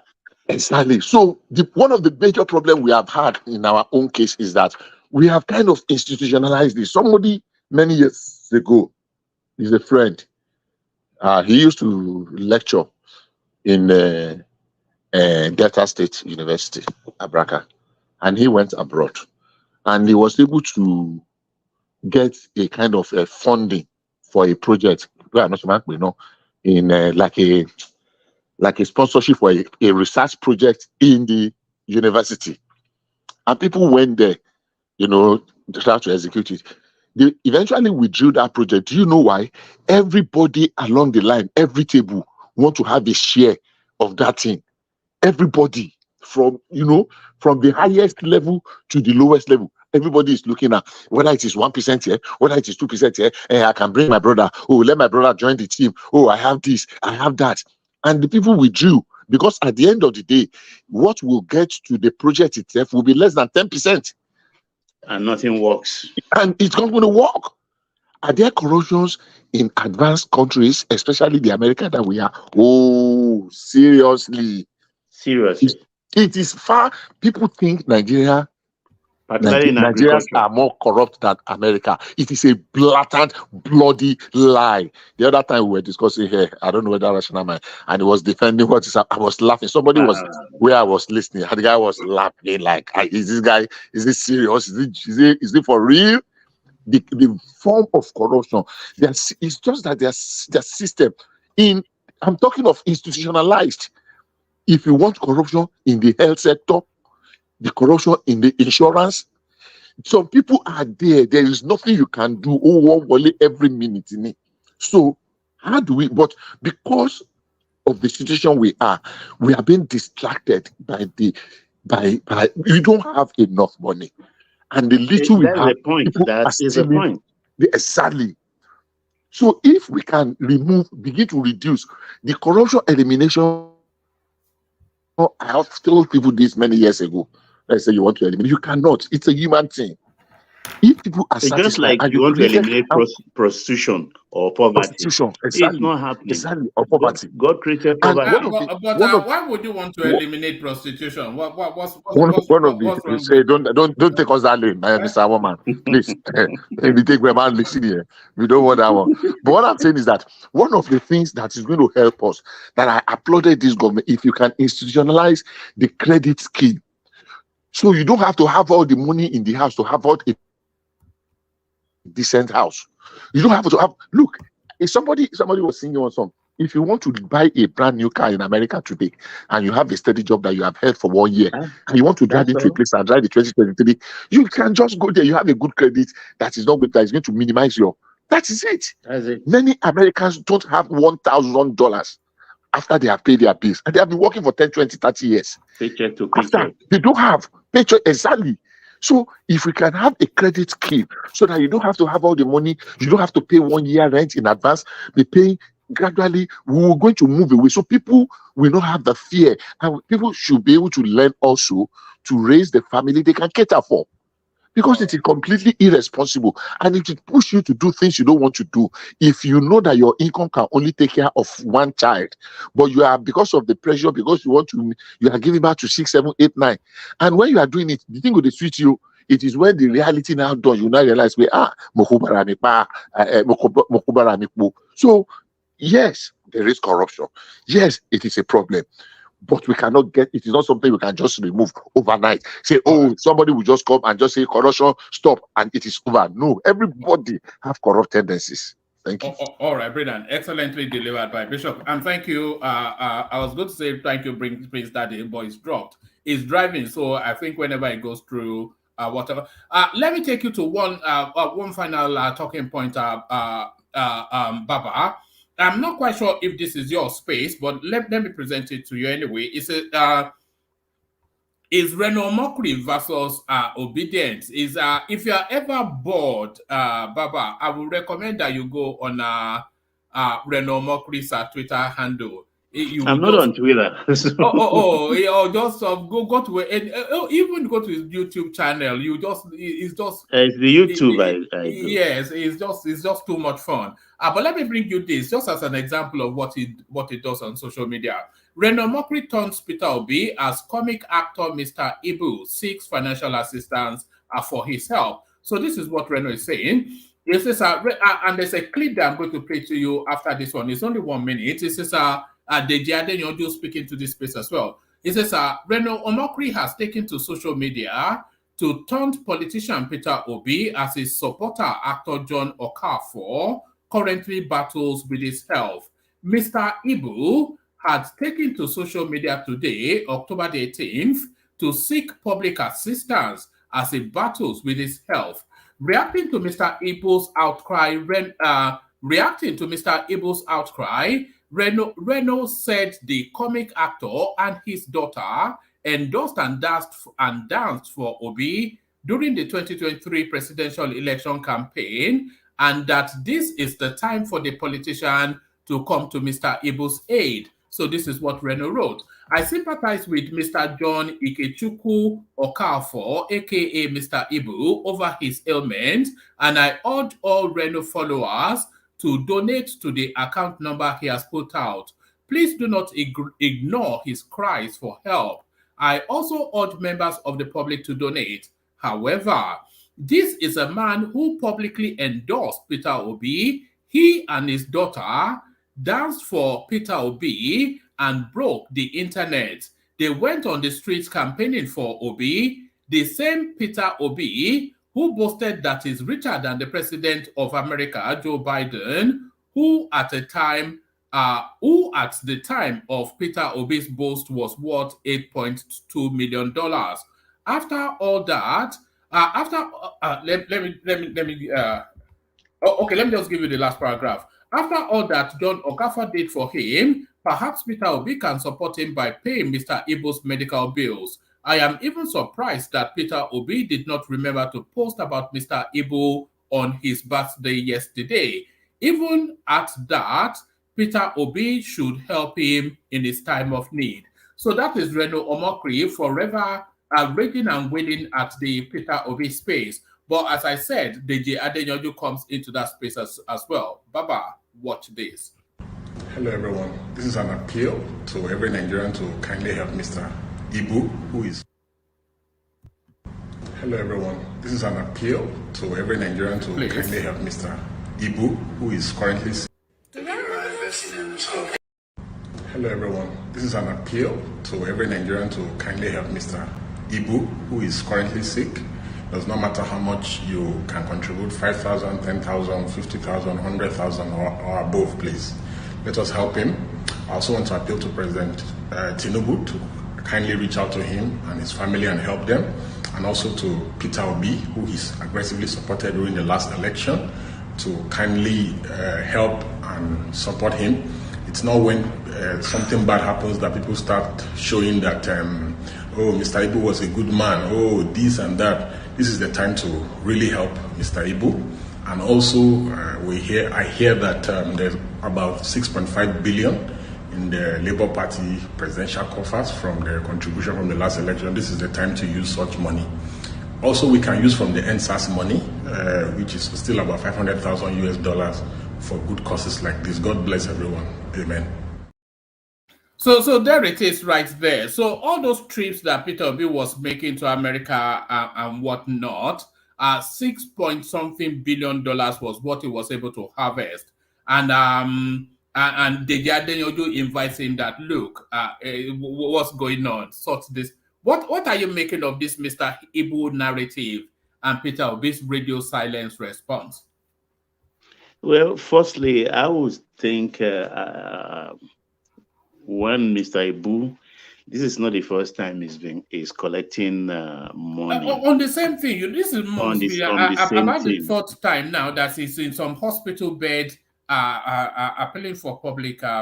Yeah, even the last time, I think his adopted daughter and the wife and children had a public fracas concerning funds received from donors. Yes. Here we go again. But I think we should not subject things like this to political patronage, if I may put it that way.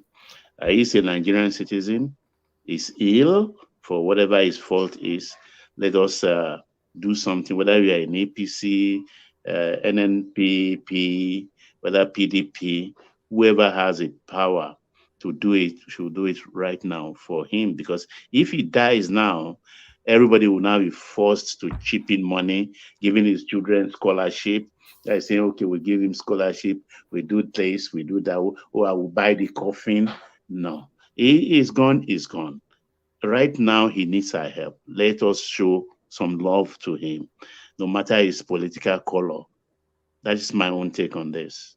Oh, all right, and the Peter Obi angle, do you think Peter Obi should come forward and do the necessary, at least tweet something?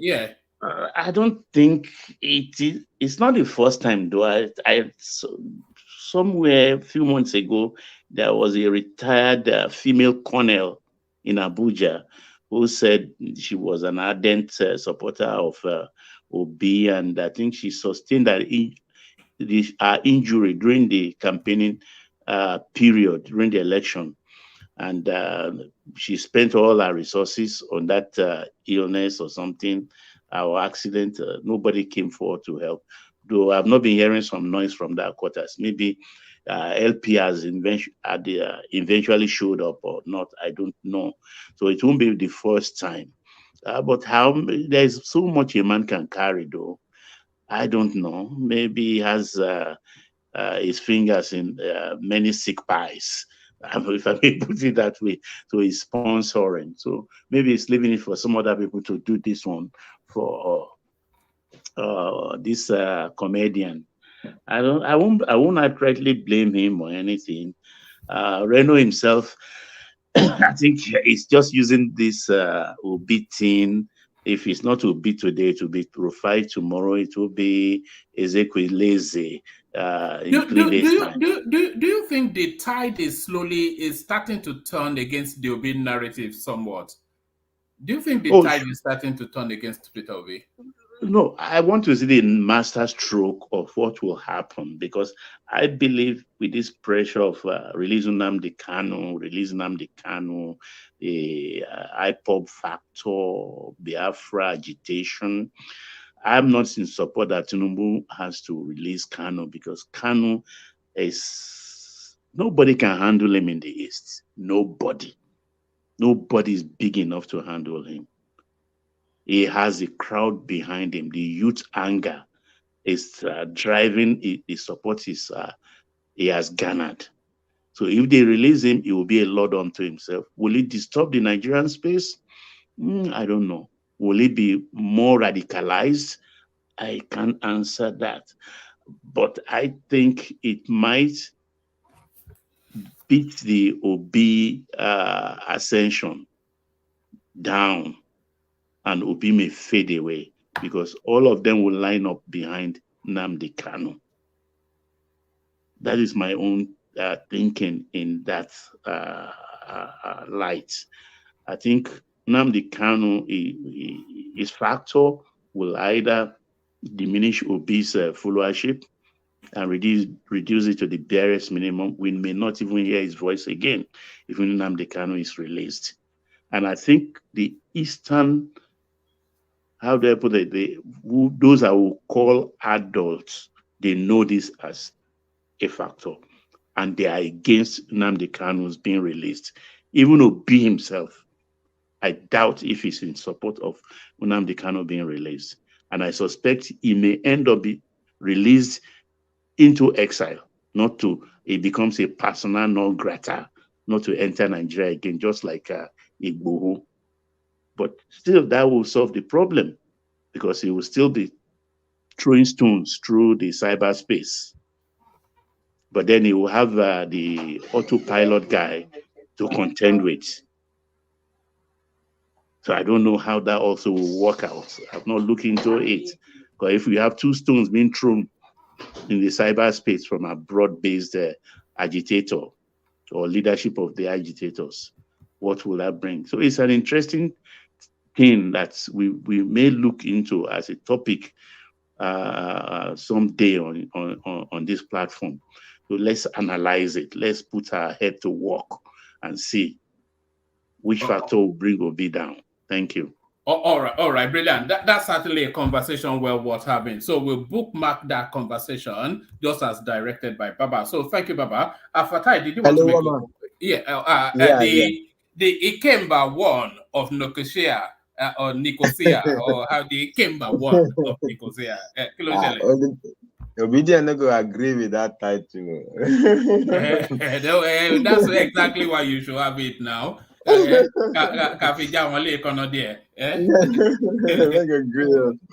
a begin protest. Hello, Omar. I actually didn't really have a plan to come in, but I certainly didn't want to disturb Baba's talk. But I talk about everybody. I have to talk about my own former boss, because I heard Baba was talking about Babalaki, Jim O'Brien, and Branson, and the Virgin Nigeria. Okay, I don't care about Jim O'Brien. I don't know him. I mean, I know him as in the public domain, but I don't know anything. I don't have personal anything with him. But I worked at Babalaki and Co before, so I don't know. Babalaki didn't play any game to push Virgin Nigeria away. It's the Go ahead. Actually, it's the opposite. It's the opposite. Virgin Nigeria was trying to play smart, right? So you're running both local and international flights, right? So Babalaki spent a lot of money to build the local. He had the PPP, right? So you have to. The agreement is the domestic flights are going to have flying through Lagos into Lagos are going to have their offices at the MMA2. And he said he had some exception to fly, to be operating both his international and domestic flight from the old Muritala, where he's having a lot of waivers and whatever because national carrier. yeah, you don't want to pay to the private guy because it's more profit for him to be operating only from Meritala, right? But if you're going to be operating domestic flights, okay, this is it. He said he had regional, not domestic. No, the domestic flights. No, he operating whatever he operating. The issue is not about his flight or whatever. The only issue with Baikotni, Babalaki's the company, the Babalaki's company managing the MMA2 was Baikotni. The issue is Nigeria, Virgin Nigeria. If it's going to be operating local flights, right, it must have an office. That operation, but it has to pass from through the MMA2, and that is the national. That's the agreement in the PPP before Babalaki started building the domestic flight. So that is the only issue between Babalaki and Virgin Nigeria. And what is the issue? And they are doing all the propaganda, right? They are trying to frustrate the business. Frustrate what business? If nobody touches your international flight or African flight or whatever flight you're flying, but if you're flying domestic, this is the agreement with the federal government before that was built. And not only that, but that's just common sense. Nobody touches your other thing, but the domestic flight with the proper from the proper airport. It even makes streamlining. Why both from that particular place? And that is the issue. Even that's the word you use now, streamlining. Fatah, just hold on a moment, please. Just let me interject. He has, I can't readily remember if the domestic flight was involved, but I know the regional flight to Ghana, to Ivory Coast, to Senegambia and something. He has to, everybody, his aircraft can be in one place. His departure area can be in one place as the coming in of his aircraft. So it's like streamlined into one. Why did they frustrate that? Because he according to Brunson, he asked before he started furnishing the place and creating that space for himself. It's like the streamline that Brunson was talking about is passengers coming when they land in the international and they want to go to Port Harcourt, they should just streamline straight. It's not about the regional. No, you have to fly from here, domestic, not going to Ghana. Babalaki doesn't do. But they were bossing them. No, he doesn't have an office in the local Okay, that's true. Yeah, that's true. I remember now. So it's not the same flight. It's not the same aircraft that brought them from London that will also take them to Port Harcourt. So the one that will take them to Port Harcourt should be at the MMA2, and you can bus them to MMA2, and they continue on there. Everywhere is done like that. No, you want them. The problem is not really the flight or the streamlining. It's because it doesn't want to pay by Courtney. He doesn't want to pay in two offices, and he has a lot of waivers from the government on the government's own property. But the private guy is going to collect every penny. Yeah, so okay. You are correct. You are correct for that. But I will ask you two questions. Was he efficient? Yes, he was efficient. But when they succeeded in harassing him, haranguing him away, when what's his name now took over with Nigerian Air, did he last 1 year? Well, Baba, okay, I don't want to speak to that. I don't know. Like I said, I don't have any relationship with Jim O'Brien, so I don't really know exactly what Jim O'Brien was doing. But at the same time, also, Jim O'Brien came into the picture maybe like 3 years later. No, but I'm not sure how much Jim O'Brien played there. Jim O'Brien brought into this project and turned it to Air Nigeria. Not Nigeria Airway. Nigeria Air is what Adesirika is playing with. The official Air Nigeria. Is Air Nigeria. Jim O'Brien was in 2010. This whole thing had collapsed maybe 2007 or 2008 thereabout. And it was changed from Virgin Nigeria to Nigeria Eagle Airline. right? That is the one No, that was collapsing. Air Nigeria or Nigeria Air, I don't know. Either the air is in front or It's the Air air Nigeria. behind. Finally, N is N. The official name is N. And that's why Nigeria Air that Adesika was trying to do does not exist. That guy, I don't know what's going on there. That massive fraud. That Nigeria Air does not exist. The only existing company is Air Nigeria, and they have not bought it over from Jim O'Brien. So Jim O'Brien came in 2010.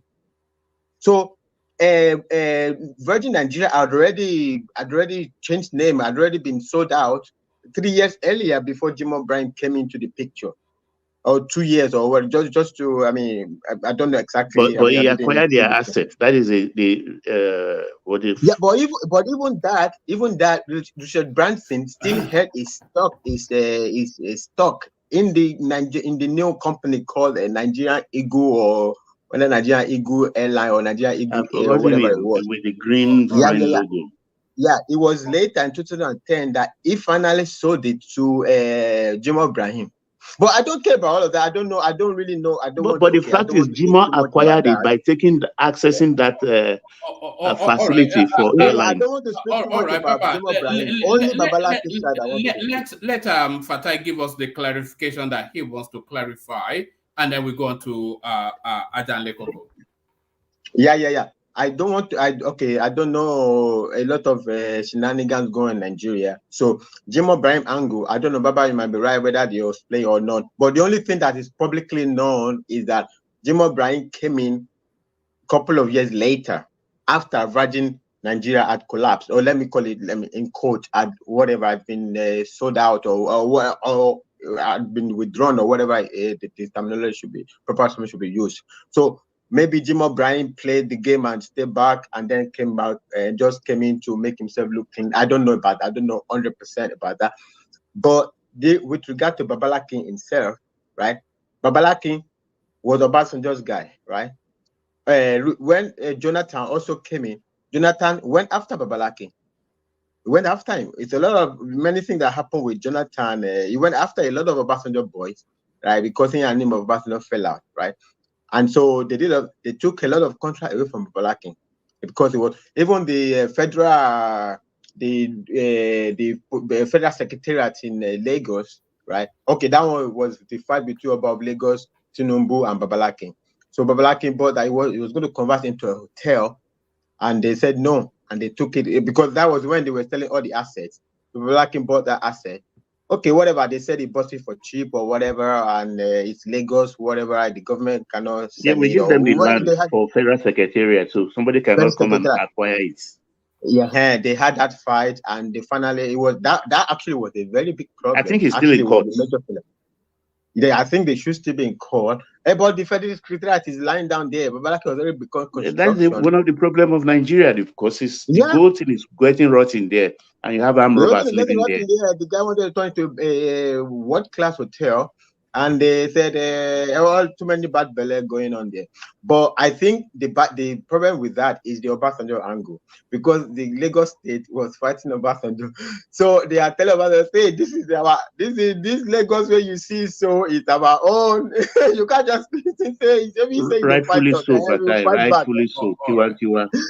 Fine, you know. But Babalaki had nothing to do with pushing Branson away. That's the point I wanted to make. You just said that now, because he said he has to move his domestic operation to this because he doesn't want to pay him. He has to move. So he was doing Jim Ibrahim's bidding underground. No. Babalaki had his own entity.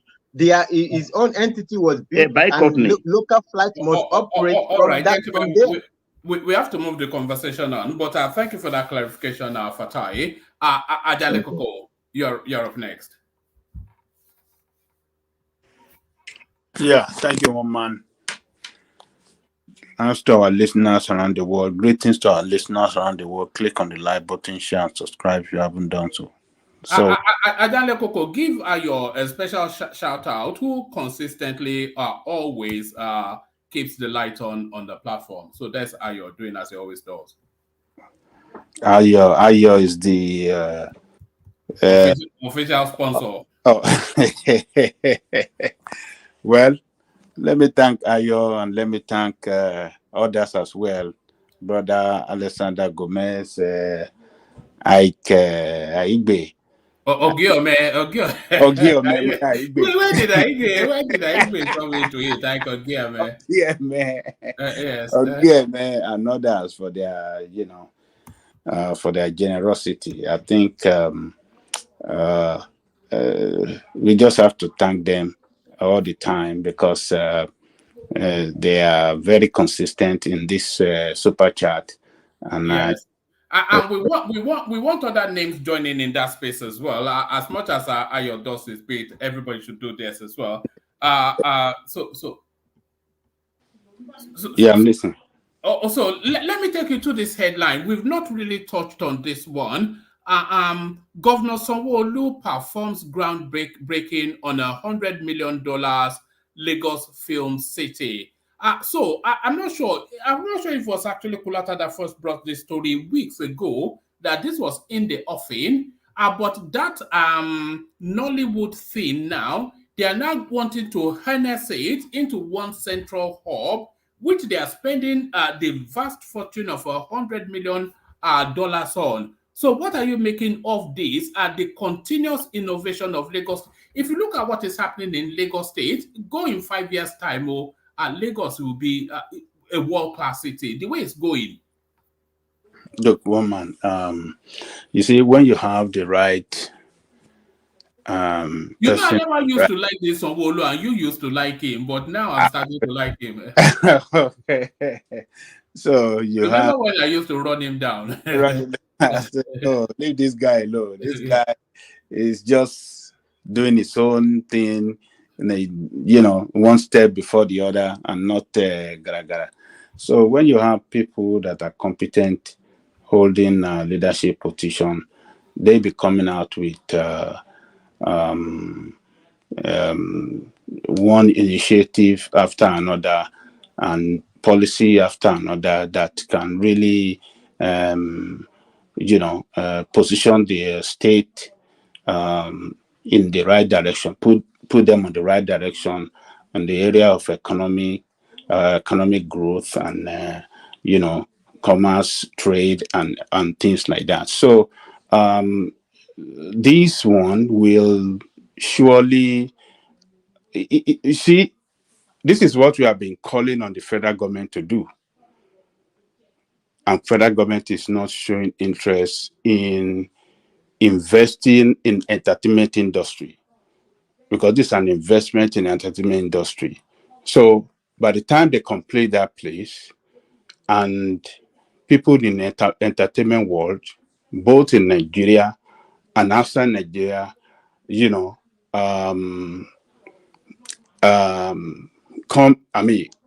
engage in their acting. How do I describe it? Is it actor, or how do I describe entertainment and film acting activities? Nigerian name in the areas of entertainment and acting. How do I describe it? Acting industry. You see, Nigerian name will continue to spread around the world. This kind of infrastructure is going to attract actors, not only locally, but around the world, to come and join their fellow actor in Nigeria in their acting work. And what that is going to give us, it will surely stimulate the economic growth of Lagos and economic activity, because when you have people coming to Lagos for tourism, for actors activities and stuff like that, and film making, it's going to contribute enormous to the revenue generation of Lagos, and other activities in the state will do better. Continue,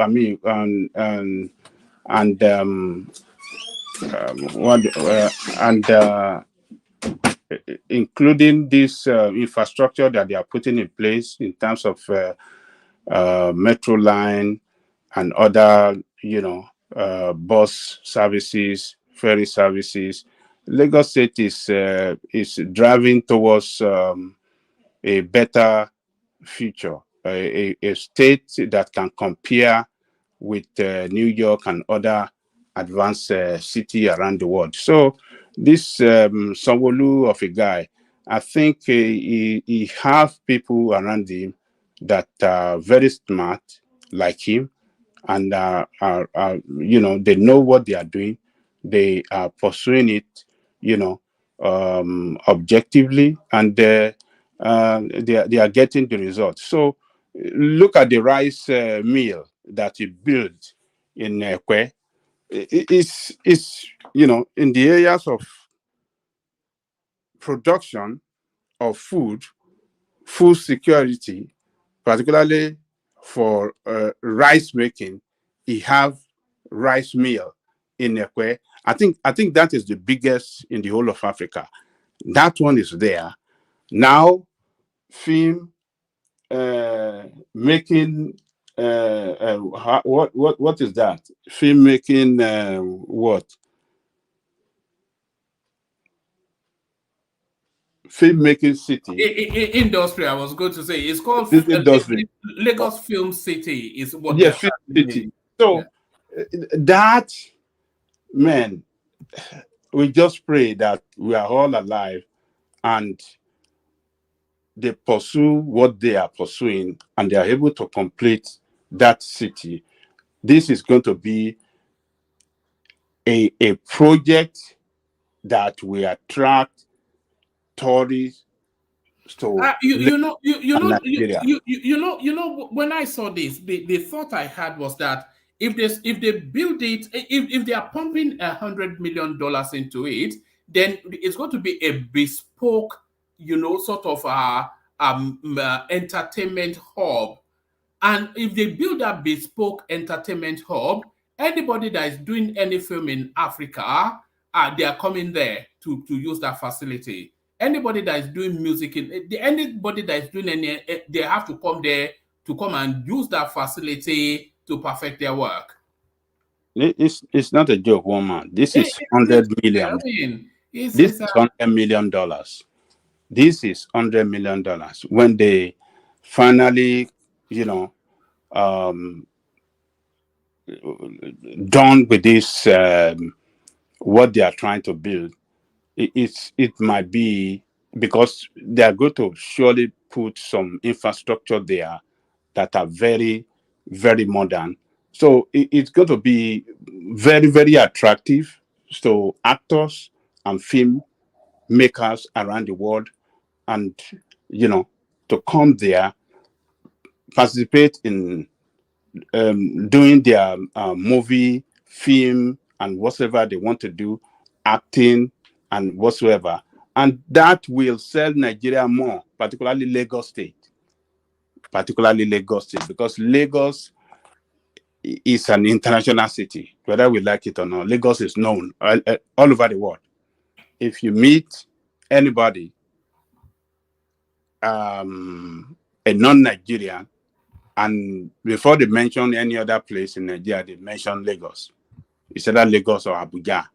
So Abuja is another place that competes with Lagos because it's the capital city of Nigeria. But Lagos is a place that most people, they know about Lagos and they want to come to Lagos. I don't know if you have engaged in discussion with some people that are showing interest to come to Nigeria. So I want to go to my direct neighbor, before he moved into Middle England because we wanted to live in a bungalow. He's from the Caribbean. Every single time he says, take me to Lagos, take me to Lagos. Lagos, yeah. And my mom comes every year. So anytime my mom comes, she always buys him some Nigerian outfit, and then he'll wear that for the summer. That's good. They will. They love it.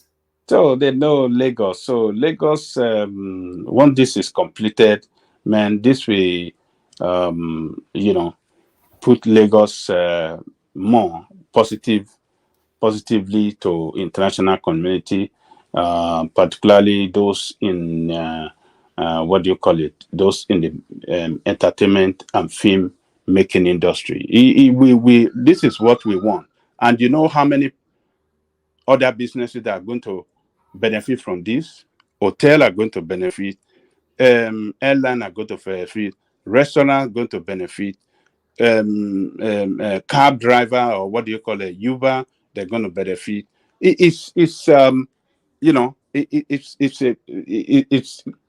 really going to stimulate, you know, economic activities and economic growth in Lagos State. Lagos is, I mean, these guys are doing this. Sanwo-Olu guy, I think by the time he finishes his time of office, one man, I want to tell you, is going to be the most successful governor that the history will record. That did during his time, he completed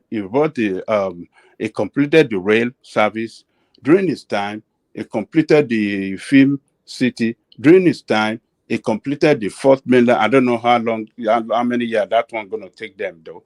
But there are so many things now.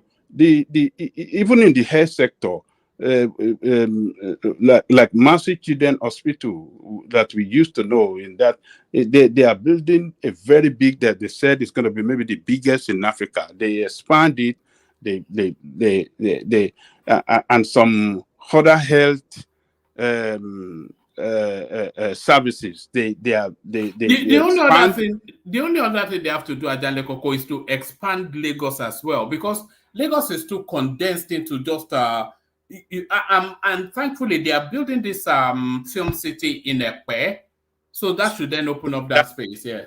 Best place. Yeah, they get the best place. Yes. So I mean, they strategically, you know, putting all those industries in strategic location of Lagos State, where there are plenty of land, plenty of spaces where large people can come, and people can come in large crowd, and you know, they have, you know, there be a space for them, you know, to enjoy themselves.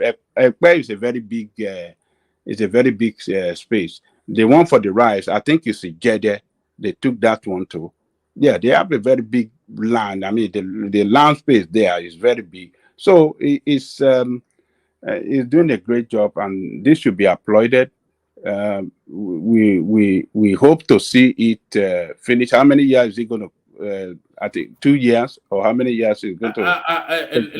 Let me double check. I abandoned this halfway through, so it shouldn't take that long anyway if they have the money. But they have the money, yeah. This is dollars here. They pump money there, and they'll be able to finish it. So, and the other thing that I like about this Sanwo-Olu is that he always makes sure he perfects the financing first. You know, so he would have gotten the money in place first. Yeah. Yeah, and you know, it's gonna be a tourist place too.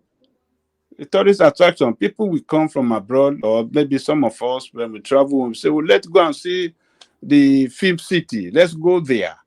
You know, well, it's commendable. A bit like that Warner Brothers sort of thing, that is part theme park and part.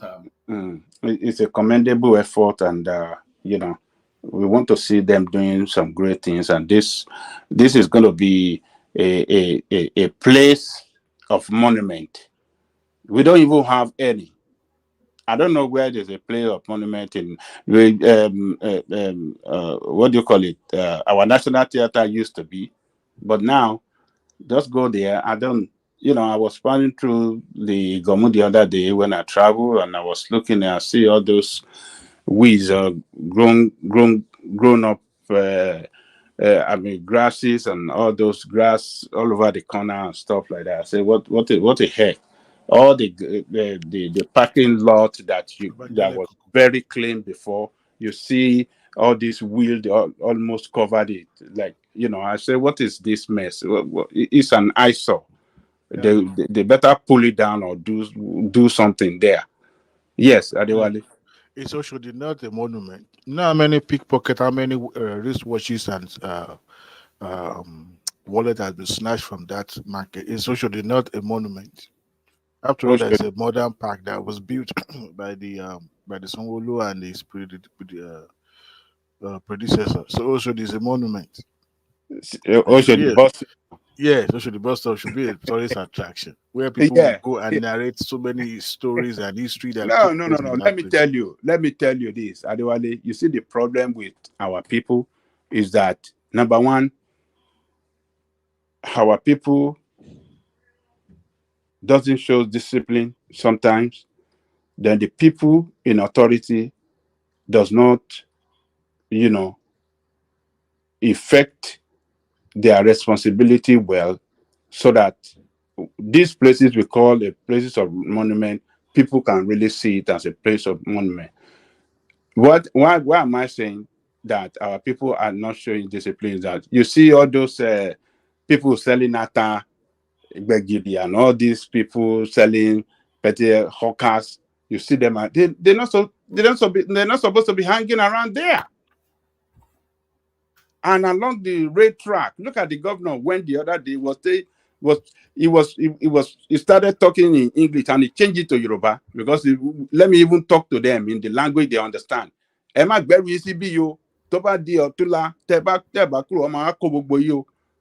guys will leave this place. If you don't leave, they will start arresting you people from next tomorrow. So government should be able to do their job for people to know that government doesn't want this. Government doesn't. This is where you can stay. Don't stay around here. Government officials should be able to do their job well and make that place, more reputable and a place of monument as because that guy, that Osho did something, is a wonderful place as well.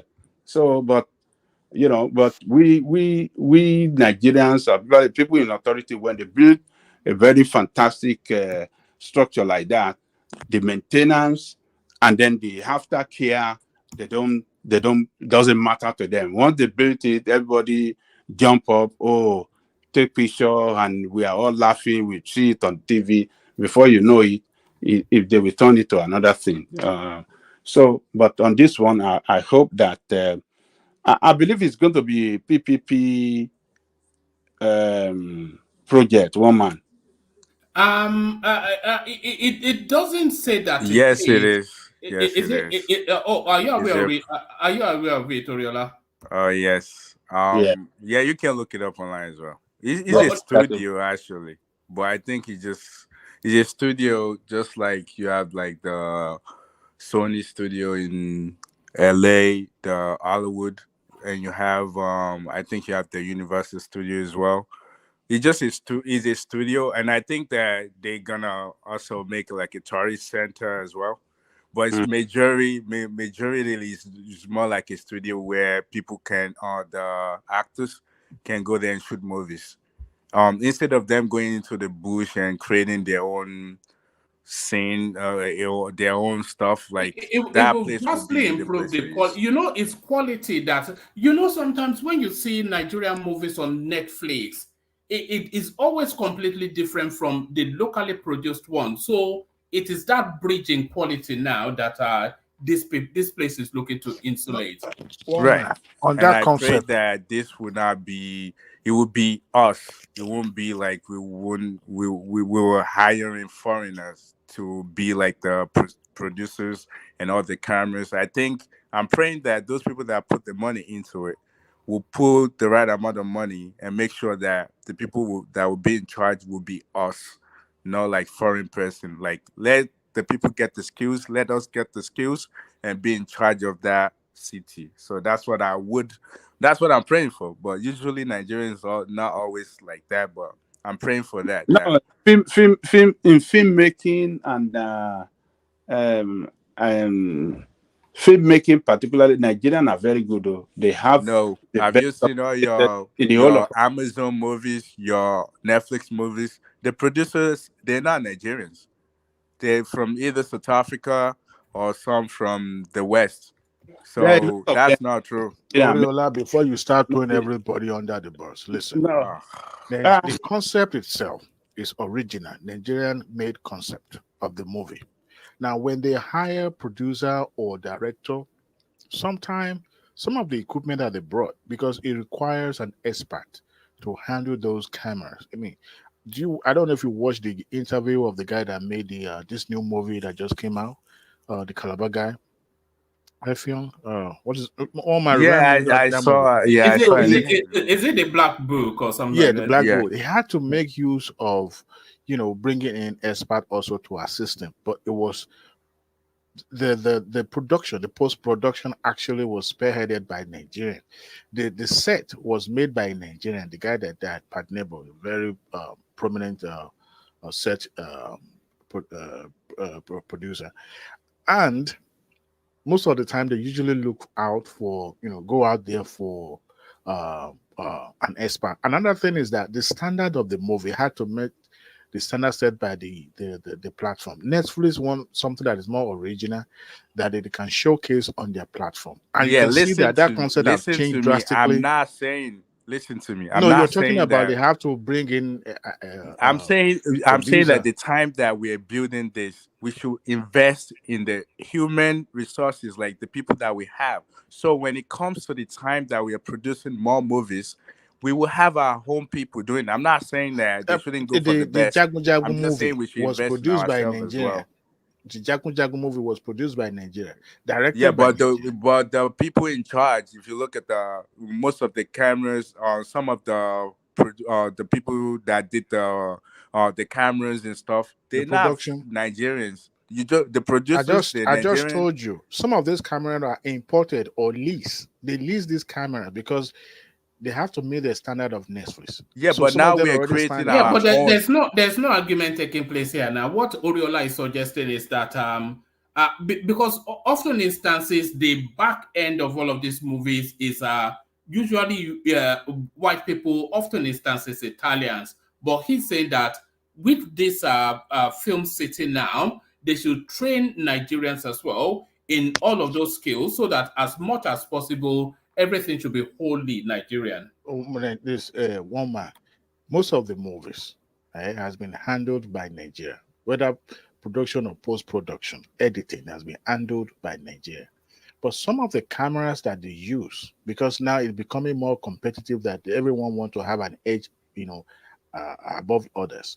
So some of the cameras that they have, probably maybe they don't have enough time to hire Nigerians to be trained, or they believe that it's more cheaper to bring in an expert that will operate the camera at a time frame for that production and then go. Now, the bigger issue is not even about the operating of camera, is the post-production. That is where they have, they needed a more creative mind. Because even though if you shoot multi-million dollars movie and you don't have the best of the creative post-production expert that could handle the editing and joining, your movie may come out as a flop. So that's why they are still utilizing that expertise outside. But vis-a-vis the production, the producer and everything is the backbone of any movie. And if the producer is not forthcoming, even the expert that is being brought to operate the camera will just be waste of energy, waste of resources and all that. But good job to Lagos State though. But 100 million is still a small chicken change. That's what I would call it. Because if you look at that industry, it's a multi-billion-dollar industry. But you see, Nigerians are skeptical of investing in that field. If you've noticed, I don't know if you've watched it. That labor is cheap in Nigeria. It's not even about the labor; it's about the acceptability. Do you think Nigerians are the ones going to build that place? And do you think I just told you Pat Nebo build the set? Hold on, I just told you Pat Nebo build the set of Black Book. We have the best of the best when it comes to creative mind in Nigeria. But some of the equipment that will be imported to set up the studios, perhaps they will need an expertise of those, the country that are importing those equipment. Wait, do you know that movie, majority was actually green set? It wasn't, majority is a green set. What is the percentage of the white people use for the production of that Black Book? What is the percentage?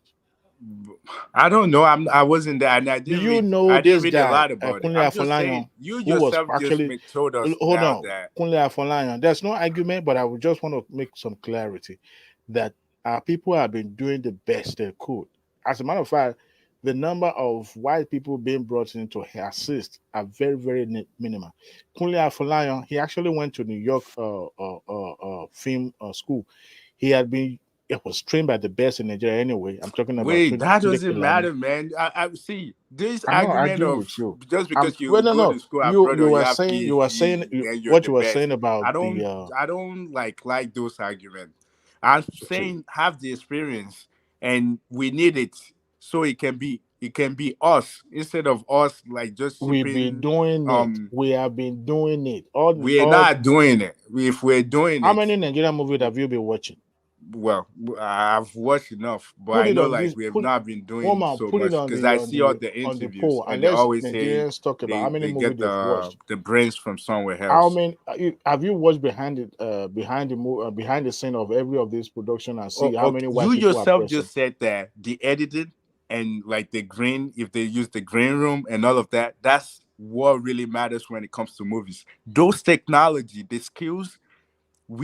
Most of us don't have those skills. I'm saying that part of what they should be doing now is invest in those. So we don't need to go hire people to do it for us. How do you know we don't have that skills? What?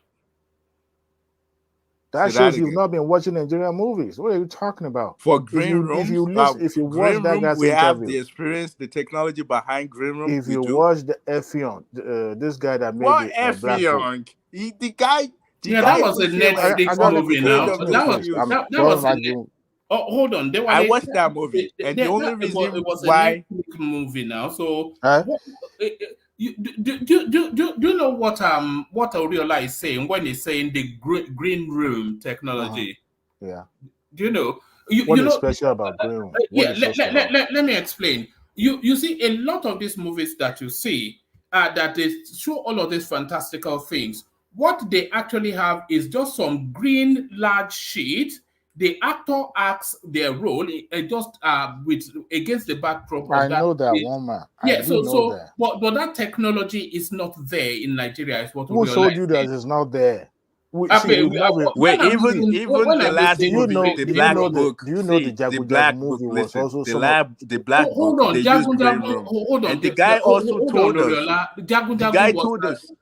The guy told us that for that, like if you look at the beginning of the movie where it looks like they're in, I'm not sure the part, but in large market in Nigeria, and they were asking him that, where do you have all those people around and stuff? He said no, that they use the green room technology, that they had to, that those things, it looks like a real, but it wasn't real. So that's telling you that they use, and he didn't have those, they don't have those technology in Nigeria. He asked people, he has to get those things for that movie to be, for that part to be done. That's what I'm saying. Like those things, if we invest in ourselves, learn it, we buy those technology. That's what we need. Even the Black Book was number one. Do you know that there's more movies? There's about 2 or 3 movies named Black Book. That's why I think it went number one all over, because people were just thinking, is this similar to the movie that I've seen before? I think that's the reason why. No, audience know the kind of movie they are. No, that's not true. No confusion. Listen, there's no 100%. Hold on, one man. Okay, go on. Okay. There's no 100% an indigenous production movie. Never.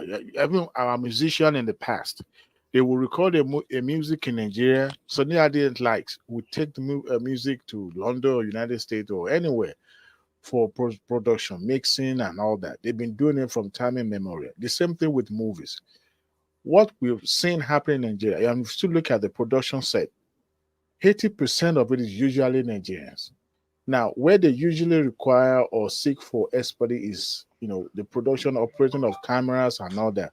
But lately, we'll be having our Nigerians people doing it, handling it, because some of the cameras have not been used, in Nigeria before, and you don't expect to have millions worth of camera being operated carelessly by Nigerians. So you need as a matter, sometimes the company that will lend you those cameras will also provide the operator. So that's why they do it in okay. Let me give you an example real quick. So look at the movies that Nigeria made like 10 or 20 years ago. Go to YouTube and watch them. They look like crap. But if you look at the Western movies that was made, like, do you remember the movies from the 80s, 70s, and you still can watch them. They look like new. But when you look at the movie that Nigeria just made like 5-10 years ago, watch them on YouTube today. You'll be like, what? They don't look clear. Those technology. See, I'm not saying that we don't have people that is doing stuff. I'm just saying that we should invest more in those technology, invest more in the human resources people that will be in charge of those. That even if we have to get some expertise from abroad, it will just be like 0.1 or 0.00 something. It won't be like majority of who that can make our movie better will be from abroad. I just want us to be in charge of a lot of things. That's what I'm saying. I'm not saying that we're not doing anything. I just want us to be in charge, like majority of it. Just like the train in Lagos now. It is built by China, but I want to see when they build the brown and the black, the people that will be in the forefront should be people like me, people that look exactly like me. That's what I'm saying. I'm not saying, oh, what we are doing is bad or no, I'm not blaming. No blame game here. I'm not blaming anyone. I'm just saying that I would like us in the future and sooner or later that we should be at the forefront of those things. Not being behind or people telling us they want to teach us. That's where I'm going with this movie thing. I want us to be at the forefront, invest in the human resources, invest in the technology. That's my point. Okay, I think one man want to say something. No, I just want to add that that space, you see all those Jagun, King of Boys, and all of these Netflix Nigerian movies. All the editing, all the perfection of it is done within that Netflix technology. So it's not anything Nigerian. And if you really want to know where the Nigerian movie industry is, you go and watch all these Igbo movies, Yoruba movies, and all of those movies. Anytime they attempt special effects on those movies, it's always rudimentary, it always looks amateurish, and it always looks silly. So this is what this film studio is looking to address. But back to Adele Koko. Yes, well, I believe movie are growing, they're developing, and they continue to improve. But so they have proved to the world that yes, they have arrived. So the building of this movie industry city, movie city, that will further encourage them to do better, because we are seeing government that the foresight, a vision that very futuristic, investing in this industry. This is going to be will serve as a big revenue industry.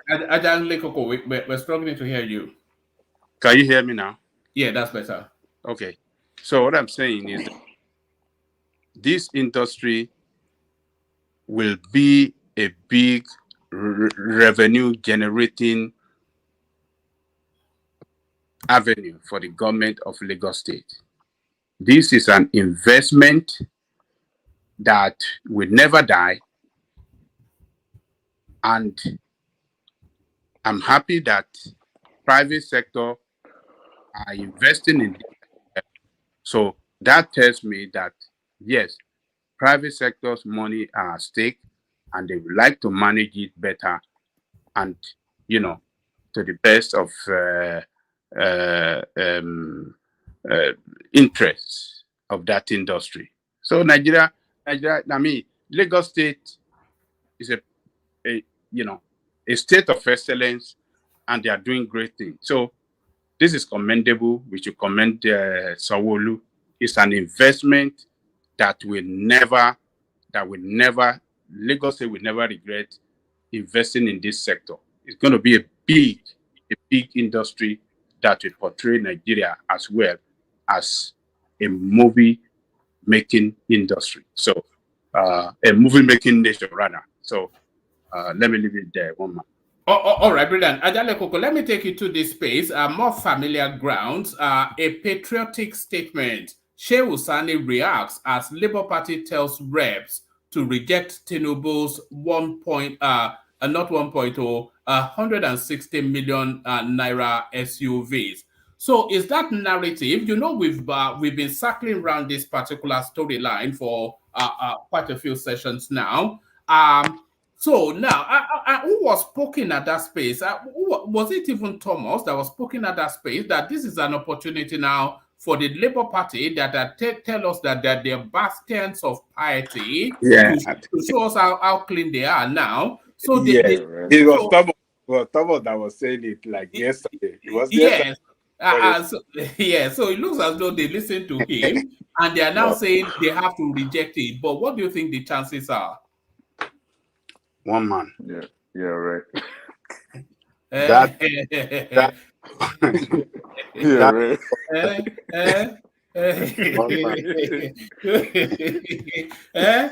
is a brand new Lamborghini, but no, keep it. Even a baby born today, when you put honey in the mouth, you will lick it. One man, wonders shall never end. Yes. This is another Gbajue. This is a Gbajue people, a Gbajue party. How can a man, the chairman of a party, who engages in forging paper, forging document that did not participate, forging document for a candidate of the party, a person that did not participate in the primary, and submitted it as the candidate of the party. He forged a letter from the person that participated that he withdrew, thereby nominating another person as the candidate of the party, forged stamp, forged everything, took money from these people that are representing the party, and now telling them, oh, the 160 million that government is giving them for official car to return the money. Where will that happen? It's just they're just seeking for media attention, grandstanding, nothing more, nothing less. Look, if he had wanted, if he's really serious, if this guy I really want to show that he's serious about what he is saying, what he should have done is to call them for press to call all the editors and the rep to gather together with him and some other leaders in front of the media, of the press, and then release that statement, and each one of their representatives will say it, will look at the camera and say to all Nigerians that we are not participating in this corruption. We are not going to be part of these thieves that are taking 160 million naira for official vehicle when Nigerians are languishing in poverty, when Nigerians are languishing in economic depression. This is what you should have done.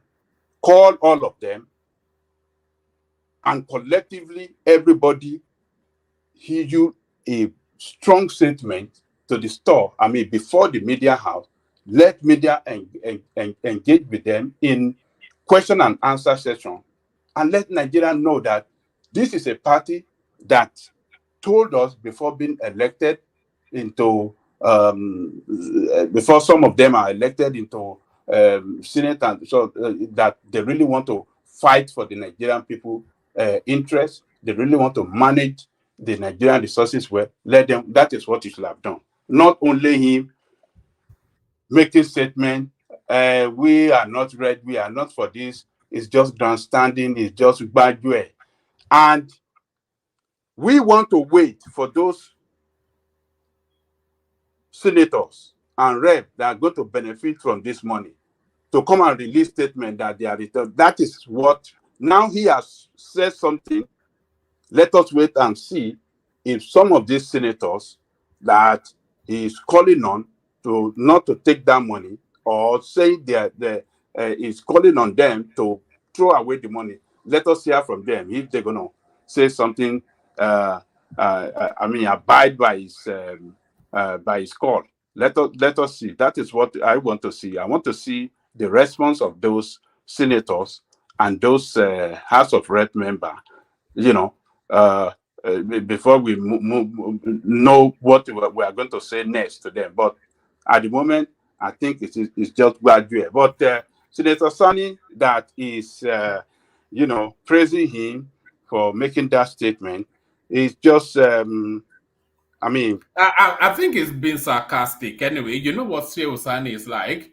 Who promised us that he was going to come, and then he turned back at the door.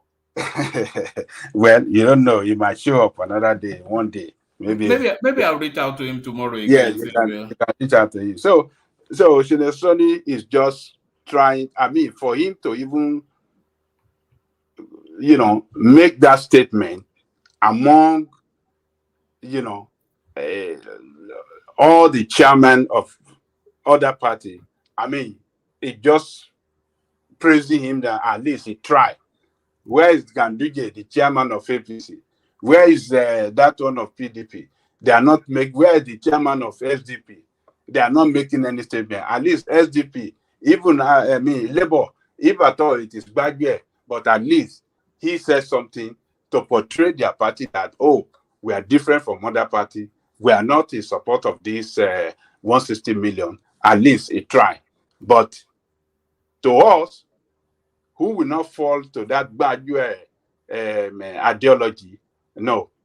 He should have called all of them together and let everybody make a specific statement to the media that, look, they are not taking this money. This is a fraud. We are not in the Senate to do this. And then Nigeria can take them serious that, yes, this is a party that are really ready to serve Nigerian people. So let me leave it there, woman. All right. There's something you were saying earlier that put me in mind of a clip that I saw earlier today. So I've gone to fetch it just so I can show you. So Ajale Koko, let me remove Juju's super chat. Thank you, Juju. So let me play it and then I'll play about just a minute or so of it, and then you can give me your reaction.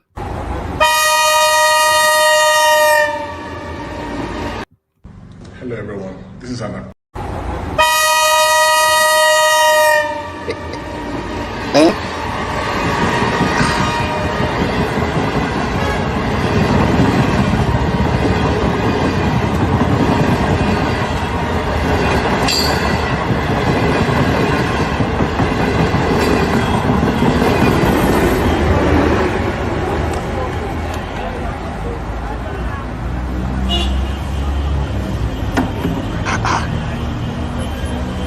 Ready, after everything. Look at it. First corner, everything. Look at it. And they just cleared the way. This was what Sanwo-Olu was warning them just the last time, wasn't it? When I say Nigerians are not suited to do good things, Nigerians are barbarians, and you just have to leave them. Petrol tanker will fall. We will be taking plastic to scoop it. And 2 years, 3 years back, we've had information. We saw on TV how people were burnt. Yet, if it happens tomorrow again, people will go. Be scooping petrol from tanker that has fallen on its side. Ayawiri. Yeah, but where's the institution that should be monitoring that should be taking care of that? Because I believe the police is the institution where they see people there, they say nothing. So we can't really blame people. The governor has been there to warn them. Do you need an institution to tell you not to turn the rail track into you need? Yes. If I'm driving, not to kill yourself. Do you have that institution in America?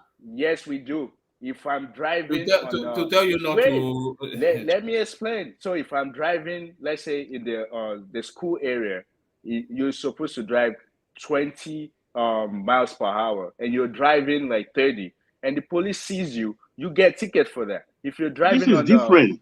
It's the same thing. It's the same thing. That's why we have institution. They should do their job. Just why would the governor need to come down and tell them what the institution that we hired, the Nigerian people pay for, they're not doing their job, and you're blaming people? They should find those people, take them, find them. If they find them today, they find them tomorrow. The next third day, they won't go back. Why are we like? I agree. Are they dumb, deaf, or blind? Can they see? No, that's people. We break laws. That's why we have those institutions in place. We break laws. I do it. You do it. I agree with you. I agree with you. We do it. Why are we blaming people for everything when we have institutions in place? They're not doing their job. Yes, government should do their job.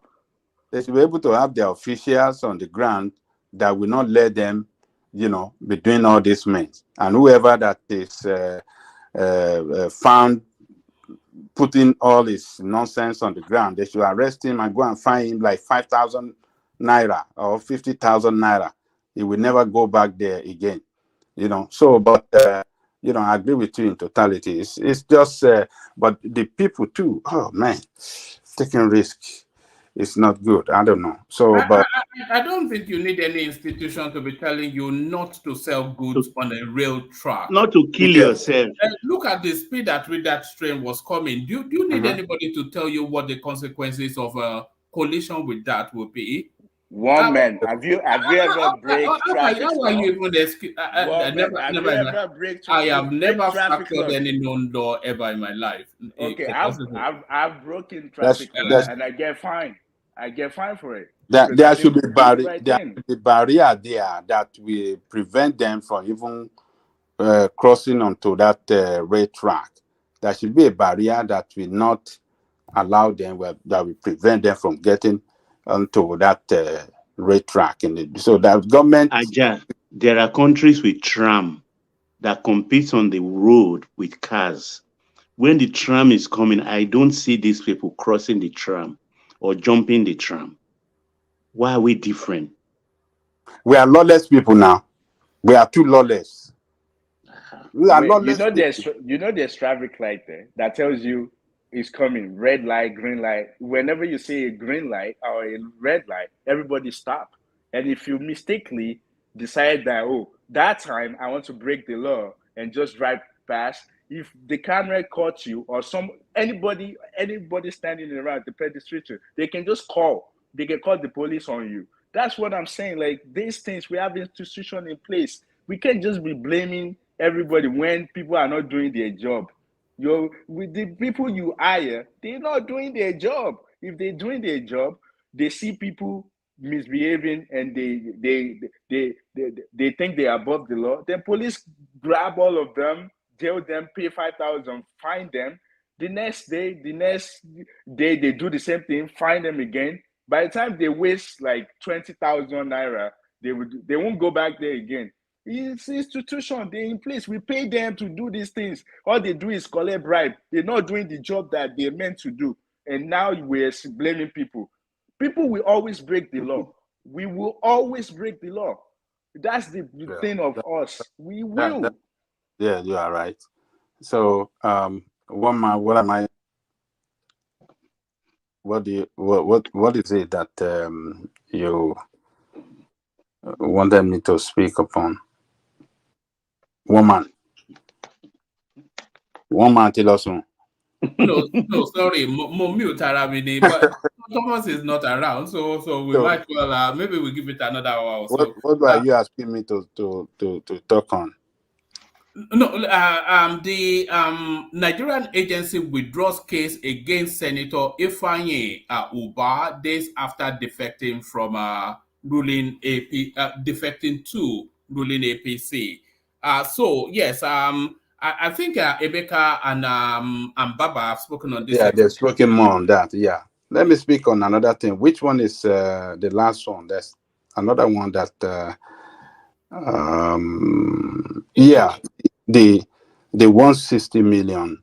Is it 160 million? What's that? Oh, no, you've spoken on that. That was the senator's money. Okay. There's another interesting one there. There's the President Tinubu dragged to ECOWAS over alleged certificate forgery, and then there is the naira hitting 980. Okay, yeah. Let me. Yeah. All right. Okay. Let me bring that one up. Yeah. President Tinubu, those one are just wasting their time. Yes. You want to sue the chairman of West Africa? Yes, so that he can then constitute a panel to probe himself. You know. Yeah, see, chairman that is whose country feed other country, give them aids and support them financially and everything. You know, those one are not serious. They are just dancing pandongo around the marketplace. You know, they are dancers. So that's another way of entertaining people. So let me forget about that. But let's talk about this naira at the rate of 900. Well, Ekene said that he has dropped down to 970, 990. I mean 795 or 784. He said. Well,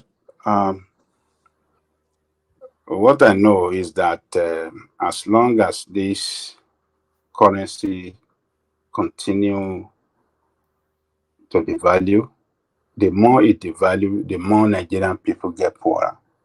It doesn't matter which, I mean, what's your status financially in the country. It doesn't matter which status you belong financially. The more it loses value, the more you are getting poorer. And what the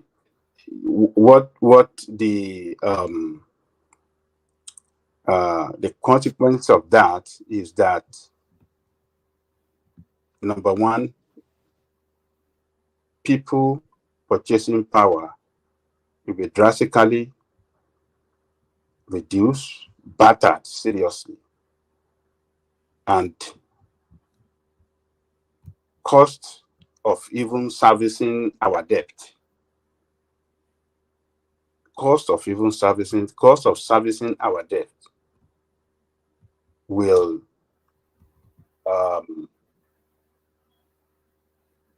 we pay more.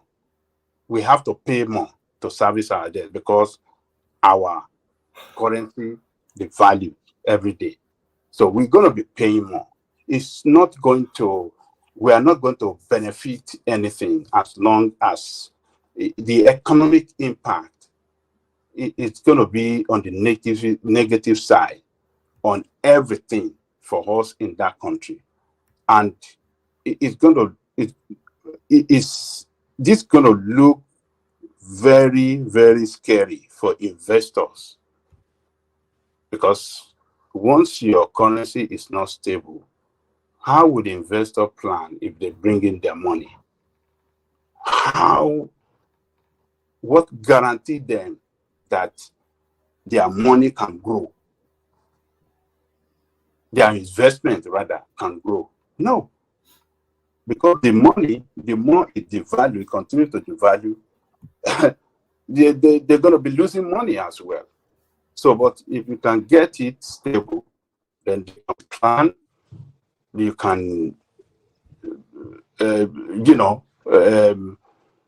know how you're going to place your investment, and on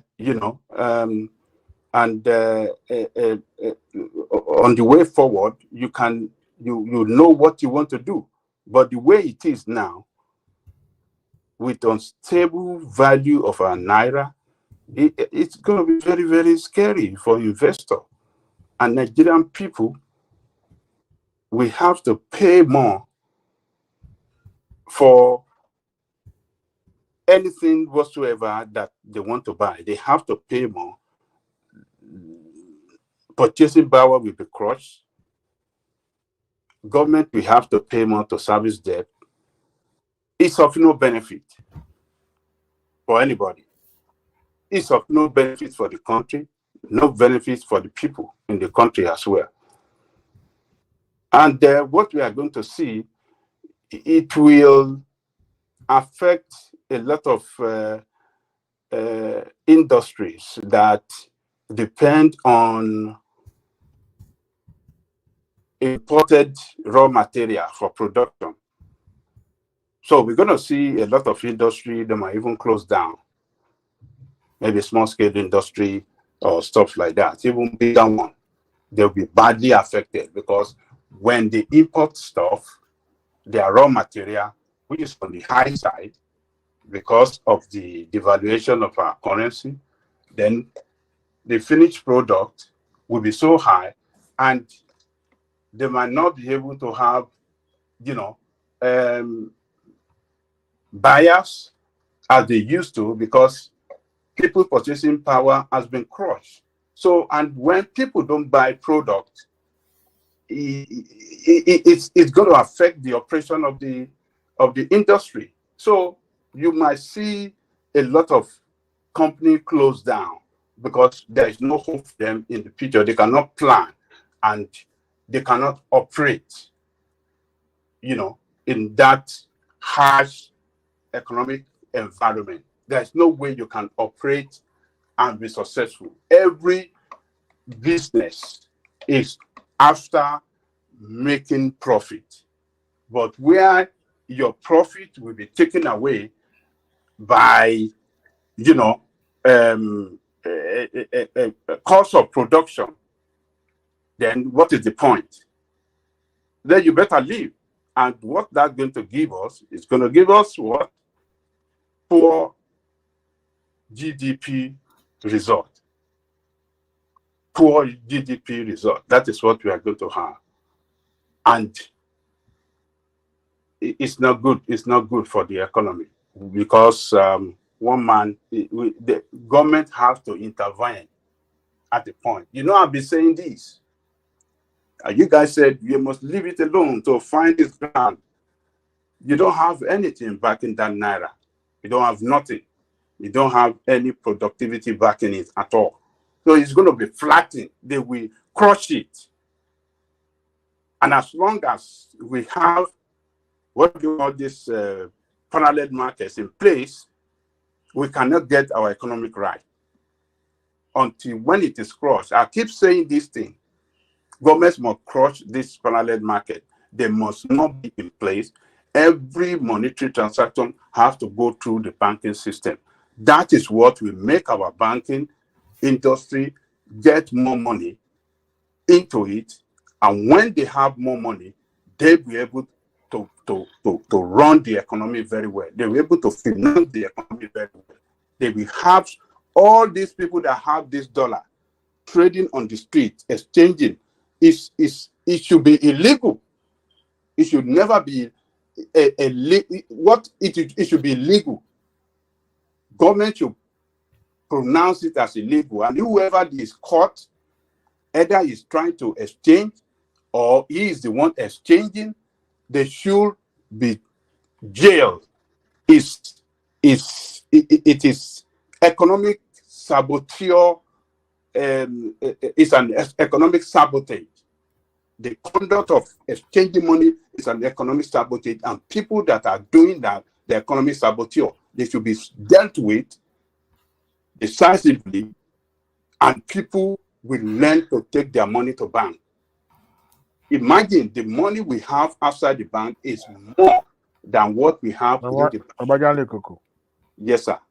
Is it advisable that if a federal government is going to either allow the financial institutions to absorb this periodic change or completely scrap it? Do you think it's politically advised, at least at the first time of Tinubu, knowing fully well that majority of the operators in this field are northerners? Do you think it's advisable? No, it should crush them. It should look. The economy is not doing good under him. This is the time for him to take a decisive decision to save Nigeria. If he fails, he will fail politically too. Look, if we get it right, forget about those something northern, don't forget about that. Because the people in the north will feel the presence of government in their life as well. Why should some people have so much dollars than the country? It's a total madness. No country can allow that to happen. These people have so much dollar in their hand, more than what Nigerian state have. It should not be tolerated. That means they are running economy on their own, and their own exchange rate is more attractive, is better than the government one. Why do you think people will go? They make more money. These people make millions of dollars every day, more than Nigerian state. And you said Nigeria to allow them because of election, or you want to crush them. It should crush them, so that everybody will know that it's serious, and let people see we want Nigeria economy, we want to get it back. We want to take it away from the hand of those saboteur, financial saboteur, economic saboteur, and we want it to function in the right way that will benefit all Nigerian people. You look, if they don't do that, they can't get it right. Look, we have lived before Babangida started this Buhari'S change. There wasn't this problem. Yet we have black market where people can, but it is not. You just see it just only in where this place in is it not? What's the name of this hotel near by Martin Street and Broadway? I can't remember this name of it. Is it? I can't remember the in the whole of Lagos. That's the only place where you can go, and if you have some that you just want to, it's just little something. I can't remember the name of that hotel. Maybe where is that? In Martin by Broad Street, and I can't remember the name of that hotel. Is it? It's in Lagos Island, right? Yeah, in Lagos Island. I can't remember. That was the only place. You can't see it anywhere. That is the only place you can stay. You pay illegally. You want to do illegal this thing. Yes. And everybody are always square. You are looking. You don't know whether police want to, so whether it is a policeman that is even pretending you want to exchange something, and they will grab you and throw you into their this thing. Yes. So until when Babangida started this Buhari'S change, that is when the game changed completely. And before you know it, it's spreading like a wildfire. One administration after administration, the currency started losing value to where we are today. In 1983, that Buhari took over government, Nigerian naira is 1 naira to $1, and 2 naira to £1 in 1983. How far there is that? I think that is like 30, is it not 30 years ago? 30 years ago. 83, 93, 2000. Yeah, that was 30 years ago.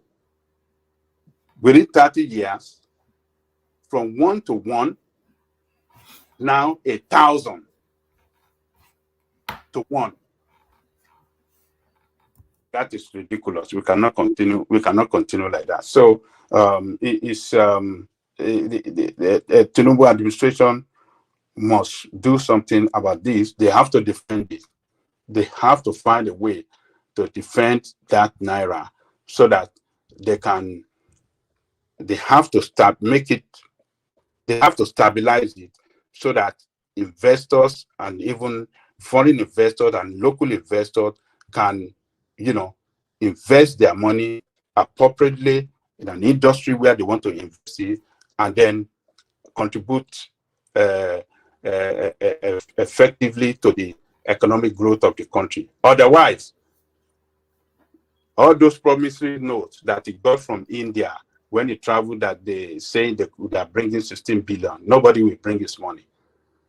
Nobody will bring his money to Nigeria the way it is. If Naira continue to fall like that, nobody will bring their money into that. Nobody will bring their investment into that country. It's not going to happen. And government should start to look inward. How all the industry within the economy, where the sector, all the sectors within the economy where they can invest and, support home production, home economic activity as well. That is another way out. So they have to cancel, they have to declare parallel market illegal, scrap, borrow the change, let everything go through the bank. That is when Nigeria will have the control of our economy. Otherwise, these people are the one that will control the economy. Your financial, monetary market or monetary system, they'll be controlling it, and your bank will continue to suffer, and the economy will continue to suffer. Let me leave it there, Woman. Thank you. All right, brilliant, excellent. Well put, Ajale Koko. So, well put. So, Ajale Koko, let's go on to Dewale, who is busy chasing babes in the comment section. So, Dewale, take a moment away from chasing babes and speak to us. You know my consistency very well, isn't it? Something must kill a man now. Look at that, I don't know whether everyone is real or Ed is real, but something. One man, no, what base what there, One man is an enabler. He's an enabler. Mean that I've done my video. I've FBI the profile. I've seen the person. I want to say, I think this is Sherma of Kulata, right? No, this is not Sherma. This is Juju from Kaizo's channel. I thought Kulata was already in Osun State. I don't know why Baba is still not sleeping by this time. No, yeah, I think this image is a beacon to people like Kulata. You heard about Sherma, he woke up like, what did he talk again? About Kulata. Anyway, I'll be in and out of the session today, but that's good. What is the main topic, self? You know, I started it off as a speak easy sort of session, you know, because I was just speaking to Emeka off before we came on that, look, there's nothing in the news. What are we going to talk about? He said, just open the thing up and then we just chat. Except that Tinubu is still waking up in Aso Rock, isn't it? Yeah, well, Tinubu will wake up in Aso Rock for 8 years. We know that. We know that. And then they will hand over to Kashim Shettima, who will change the duvet. You know, one thing is this. I hope one day, even the let me thank Adeyemi Badejo. Yes, it's Bristol Hotel. Yeah, Bristol Hotel. Okay. Yeah, Bristol Hotel. I didn't see it now. Where did you get that? Is it? It's in the chat. He put that in the chat. Yeah, it's Bristol Hotel. I'll just the chat now. Adeyemi Badejo. Yes. Right. Your Bristol. Okay. That was the only place that you can exchange money illegally, and you'll be watching, because you don't know. Because that time, police are among them. They're looking for people to arrest that are engaging in that. So you have to be very careful, and once you get it done, then you can just go. Just only there, in the whole of Lagos, in the whole of the West that I know. I don't know other places where they exchange money. But since Babangida brought all this corrupt IMF nonsense and Buhari change, that was when our currency started to die. Our Facebook guy, that day, I mean, he follows us regularly on Facebook. Yeah, okay, I see. Okay, yeah. That was when we started this.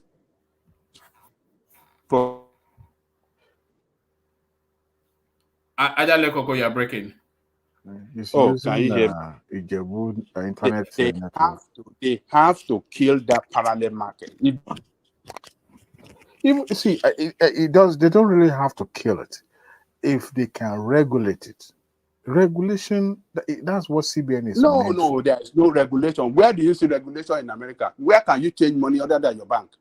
No, it is. Well, apart from the fact that the Constitution, can you change your money other than the bank in US? No, zero.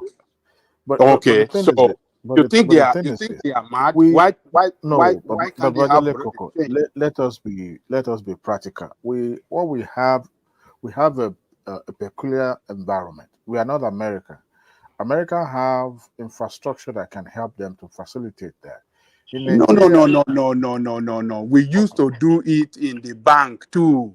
But as at the time you were talking about, the banking started spreading in the 90s. It's a corrupt look. Babangida, that guy was a Babala corruption. So it's like Babangida created an institutionalized corrupt system. That is what he did. And since then, Nigerians, he understood. Would you agree with me that there are some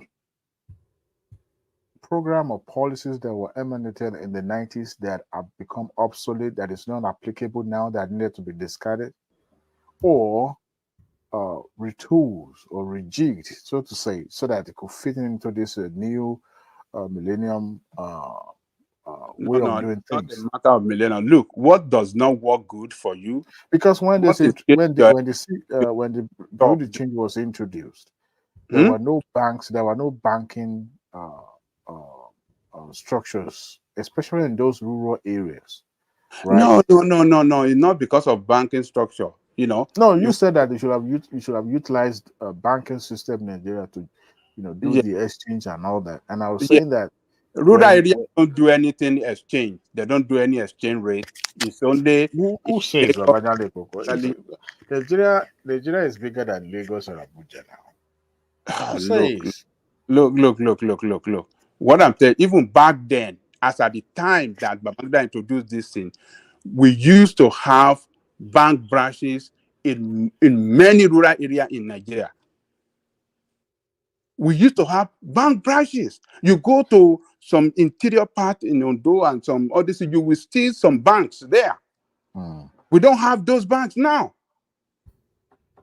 We used to have banks in many rural areas. in Nigeria. If you travel all the Western states, you see banks there. Look, it created them to open an avenue for corruption, thinking that he will be there forever. How can I buy this? How can I buy Sorry, I just saw something on the Twitter. Rufai of Sleep TV posted something just now. He said it is abhorrent to use someone's health condition to play politics. May God forgive us all. So people are now. Is it that Mr. Ibu Space that is speaking? I want to believe so. So people are now saying, are you experiencing an epiphany? Did you use the you guys? Is that not what they used against Tinubu Tinubu used to play politics during campaign? The other one said, was it not used against Tinubu during the election? And that's how they posting the video clips of when you remember that woman and they shake the woman that looks like a panhandler, the one that said Tinubu couldn't leave a cup of tea. You know, they used that video clips but traced their attack against it. I can't help but started laughing. The past has a way of catching up with people anyway. So Babajide, go ahead, please. No, I yield the floor for you. But what I was is that okay. By the way, that's true. It is my turn, isn't it? Yeah, it's your turn now. Yeah, it's your turn. When that Rufai Oseni is on limited time. His time is nearly up. Nah, I think it's acting nasty now. It's acting too nasty. I mean, you see the way he mocked Senator Habot. All of them mocked that young man today on their show, as if he has been stripped of power and he's powerless, and they were just saying go to court, go to. The guy looks weird. It's a weird looking little man, isn't he? Well, that is how you know people that. I thought they only put good looking people on television, not in Nigeria. We need to find a wife. We need to find a wife. We want to find. Well, will you encourage any female you know to marry somebody? Maybe it's a family of Bobrisky. Who knows? And you know, there's an element of Bobrisky to him. You know, just visually. But yeah, Adewale, ìjọ kan tó bá jáde láti inú closet 11 months. When the way skate, we will now begin to okay, there you go. I saw not there. You know, we've been thinking about it. Maybe not. You see, short people, I think it's very unfair for them to put it, because the way they sit them in that space, I think it's very unfair for them to put him next to Oje Okwe, who is a stunningly beautiful woman, and then you look to your left and then you see this gimp, next to her, like well, I won't comment on their physical look, but the thing is that what I found really deplorable is the fact that I'm yet to understand that show, whether it's actually a journalistic show or a syndicated show, or I don't know what I would term it, because in America we have opinionated shows where people are there to scheme and, you know. It's a news review show, isn't it? And if it is a news review show, that means it has to be authentic. It has to be strictly professional. It doesn't have to deviate and becoming more like a tabloid sort of show. You know, to some extent, sometimes maybe I'm the one reading it that way. It has not really showed that it was more of a news show to me. You know, when you are injecting your opinion, and I like the angle sometimes Abati come across, because he's trying to table everything up, but of course at the end of it all, he's still going to buttress his point by injecting those self-biased opinion into it and all that, and trying to play to the gallery so that it won't look like Agbaya at the end of the day.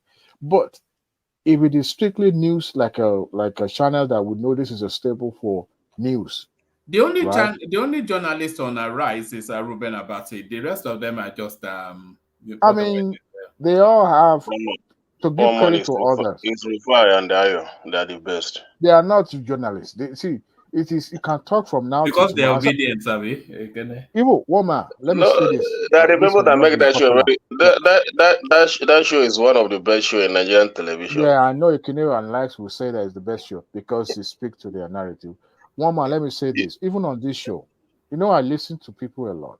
on this show, some of our contributors that feature regularly on this show, some people just like to listen to their own voice. They don't care what they're saying. They hardly think before they say things from their mouth. This may not sound really, really, nice, but that is what I feel. That's what I perceive. And on Arise TV too, they say things the way they feel it, but not necessarily think through it. And that is exactly what I'm saying from them. A journalist will think deeply before they ask questions. And the question that they will ask will be germane to the crux of the matter or the main topic, not just dancing around and trying to make that person sound dumb or that person sound clueless. They mocked Minister of Women Affairs on their show yesterday. They mocked what else? They mocked Senator Abbo today, and I see that as, if you don't have anything against, I've not seen them mocking anybody from Obidient angle. Never. It has never happened. It has never happened. It's aggressively partisan. That of course, except somebody is naive or can't see through their nose. I can see through, even on the TVC before the likes of this guy that looks like head look like mine. What is his name? Otitoju. Before he was kind of like dancing around, but now he's even fully blown open. I could see this partisanship. I can see where he's. Babatunde has always been partisan. No, initially it was kind of like soft pedaling, like starting to sound like the kind of old journalist that we used to know. But nowadays he's not different from the likes of Rufai. I mean, they sit down on that round table and start discussing other people, but not really discussing the issue. I've seen them mocking others as well. That is how low our journalists that we hold in high esteem could go. But I'm not saying, hey, you stay where your bread is buttered. That's fine with me.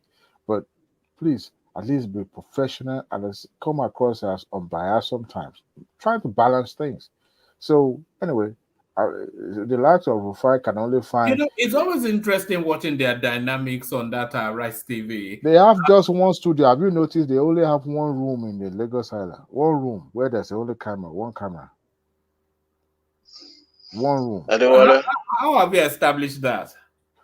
Look at if you look at the background, that's how you know. How can the background? No, that's a green screen. That's what Auriola was. That's not green screen. Oh, that's a green screen. No, go to Rufai's Twitter page now and try to look through some of the videos and picture that they took in the studio. You will see that it's not green screen. It's a real screen. It's a live feed screen. Actually, it's a live screen. Actually, not green screen at all. They only have one dingy room that they use for studio in Lagos Island. The same thing with Abuja. Adewale. Mr. Adewale. Go ahead. Can I go ahead?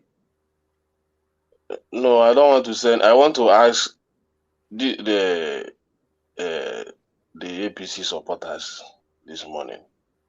I want to understand the economic policy of this government.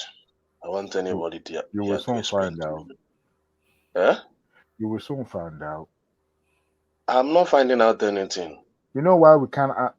I can't answer you because, of course, now it seems I'm supporting Tinubu. You know why I cannot answer you that, Ekene? Here is a president that has not furnished the National Assembly of any budgeting plan. So what he has on ground is what he's working with. Now, maybe next year, when he tabled his own economic plan, we'll see where he's going to pump money into and where he's going to focus in developing. What we have now is a recurrent issue that he's trying to salvage. Number one, we have an economy that is draining, just like a basket. People like you cannot import. You can't do business. And if you try, it's going to be at a cost. And guess who will bear that cost? Your customer. So he's trying to at least salvage what is on ground. What is it trying to do? Diverting money, because the money that would have been spent on subsidy, that would have gone to the private pocket, is going to be used for something else. But with the removal of subsidy, I will not supposed to have enough money to cushion this You've economy, forgotten because that the even previous when administration. even when there is subsidy, things are still, because the way dollar is rising, Ekene, in this government, I don't even understand. It's Ekene, almost every hour. Ekene. It's going to be like that. Dollar, You forgot, as I'm talking to you, dollar is 1,200 though. of course, it's going to be fluctuating. Now, have you forgotten that we have debt on ground already? How are we going to service those debts? So the money that has been realized from that's supposed to have gone for subsidy in the past, part of it is the one that went to the state for palliatives. 1, 2, you have to service your debt as well, right? So all these has to be taken care of. So it's just like someone who has been jobless for for a very long time, and here you are, you found a little job. Now all the debt that you have on ground, won't you pay it off, or you're going to start building houses and buying cars immediately? At least you have to. Are they not buying the cars? No. I'm just using that as an analogy. I'm not just saying that. Of course, Are you will they still not buying the cars? listen. You see, like I said, when you have a new parliament, okay, democracy costs money. It's not a joke. Except if you want to start apply strict policies that would kind of like limit or reduce expenses when it comes to overhead costs for taking care of our lawmakers. Even in America, they monetize things, but what they've done is perhaps even at the government, lower government or state government level, they've partnered with some vendors that will supply, let's say, office materials and also subsidize the transportation. Current president of America, when he was a senator, he was taking a train to his hometown every day. He has to be home. His wife was also a college professor teaching. It was when his husband becomes president that she stopped teaching. I'm talking about the first lady of America. Even when her husband was a vice president, he was still teaching at the community college. So what I'm saying is that they've monetized in such a way that those things have been, standardized in such a way that even the money that's supposed to have used to buy a car, because sometimes when you have a new members of parliament, I call them parliament, but lawmakers, they are entitled to some, what do you call it? Something like this expenses that we're talking about. But you see, but Adewale, you see, let me help you. Let me sell it because I don't have much battery. I don't have much battery. I come here because of this thing. The country is almost down. I couldn't come in early because I don't have light, so I don't have much battery. So you see, as far as this government or any other government continue to live above, as they are living above our income in this government. Anybody that is arguing here that cutting costs of the government, all those things are not the issue to our problem is deceiving himself. Economy doesn't require too much program organizing, all this and all that. Economy is all about practical. It even happen in your own personal life. There is no way you live above your income and expect to survive. Nigeria is living above their income. It will not survive in that manner. The servicing of our governors, of our senators, of our president, or the allowances, all that and all that, is very, very way high compared to other countries. Even this vehicle they are talking about, nobody is saying that you will not buy them vehicles. But what happened to the local production where you can get it more cheaper? You save the dollar, all that and all that. That is the question. And I thank God that the Labour Party chairman, Julius Abule, has come out to make the position of the Labour Party known. That any senator from the Labour Party that collect that vehicle should, or want to collect it should think twice. He's playing to the gallery. You see, let me tell you this. There is nothing playing to the gallery. You see those members of House of Representatives, National Assembly, they will not return that car. Even if they don't return it, the Labour Party has made their position known. The chairman of the party has made their position, and we are monitoring them. The money that was given to them when Akpabio was saying things, money has been. But it's a meaningless statement if it's not action. Now, what do you mean? Even if they don't return it, the Labour Party has made this position known. The point is this: the Labour Party, in general, have their own policy. It's to rebuild the nation. So whenever we see things wrong, we speak it out. It's left for the lawmakers to react. If they don't want to react, we are waiting for them.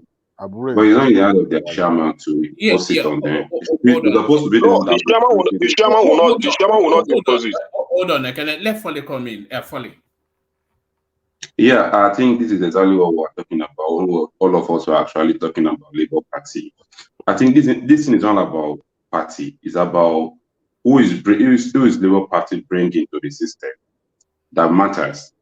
I'm not seeing any chairman forcing anybody that really wants to do something good not to collect that card. They should be the one that will stand on their own feet at that house before they even share the money, before they even buy the card. At least by now, we're supposed to be hearing their voices speaking against the system. But most of them, when they were calling Labour Party, they are not actually calling Labour Party to come and develop the country. They were coming because they actually see an opportunity, a loophole, where they think they can channel their own agenda to become somebody and begin to do the same thing that the same people we are all condemning doing. So they are not actually there for us. And this is why we will always come here and tell people that until the real people that really want to develop this country come together and push these people out. These people are just jokers. I don't know. When we are talking about this thing in February, is it not February? May, we told these people when this subsidy was removed that Nigerians are the one driving this economy. We are the one driving the economy. We are the one going out to do things. But today, none of us is going out anymore. Because if you go out, you can't make it. You cannot even get what you are spending. So people are just calm. They are not active. They are not doing anything they're supposed to be doing. That's why you see our dollar rising every day. Because we are the one driving the economy. And the system is not even allowing us to do that. And people don't know all these things. They think when anybody is bringing a policy, we tell them, this policy, I'm not here to castigate any government, but I'm only telling you guys what we've discussed here in the past. That this thing will destroy us more. This man made dollar at 600 naira. Today is at 1,122. As I'm talking to you, I just checked. So what are we doing? Who are we deceiving? And the thing is getting more tough. And some people are sharing cash, and nobody is there to tell them that this is not what we're bargaining. And you are telling me that it's one chairman of the Labour Party that will now instruct them to come. That means they are not even the man of their own thoughts. If somebody is the one forcing them to do this, so they are not even the man of their own thoughts. That means we make a mistake by giving them that chance. So next time when people are talking about how to rebuild their country, you should know where to put your channel, to channel your energy to, so that you can see people that can actually do what you want them to do. Thank you. Are you the mind? Foley, you stay in Nigeria, Abi? Yeah. Nigeria. Yes, in Nigeria. So what's the solution to this? I continue to say, what is the solution to this problem? I'm not saying that everybody in the Labour, I know that most of them will not reject it. Again, but it's good that before Foley answer that question, okay? Yeah. Let me say this. You can only live a fake life for a while. You see how the reason why the dollar was at a steady state before Tinubu took over was because government was subsidizing it.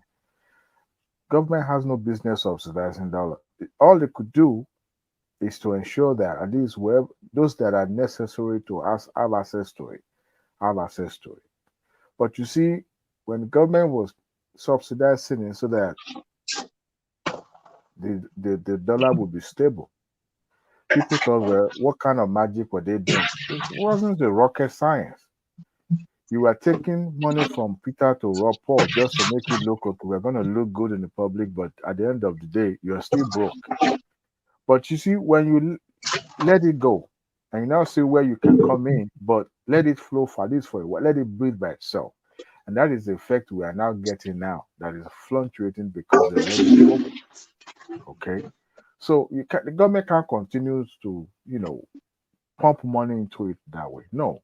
First and foremost, they are going to have, a regulatory measure in place. I believe so.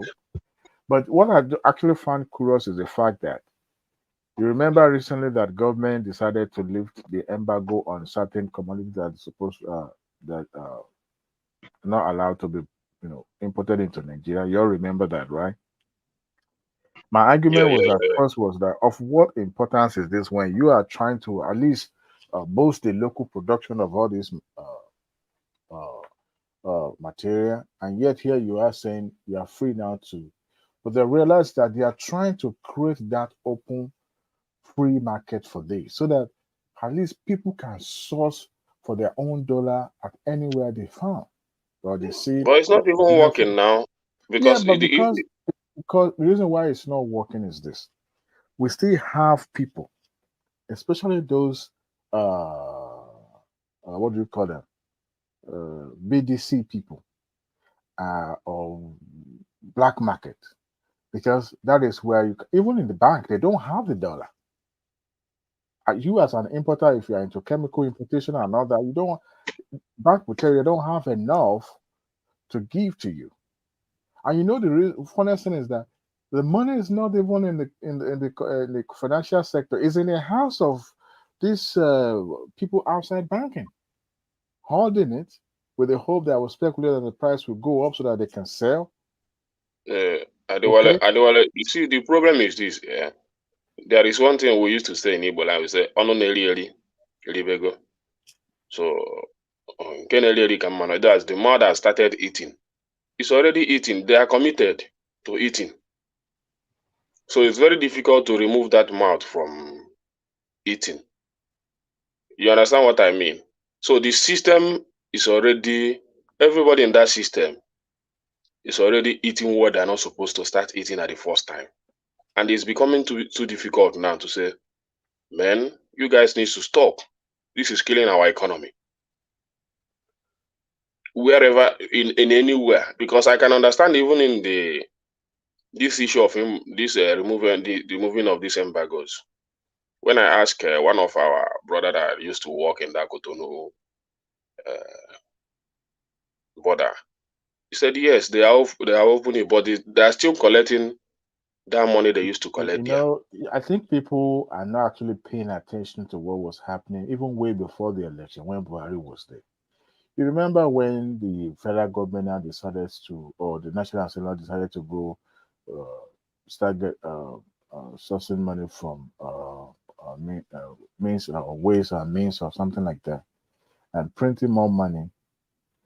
That was when I knew that we are dead broke. We are just trying to pad it and make it look good. And economists have said it several times, even on televisions and every avenue that you can find, that the hard way ahead, if government make do with this subsidy removal, number one, and also coupled with hyperinflation that we have on ground, or let's say inflation, not hyper at that time, and with the low production that we have, that is going to be super hard.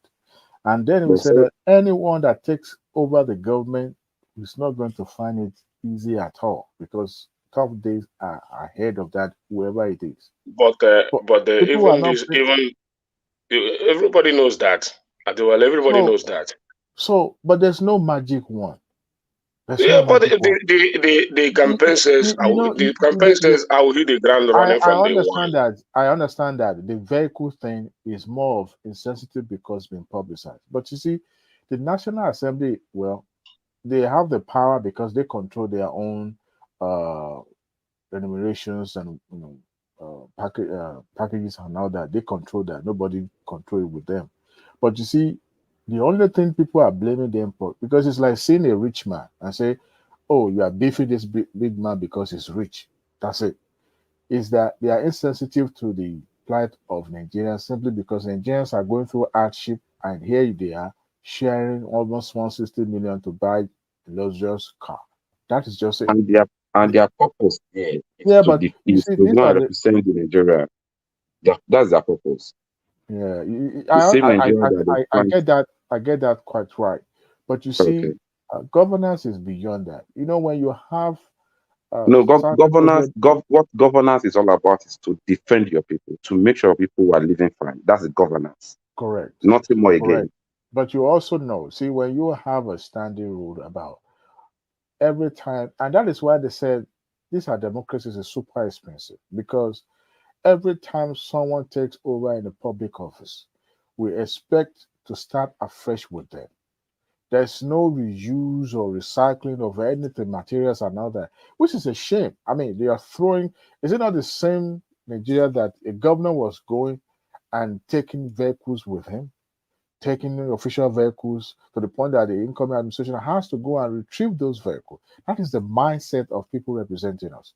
So it's because it has become tradition that whenever somebody, even the cook, the cleaner, would not mind taking computer, taking car, driving car home from government house because we don't have policy in place that will guide against those. And even the incoming administration will say, you know what, they don't want this, they want a brand new, as if it's like more But of but but a right. I'm still wondering why we're always here to defend the atrocity of these people. Because Well, there is nothing in the governor house that you are talking about that they have a record, a file for. So if I'm a governor and I'm coming in with good acts and I got there and I asked for, I think I should, my priority is to ask for all those things in place before I came. And if I didn't find any one of them, I should be able to question or query anybody in that position to bring them back. We are talking about leadership here. We are not well, saying that these people, you know, anybody they want to fraud anybody around them. But it's you as a leader that you will not allow that to happen. So we're talking about this thing here. We're talking about leadership failure here. but fully, when you are, if you are elected as a governor, right? Okay. Your resumption day, you're not going to start asking about where is the furniture, where's computer. Your aides, people that go ahead. Adewale, you're a fine gentleman like Adewale. Let's leave these people. You see, there is nothing good to talk about them. There is nothing good to talk about them. I've come to conclusion that Nigeria is not working. It's a fact. Let's go back to the drawing board. Let the brilliant youth of this country come together and know how to fight and remove these people. Why that would be? I know are the brilliant people you are talking about. These same people, these same brilliant people. Even this time, Adiwale have to be among. But I don't know why I don't know what he's doing. He's not, instead of him to be charging our morale, he's giving these people some backbone. No, because I understand what it takes to be in a no, Adewale, there is Adewale, you cannot tell me you understand. If you understand, it means that you want these people to continue to impoverish the poor masses of Adewale. Let me tell you. Had any public office before, right? You and I have never been in the public office before. And it's not a rocket science. It's not Adewale, I'm ready. You see, see, let me tell you. Well, we are ready to fight. We are ready to fight the right fight too. I'm not talking about destroying the country. I'm ready to fight the right fight. You guys you understand what I mean? When Apabio, when they were going on recess before they came back shortly after the confirmation of the ministry. Where they were sharing their money. And but you see, and he said it at our live television. Well, it was a hot mic then that prayers will be deposited in the bank account. But you see, after that time, when he said that,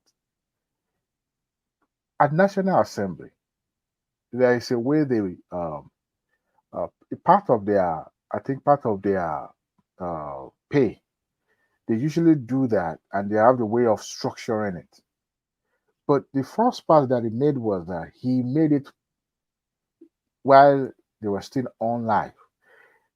And it was so insensitive because Nigerians felt, why would they be sharing money where they are going hungry? But they themselves, there's a structure, there's a way that it's not as if they just wake up and say, today we are going to be sharing 2 million. No.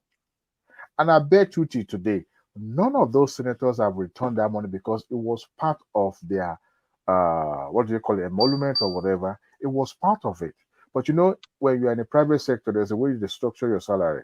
They will pay. I don't know if you guys have worked in the banking before.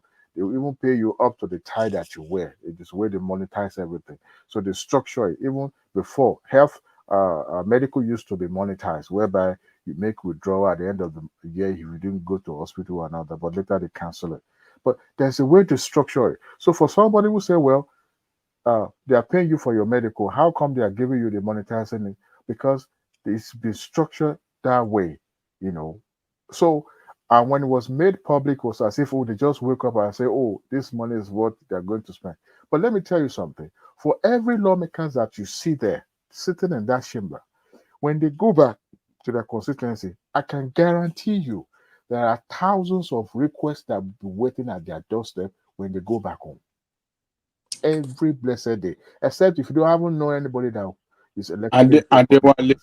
Adewale, are you telling us that you support? Not that I support, I'm just analyzing some of the things that goes into this so that it will look as if, oh, these people are just behaving the way. I have somebody personally as a family member who was elected to the House of Assembly at the state level. He had to relocate practically to Ado-Ekiti because of the request that he was getting every blessed day.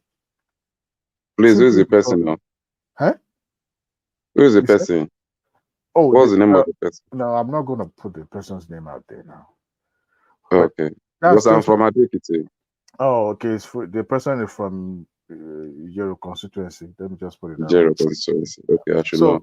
It had to move because of what it was subjected to. It was as if, you know, is it not just at the state level? What if it was to be National Assembly? That person would be requesting to buy a car. A local government chairman, I could remember very well, there was a project that was being brought forward in my hometown. And in that project, they were apportioning, what do you call it? Certain things that each individual will undertake. So you as a prominent son and daughters of the town, this is what they want you to help them. You choose among what, you know, give you options of what you can do. A local government chairman that happens to have come from that hometown, they gave him 2 options. And those 2 options were, I'll tell you, they were not easy options. But I look at this man, how much is this local government chairman's salary is, right? Compared to the humongous project that was handed over to him. No, Adewale. Right? No, I'm just trying to give you an example. No. All this thing you're talking about is a fact on ground here. Okay. We know the people put the prayer on them as well. But because they themselves are very greedy, okay? If I'm a politician today, I won't give you a damn. I can bet it with you. But I will give you a message. I'll be giving you a message of hope. Okay? And if I give you that message of hope, in today's politics, and you find it want in me that okay, you elect me, I can bet with you, without giving you 5 naira, you will enjoy my being leading you. You will enjoy it. Okay? But that's not the reality. When me myself, even when me myself were coming, and I'm borrowing money to do campaign, buying them bread, buying them sorts of things that will not even last for them. Okay? I'm encouraging them to continue asking me that. But when you prepare their mind for what the politics and democracy is all about, and it's not about all this money, okay? From the beginning, they will know you with what you stand for, okay? But because you are not even yourself, you are just trying to deceive them, give them dirty pest. So when you get there, you go and make the biggest money. That's why you are enticing them from the beginning, okay? And this is where we're supposed to have our conversation. This is where people like you need to set them.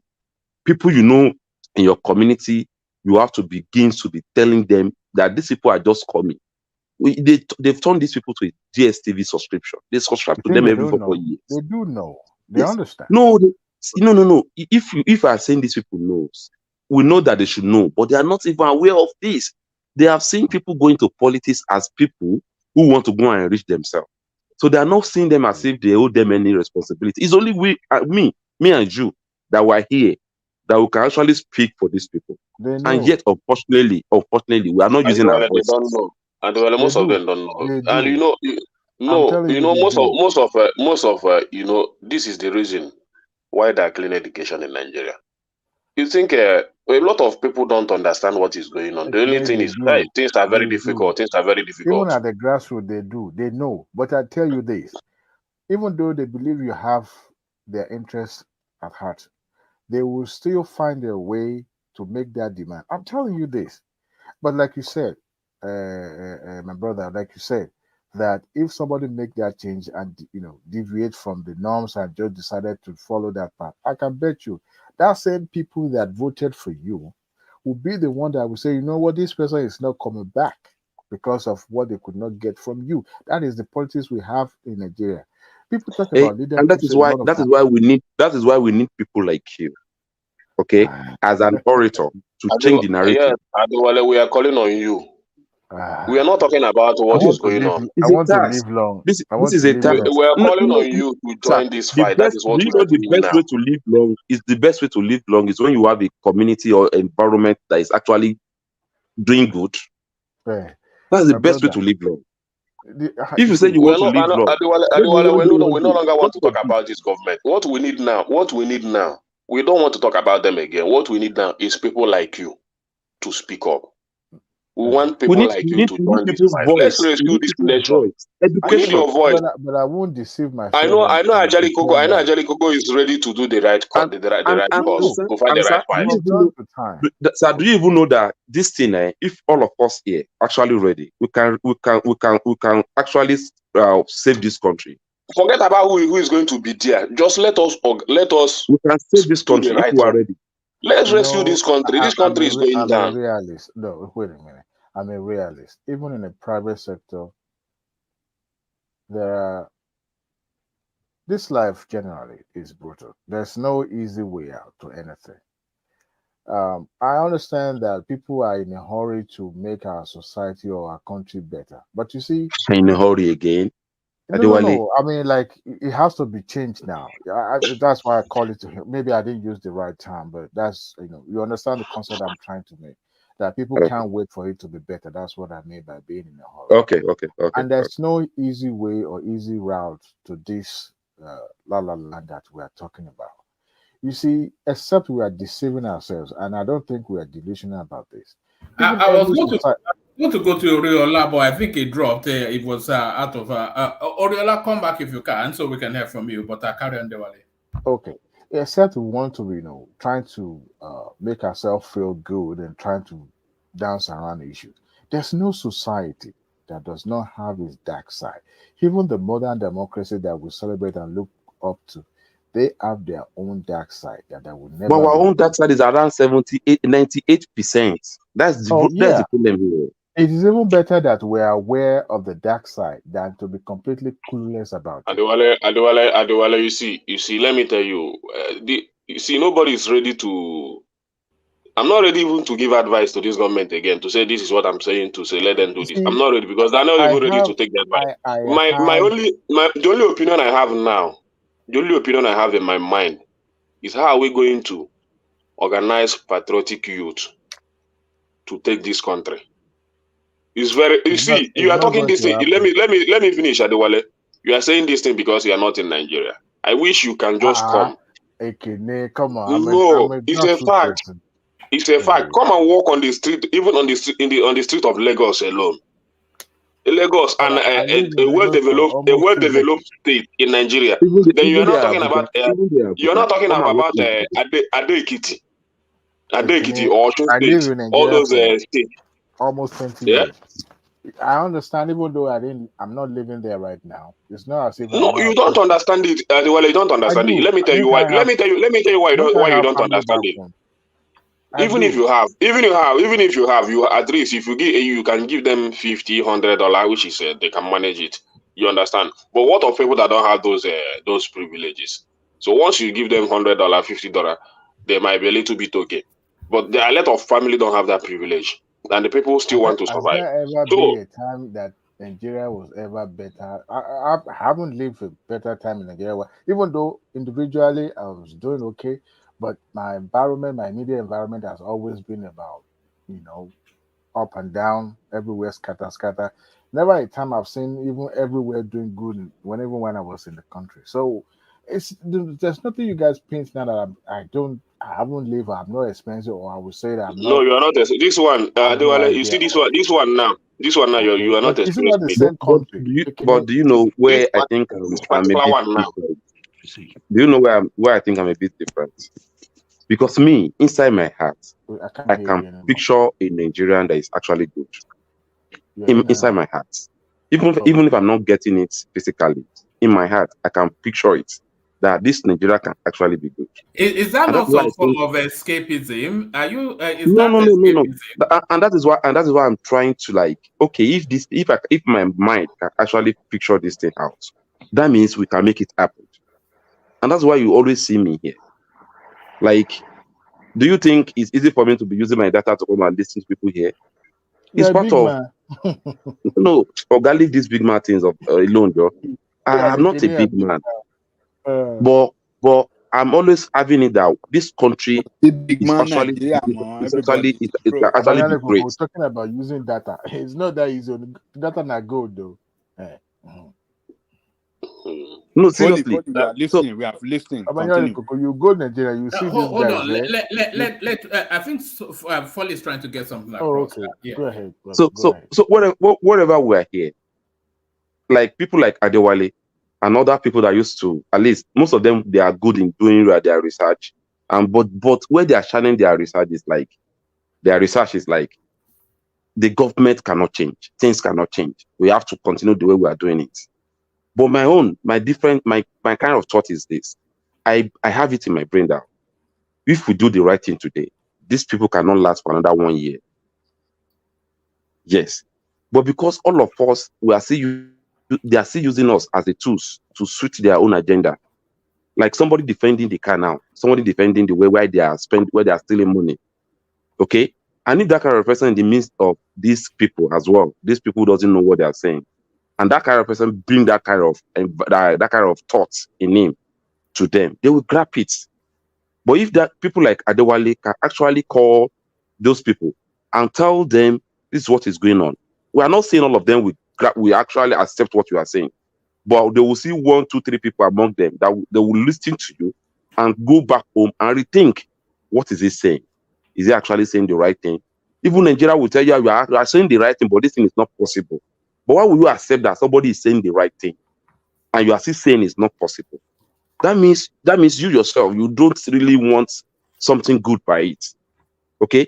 Like everybody needs that role to play for this country to be better. And it's not about you setting or defense. We have to like be in the midst of people that want to make this thing happen. If it take us years, we will continue doing it. They will get it right. Than for us to think that it's not possible, and we're all saying we can't do anything about it, and we are just sitting down without discussing it. I think we should discuss Nigeria. And if we are discussing Nigeria, we should discuss Nigeria in a way that we think we can get this thing right. Okay? This is why I felt so offended when I see the Obidient movement who are passionate to get this thing right. But unfortunately for them, they allowed the election crowd to cover their face, to even see the real thing that they need to do. I give this to them, they tried, but the person leading them is just like a sheep leading an army of lions. It will not lead them to any with any destination that will lead them to anything that will think. And this is what I'm telling Obidient then, that this guy, I like what you guys are doing. You are doing what we need to be doing. But the person leading us cannot representing us to that far. And it's the pity that we make that mistake. So I don't know if we can still reverse ourselves back again and go to our draw table. What do we need in Nigeria? How can we get this thing done? By removing all these sentiments, is my tribe, is my Yoruba person. No, I'm a Yoruba person. I'm a Yoruba. I'm supposed to be working. I'm supposed to be supporting Tinubu. But I'm not that kind of person. If I see anybody in the north that is speaking my mind, I'm with that person. But Obi is not speaking my mind.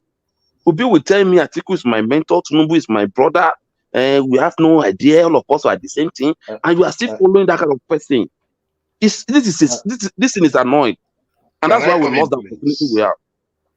Can I interject, please? What are you doing? Why are you doing this time of the night, Joel? It's past your bedtime.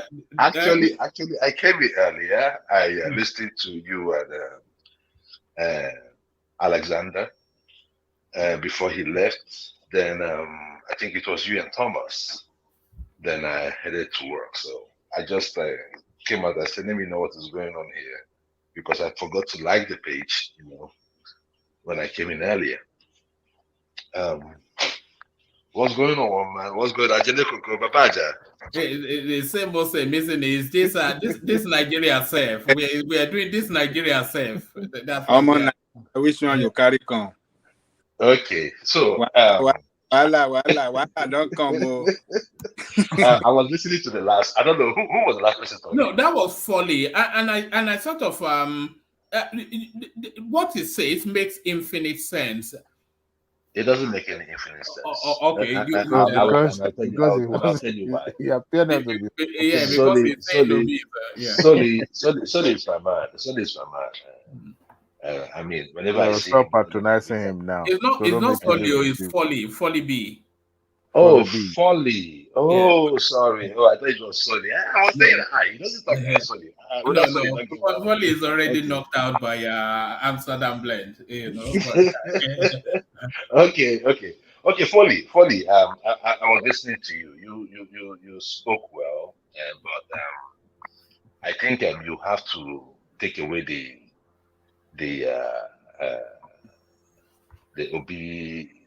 how do I put it for you now? The Obi fever. You have to wither it down. You mean the hatred I have for Obi? Yeah, you have to wither it down, because you should. I mean, we can talk on issues. When you say Obi is not pushy, Obi is a sheep of lions and all that. That is not the question. We are talking. It's not Obi himself. Let me tell you, if Obi was as arrogant as this other politician, he would lose people. Let us be realistic. If we want to do something differently, then we have to start doing something differently. That is the point you were making. Then you see somebody doing something differently. Now you're saying that he's a sheep leading a pack of lions. What lions are you? What lions? Hold on now. Who was leading us before? Hold on now. Can I answer that? Hold on now. Okay. Go on. Then I will now. Okay. Me and you. We are so passionate about this country. Okay. That if we have a leader today that can actually fix this country, we will all be happy, right? Yeah. And I believe the reason why we are supporting Obi is because we believe Obi have that kind of mind to change the narrative. Yeah. I, as a person, I know Obi have the mind to be a good person. But what we need now, Obi cannot be a fighter. He can't even fight. Okay? Because when you say fight, what do you mean by fight? And what I mean by a fight is somebody who can look at these people and tell them that, okay, you fucked up. Okay? No, we don't need that. We don't need that, because see, let me tell you, brother. Go ahead. Go ahead. And that's why we continue allowing these people to be matching us. And that's why you support, you organize yourself, and when the election comes, they will still be turning your hand upside down. Okay? As long as you are not ready to even tell to their faces that these people, enough is enough. You cannot do this anymore. Okay, they will never have that fear of you. But if you are still thinking that you can patronize them to make them look good for you to get there, you are making a mistake. Okay. I will allow you to talk. Okay. All right. Thank you very much. I get your point. But this is the thing. You ought to understand the sentiments in Nigeria. I have heard you speak. You're not from the southeast. But whenever one man or whenever they are talking on this show, it's like all Obedients are from the southeast, and a little percentage is from every other place. That is not the issue. The issue here is that Peter Obi has presented himself. If you want to change, if you want to be like the normal politicians that we have in Nigeria today, the people will look past you. The thing there is that when we look at this candidate individually, I told one man before the election, I said, one man, and I keep repeating it, I said, my problem is not Tinubu, but those that will be around him. And that is the thing. The Tinubu's cabinet is as good as dead. It is not by happenstance. You can see it right from the start. And see, let me tell you something. I was listening to somebody yesterday talking about trust. I think it was 2 days ago. I think it was Mike. Talking about trust. People hate trust. No. I'll go by what Obi said. People do not do what they are expected. They are do what they are inspected. So what you need is the right person there. You inspect the person. You don't just leave the person to just stay there and do whatever he likes. See, my brother, if we want to change Nigeria, we have to think differently. The time of fight is over. And that was the same mentality that made us to chase away Goodluck Jonathan. Because everybody was saying that he was weak. But then I was shouting, I said, look, leave this man alone. There is something going in Nigeria. One was the prevention of funds getting into the hands of people. Because Goodluck did not want to be confrontational. He didn't want to be confrontational. So what he started doing was preventing those funds from getting into the hands of people. Because it is cheaper to do so than going after those people. And look, one man, I was listening to the new EFCC chairman. I do not care again if he doesn't have 15 years experience, if he doesn't have 15 years experience or whatever. There were key things that he was saying if you are listening to him. That is the thing. We have to start thinking differently. We cannot be combatant all the time. If not, they will tell you something. If you're Yoruba and you're combatant, you say, oh, it's Yoruba nation, he's a terrorist. In Nigeria, being combatant now is like a risk. We all knew what the IPOB people were saying. At a time in Nigeria, every leader was talking about what Nnamdi Kanu was saying because it was the truth. But when Nnamdi Kanu started deviating, that was when the message got missing or got lost. That everybody started seeing the bad side of it, including me. I started seeing the bad side of it. But prior to that, everything that man was saying about Nigeria was true. But we hate the truth. How can you say that you need to change Nigeria and you have Tinubu at the helm of affairs with his baggages? You have to start from the top. So that when we start going down, any person that we see, in fact, let me even call, based on this statement, we have started calling on for the heads of those elected under Labour Party. What are you doing there? They give you Christmas rights to chop. They give you prayer. You collect prayer for your accounts. They ask you, you say you don't collect. That will not be why you. That is not what we voted for. So they will go down. All of them will go down. We are not ready for all those things. No. I mean, see, we are trying to give them the benefit of the doubt. But when the G10 came in, it happened. So these are the things that are available. And I knew that this statement was going to come out from the Labour Party. Because as Obidient, we started coming for them. We have started going for them. And we must come for them. You cannot, because we had a plan. They say the majority will have their way, and the minority will have their say. This time we are not even having a say. I do, Mr. Jewel. All this vehicle that I buy, is it not a way of bribing them so that they will not speak against the government? But what I'm just saying is that is irrelevant. What they are doing there now is irrelevant. Why did we vote you? We voted you so that things would be different. Now you go there and now you are part. You are not chameleon. No. You are not getting what exactly what I'm saying. You are getting exactly what I'm saying. Two things are going to happen, and we have started talking about it. The first thing is this. Sorry, let me just stand. I don't want to take much of your time. The first thing that's going to happen is that if this statement that came from Labour Party was a good one, and it came from the chairman, it's not some spokesperson or some surrogate that come out to defend certificate surgery for forgery. No. The chairman came out to make these statements.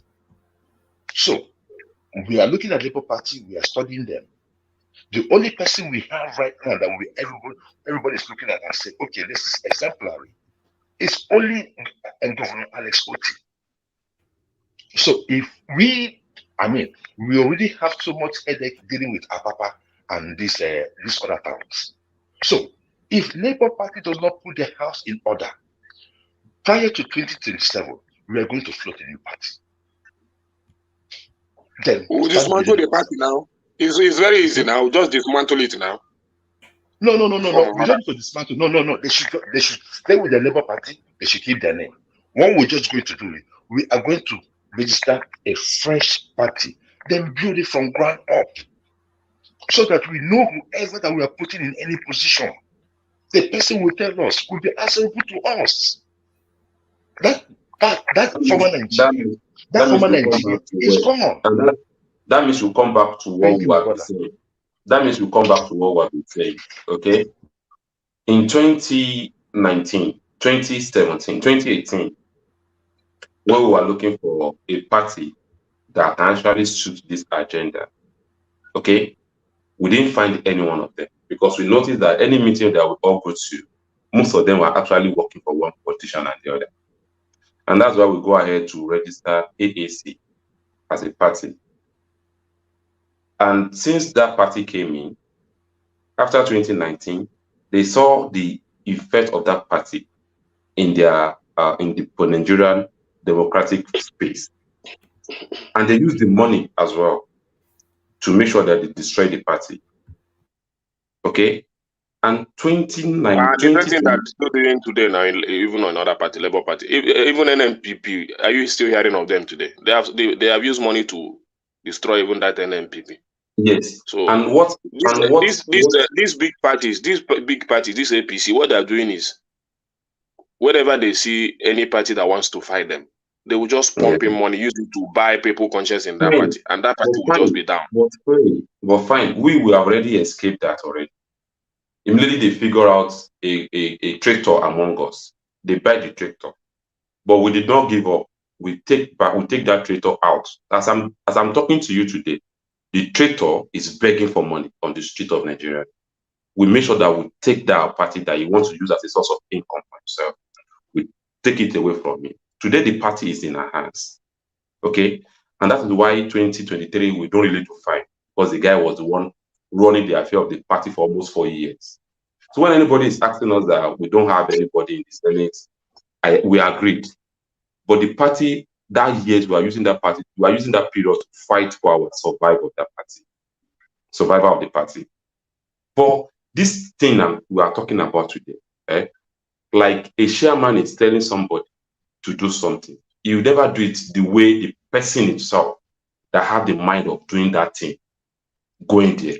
No, the only thing there is good that the chairman has made his mind open, so that it's not good that you see as a chairman of the party, you know the ideology of the party, and you keep when these things are coming up, you just keep mute. It's not good. But it's good that you come out as a chairman and make the position of the party known to the elected members of that party. So if they go ahead to collect the vehicle, it's left for them. But what we know is that the ideology of the party, the chairman has made it known. Do you know that even if they collect the vehicle, it's never our headache. But we want them to stand on that podium, saying what Nigerians want to the Senate. They can collect that vehicle. That vehicle is not my headache here. But seeing them standing on their feet in that house, speaking the mind of Nigerians, the mind of Nigerians. That is my joy. The vehicle is not my problem. But I want to see them standing firm and representing Nigerians that actually put the trust in them, like the new party is bringing this new set of legislature. I think this will be the worst too. Nothing is happening there. Let me just tell you this one. Everybody that comes to Nigerian political space now, they were actually coming there for money. They are not having your interest at heart. So don't make a mistake because your party produced somebody that person is coming to do your bidding. These guys, Nigerian politics has been bastardized. Nigerian politics has been destroyed to the level of even if you don't have money, you can't be anything. You have to be a criminal who have embezzled a lot of money or stealing a lot of money to enter Nigerian politics.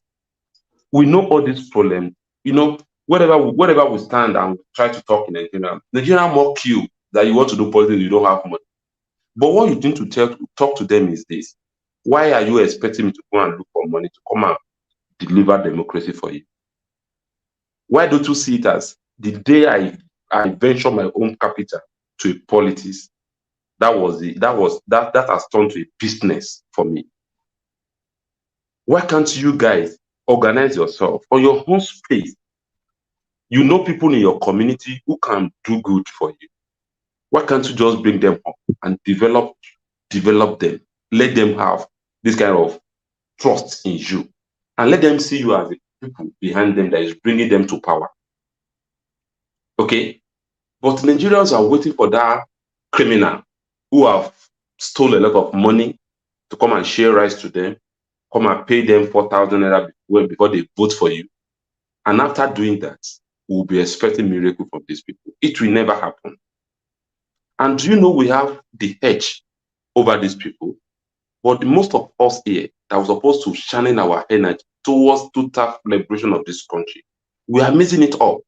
We are making that mistake by allowing the. It's not. I don't think it's people that I think these are most abroad because they don't really understand what is happening.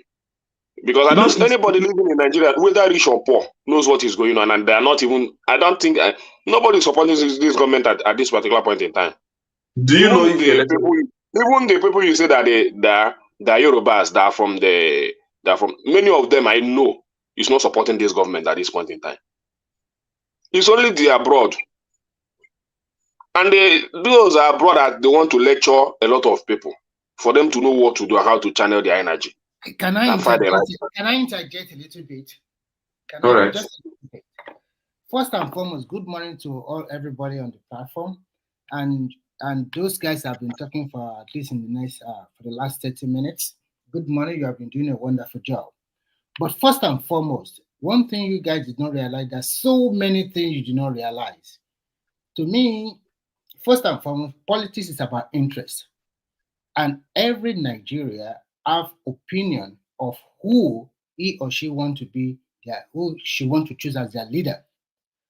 You might be saying you have the best idea, you want to go for total revolution, your party have the best sense of people.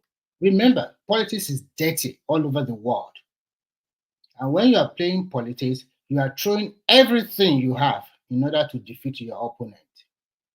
The way you are talking here today, you are looking at it in a simplistic manner, totally simplistic manner. Politics is way above that.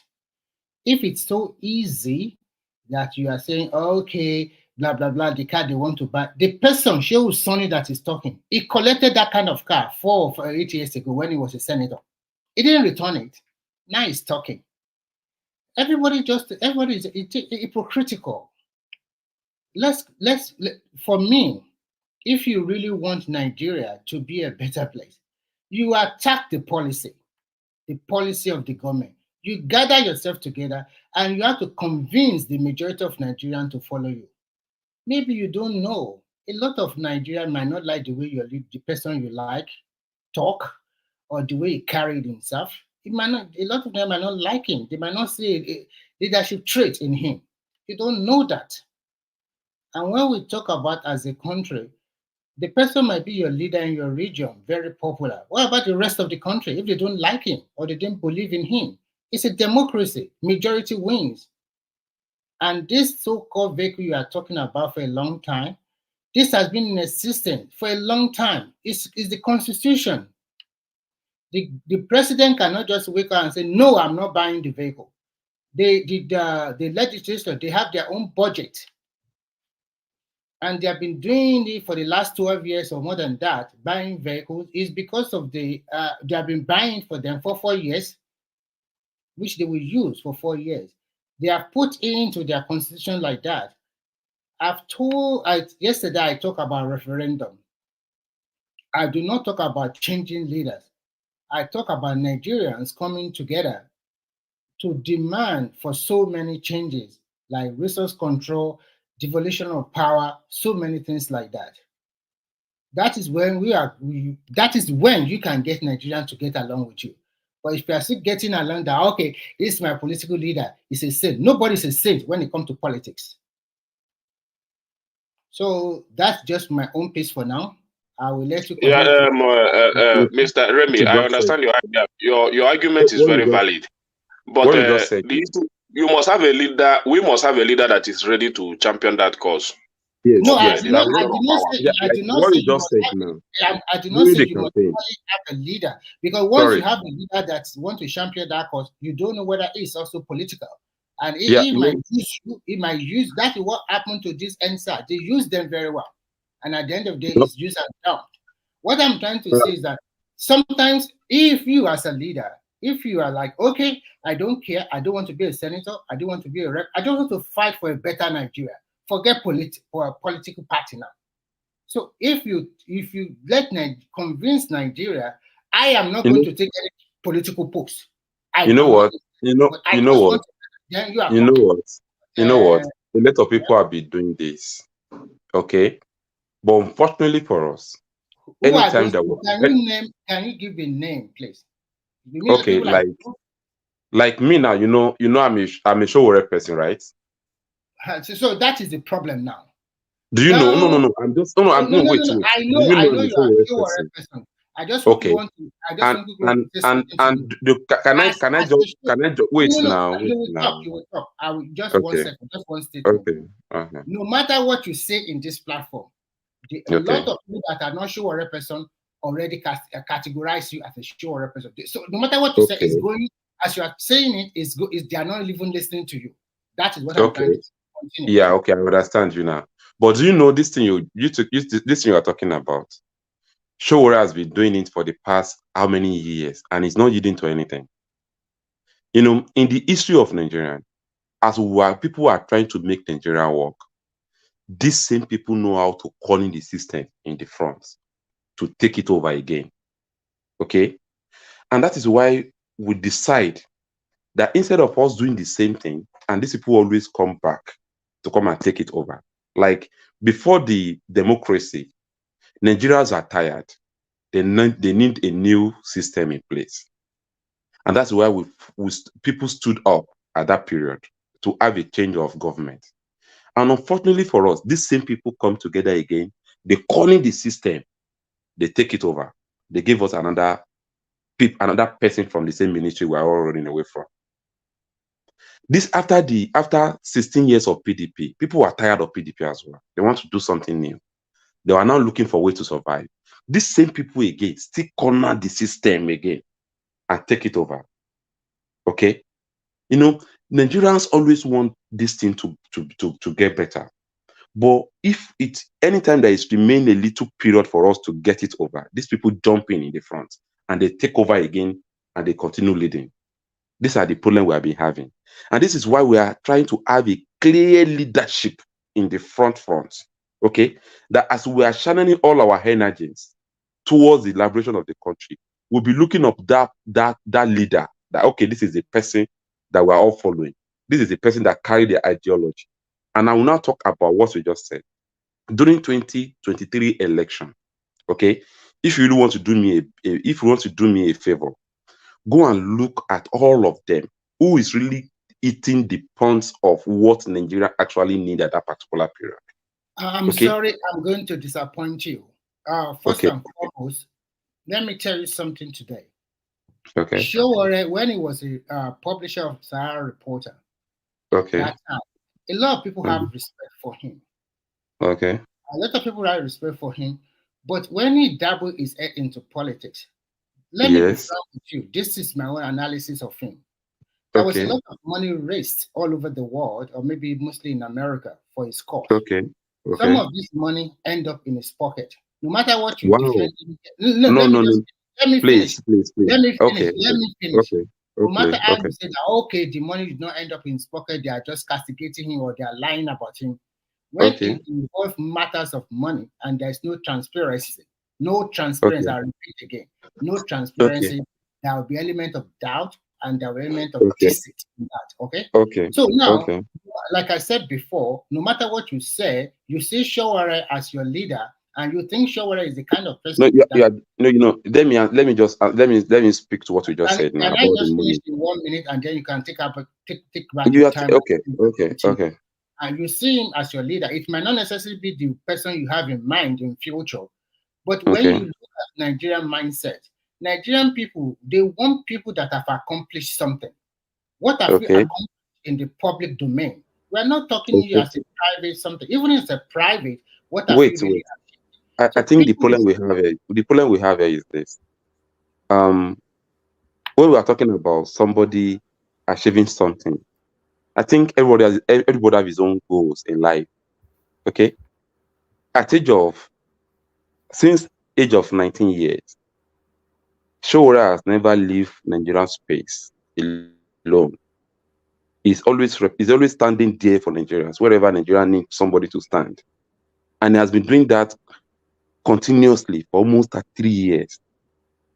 So if you are asking about achievements on that aspect, I think he has done a very marvelous things on that space. He may not be in the position. He may not be in the government. Hey, do you even know why this guy? Do you even know why this guy established Sahara Reporter? And he named it Citizens Report. He made money of it, and sometimes you know what? And you think, wait, sorry. And you think if Showore want to make money from Sahara Reporter, you think he will be living the way he's living his life now? Are you kidding yourself? You think he's not a rich man, he's a poor man, right? Showore is not a rich man. I can tell you that. Really? He's not a rich man. This guy is not a rich man. I can tell you. We are close to this guy. This guy is not a rich man. I can tell you. So does he have a house in Lagos? Showore did not have a house in Lagos. He only has a house in Kiribo. Showore only have a house in Kiribo. Well, you guys are talking as if being rich is a crime, it's a sin, it's a bad thing. It's not a sin. There's nothing wrong with it. I don't want you to compare him as a poor man. No, I just want to tell you what you guys are telling the people outside there who doesn't even know what Showore is. I traveled to Showore's village. Okay, I saw his house. I saw this guy's house. This guy did not even fence the house. I can tell you, this guy did not. The question to you before you go on, please, I'll ask you some serious question. Where does Showore live in Nigeria? Showore. Yes. When Showore comes to Nigeria. Now, where does he live? Now, as I'm talking to you, day before yesterday, Showore was staying inside hotel in Abuja as of yesterday because he has No, carefully, calm down, please. How long has he been living in this hotel? He just came back from Lagos to Abuja to come attend to the case he has here. My question is that he has been living in Nigeria for the past 2, 3, or 4 years now, right? Yes, he has house. He has house in what's it called? Apo here. Rented apartment. Rented apartment. How much is he paying for rented apartment? And who is paying for it? Who is paying for it? Are you Yes. expecting him not to be able to pay for his rent? Is that what you are thinking about? Are Is you that what telling you... me that All right. Sorry. Hello. Are you expecting him not to be paying for his own rent when I can pay for my own rent in Africa? So what kind of work is it? All right. So sorry. Give me 1 second. I'm going to have to shut it down. It's been going 7 hours. You can still stay and carry the conversation on in the back room, unless Mike wants to take it on, which I suspect he probably doesn't want to. So let me shut it off. Let me shut it down, and then we take the conversation to the back room. But let me acknowledge the super chatters. That's Aiko Giame, who comes in with the first super chat. So well done, Oh Ike. my, I can take it on for another 10 minutes and then. All right. Okay. Take it on. Let me just do the acknowledgements, and then I'll bail out, and then you just carry on. So that's Ike again. Thank you, Ike. And then Ayo, of course, who usually rattles it off, and that's Ayo rattling it off. So thank you, Ayo. When it's not on the screen, he joins us a conversation via Super Chat. That's Kulata. Ayo still not satisfied. Still has some bullet left. Fires off another volley. So that's Ayo right there. And then Prince Daddy, who was both on screen and in the super spaces. So that's Prince. Prince does it twice. So that's Prince right there. Ayo comes back to match Aiko Germes' first super chat. So that's Ayo, and Juju comes in to acknowledge her presence as well. So thank you to all of those. Keep them coming. So the session carries on under the able guidance of Mike. Mike, over to you. See you guys tomorrow. Thank you, everyone. All right. So you just said something the other time. You said people contribute money for him, right? And there is no account for it. Wait, you say something. Let me clear that aspect of accountability. As I'm talking to you, if you click on Showore 2019 campaign expenditures, okay, the way these guys spend the money is boldly analyzed, and nobody with receipts on that app, on that site. Okay, the reason why Lowland tried to corner Showore, telling Nigerians that the guy did not account for the money, is because Lowland was giving out money for the office rent in Abuja, and the rent is 1.5 million, and this guy collects 4 million, and immediately the party noticed that about him. That is why they stopped allowing him to go to where the money is. Okay, so this is why this guy initially they think AAC is actually. Are you saying Leonard is like a Mayfield too? Yeah, they actually think this party is actually meant for normal pan-Nigerian parties. The way Nigerian parties is being run. That's why all of them actually came in the first place. But because Showore did not allow them to drive what they want to drive with that party, by negotiating with the politicians, collecting money from politicians, that's why all of them now decide to take the party away from Showore. So if anybody is telling you that Showore did not do account, go to 2019 Showore campaign. It's written there. This 2023 election again, Showore has already did the analysis of how the money is being spent. Showore is the person that will never release his party money for anything that is not value to the party. That will not give anything to the party. Showore will not spend money on food. Let me tell you why I agree with you. Definitely, yes. Showore definitely did not come into politics to make money, and the guy is not a corrupt guy. And it ain't just like contrary to what Remy was saying and many other people. I know the guy. He's not someone that's interested in coming here to come and make money. If he wants to make money, he would have stayed in America and do his thing and just make money through Sahara and all that. But I don't think he came into that politics to come and be doing things to, make money. So I agree with you on that. So when people come up with that, oh, you stole money, I don't like hearing that. Let's talk about the other flaws that he has. The other flaws he has is just the way he's playing his politics. It just doesn't make too much sense. I have to agree on that. I mean, I would like the guy to. I mean, he's a very competent guy to be a president, but the way he plays his politics is very. I mean, you can't play politics like that, man. You can't be. I mean, siding with terrorists in courts. I mean, what the heck? You can't be. I mean, someone that's ethnic bigot, you are siding with him, or because you want his people's vote. I mean, that's where the guy threw me off.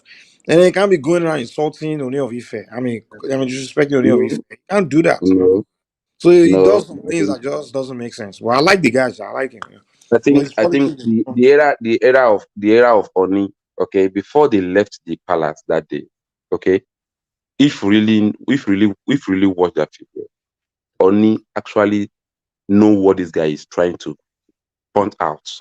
Okay, I will not lie to you. Showore is one of the most respected guys that I've known. Showore will never look down on anybody, even if you are, no matter what you are, your level. Showore will never look down on you. So if him reacting the way he reacts on his palace, after giving out his own explanation about it, only allude to it that no, he is actually getting him wrong. When you give me 1 o'clock, 12, Showore believe at least as a king, before at least by maybe I have to be there by 11, and by 1 you should be coming out to see me, because you already give me that appointment to come. So whatever you want to do at that particular period, you're supposed to like give me that my own hours that you are the one that said I should come at so time, and I make an hour before that time that you even gave me, and I'm expecting you to use that an hour to prepare for whatever you want to prepare for. We are talking about leadership here. If you are really a leader of a society, you should show by that example. Okay, that's why what happened with the chairman? Why is he the chairman and presidential candidate of the party? And I will now tell you that one.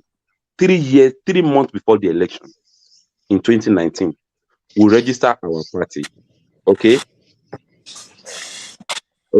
After we register the party, it was the chairman on INEC on the certificate when they were registering the party. So we've not gone for our what's it called? I don't know. Honestly, the other question, I won't even be answering these people. Like, it's irrelevant. Yeah. We all know Showore is not a corrupt person, so there's no point of trying to dig. So we've not gone for our, what's it called? No, you so can't say you can't say he's not a corrupt person. He is not a corrupt person. Very obvious. Let me explain. He has the question. Let me explain to him. If I say something that is not working, let me explain now. It's what you don't. Let me explain. I can explain to you. No, you continue your stuff. I just want to address, because Mike just came in and was like, "Hey, he's not corrupt." No, you can't just say that, right? Okay. I have not said that he is, but I'm just asking the question. I think one of the loophole you think that is corrupt, right? But let me explain it. No. I didn't say that. That action leads to corruption. No, what you are saying now is a sign of someone being greedy, right? For him to hold the two positions. So no. Let me tell you what I mean. Let me tell you what I mean. Why it's not even, it won't even make sense to start digging, trying to see, because his motive we all see for him to come from America, come all the way here. You can't tell me that his motive is to create political party and use it to make money. You can't tell me that. Come on now. No, I mean, at times, I think we need to, when anybody asks questions, I think what we need to do is to explain. And I can answer that question. So 3 months before the election in 2019, we registered the party. So we are unable to have our Congress, to have our chairman.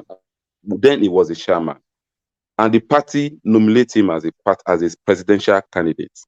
After the election, he has his family in America. A month after, he traveled back to America to see his family. And he did Showore enter America. The Leonard people went to court. And Showore screenshot all his passport and everything, arrival date, everything, that he's not in the country now. His lawyer has to go to court. Before we know, they've done their kangaroo this thing in the court. They say they suspend him for being the chairman for 6 months. Okay? And we use that period to fight for almost 4 years, as in 3 years, solid 3 years, to get the party back. And at that particular period, it was still the chairman of the party. Okay, when they were doing the court case and everything. Okay, but the the Lunand version have done their own this thing. They've created their own platform. They have their own chairman in all the states. They already have their structure on ground against the initial plan of the party. So 6 days to INEC final date to submit our candidate's name. That was when we win the election back. We win the party back in the court. So you cannot tell us that we should have used that period that we're supposed to be using to do our own collation of names, people that want to send to INEC. We'll be using it to do our, what's it called, our Congress again, to be, because we want to change our chairman. Okay? This is exactly what happened in that period. Showore has never for once ready to even be the chairman of the party. The party itself were the ones, Baba, if we really want this thing to work, let's finish this election. We are planning to have our robust, outing for Congress so that we can have a full house in order. We'll have a house in order. We'll put our people in places that we're supposed to put there. But don't forget that this is Nigeria. Whatever you want to do anything good, people want to sabotage you. They want to make sure that what you are trying to do is not seen to everybody. So they will not see the good of what you are doing. To me, I'm not supporting Showore here. I only see Showore as a person who is actually speaking my mind. That is why I'm giving him that support I'm giving to him. I'm seeing him as somebody who has the same thing I'm feeling. But me, I don't have the platform for me to tell it to people. But him, he has a platform and he's leading for us. That's why we are supporting him. We are not even supporting him personally. That is his own thing. This guy is not even ready to even benefit from all this struggle. He's not that kind of person. I always sit with him. I listen to this guy whatever he's saying, and this guy is so selfless. But people who doesn't know this guy think that he's arrogant. Is this what the only thing that got Showore bitter is when Showore see things not going the way it's supposed to go in this corner, in this kind of environment that we find ourselves. We have the best place to live, but some people are making it look like we are in hell already. And this thing, if you really have conscience of your own, no matter how the position you have, you have to get angry with the system. So Showore is not this thing that people project outside there. This guy, before you can know Showore, take your time to know who this guy is. During the election, Showore give us the solution of how we are going to attend to Nigeria's problem. But people don't listen. I can't lie to you. If by now we give all the support we give to all these movements then to Showore, even if we don't have this election, if we don't win the election, by now we will know we have a structure in place that can tackle anything that we need to tackle in Nigeria. But we miss the opportunity we have by allowing the same people to take over our struggle. They take over the struggle from us. I don't think it's the same people that's been ruling. I mean, it's been different people now. Is that I what? don't know why Nigeria keeps saying, "Oh, the same people, the same people." We've been changing people now. We're changing leaders. We're changing leaders, but the same people, the same system, bringing them. In what sense? Okay, are you telling me Tinubu is not part of the system or the established system? It was the established system. Are you telling me Obi is not? Are you telling me Atiku is not? Yeah. Are you telling me all of these people are not part of the system? What is you have to define the system you're talking about? You can't just say system. Mike, I don't know. Define it. Mike, you remember Oshiomhole, right? When he was at the helm of NUC. You remember, Mike? Oshiomhole. Yeah, we remember. You know the way he was portrayed and as if he was a nemesis on the federal government, the way he was tormenting the federal government. Who knew that this guy would turn around to be one of the? So he was on a different system. He wasn't on the system then. Yeah, but you know, as okay, so now why is he telling me that it's the same people? So it's a different person, exactly. So it was different people back then. Nah, he's a different people. You know, no. And now Oshiomhole is in his own time. He's just a negotiator. Yes, what I'm trying to tell you is that we keep saying, these people. He only stand between the people and the government to negotiate. Say that again? He only stand within the people and government to negotiate. He has never been. Yeah, but let's not make it about Showbiz. To answer that question, though, man, the system you're talking about, can you define it? You know, No, you know what? In any environment, even in every family, when things are not working, okay, you need to look at the way you are doing things. Okay, the cause of that thing that is not the reason why that thing is not working, and look for a solution.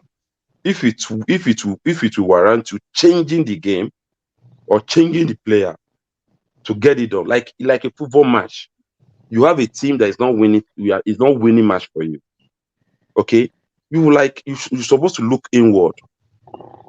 What can we do to this to get the ball rolling, so that we can be able to win match? So it's like you have to change if it's warrant you changing the coach or changing the player, you have to do something like such. So would you agree with me that we have to change the way the people think? Definitely, 100%. Okay, so largely the problem is more of the society, the mindset of people in society. We know because the reason why I had to challenge you that the same people you keep saying as if it's just one group of people. But do you know? And they are just separate from the hold on. Like they're just separate from the rest of the population. And I tend to disagree because we've been changing leaders and they are coming from the population. So if the population keep producing the same kind of people, then that means the population has a problem. We have to change something about the population, the mindset of the people. And what I would say is that check our election process. Check the number of people that even vote during the election. They are nothing. They are nothing to write about. So what are you saying is wrong with the electoral process? The election, this system has made people to lose interest in voting. The system, in what sense? The system, when people have the agitation of like, I want to go to polling unit to go and cast my vote, and you get there, somebody come out with cane to come and flog you, and police is there looking at them doing nothing. Next time you won't be encouraged. Okay, let me ask you a question. So if they take away the cane, the whatever it is that goes on the electoral, let me tell you, if election wants to do them, if they take away the cane, they take away. Let me land now. Let me ask you a question first. Hold on. Okay. They take away the problem you are talking about with the electoral process, take it out of the way. Do you think the people will vote change differently? Yeah, because people of decent mind will come out and vote when the election is no more. Wait. Okay, this last election, if they take away the cane, take away all that, so the people will not. So who would have won that election? Which election? The last one. If they take away the cane, the thuggery, all that stuff you talk about, who would have won that election? Yes, that's a very good question. If they take away the cane and they take away the money and everything, we'll be able to have a robust campaign for people. So that is why I said you are looking at it in a simplistic way. If you don't understand politics, you have to go back. Maybe you have to do your own research, or your group have to do their own research and understand politics first. Nigerian politics, is it Nigerian politics? Anywhere in the world. Politics is the same all over the world, man. Trust me. The America you are talking about that you say is the best, or India, they have super delegates when they are choosing their leader, their presidential candidate. They have the people they call super delegates. Who do you think the super delegates are? Do you think they are just ordinary human beings? Because they wield a lot of power. I don't know why I'm tracking. Is it from my side? I can hear an echo. Nobody's walking. Okay. So as I'm trying to say, so politics is a game of interest. If Showore really want to become Nigerian president, I will name what he has to change. The way he talks is not professional enough. The way you think you can handle your hobby or the way you behave to the traditional society is totally off and off. So most Nigerians, they see him as a little thug. Even those ones that are elite, they see him as a thug. The way he carry himself, the way he would just want to foment trouble unnecessarily. I call it trouble unnecessarily. Because what transpires in America does not necessarily mean it should be the same way they should do it in Nigeria. Exactly. That's the problem I have with him too. He just bring American mentality to bring it. You cannot just come and you think because who are you in America? There are so many super doctors. lawyers, accomplished people all over Nigerians in America. A lot of them that you are even talking about, some of them came back home from America to become governor. Fayemi used to stay in America. Abiano used to stay in America. So many of them stay in UK, stay in America, and maybe stay in other part of the world and came back. You want to rule a country, and you are telling the way you talk, the way you carry yourself. To me, it does not attract people to you at all. It doesn't. You just think that even if they just put everything like Mike asked you that question, it will not still get the vote because majority of Nigeria does not believe in him. They will look at your record. Have you ever been a councillor? Zero. Have you ever been a governor? Zero. Have you ever been tested in the political water of Nigeria to hold a position? Zero. And then you want to jump from 0.0. You see what Showbiz should have been doing, right? After that first, at least after that first one, he should have do what Soludo is doing. Go and do a governorship for one term somewhere. You understand? Like he should be partnering with Akeredolu in Ondo State right now to be the governor of Ondo. You understand? Collect Ondo State, perform there. You're still young. You just do one term there at least. Give a good performance there. And you think with the way Nigeria politics is being structured, it can if Showbiz can even collect Nothing is given to you on a platter for wait. Let's hear what he's said. He cannot even win chairman election in Ondo. And he wants to be president. So if you can't win chairman in Ondo, then you think you can win presidency. That's the way this thing is being structured. I'm just telling you. Let me be sincere with you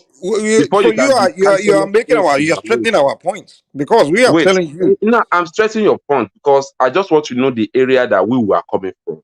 Okay, the area we are coming from is election in Nigeria is not what we all think that it is. It has we get it. We know that. We know you have to camp. You have to play very intense politics. But even in the council of a thing you are talking about, in my streets, I have a boy. At the age of 16 years, this guy has been organizing youth platform. But you are talking out of point now. But what we are telling you is, I just want to portray our point here. Okay, this guy at the age of 16 years has been organizing. They make him youth president. This guy he did everything excellent. But I will not shock you when the time for councillorship came. This guy is in APC. Knows the people in the leaders in that community knows that this guy is competent, he means well, and people like him. But yet they pick a woman as a woman, one of the women in the party. Who is the guy? Who's the guy? What's his name? His name is Benga.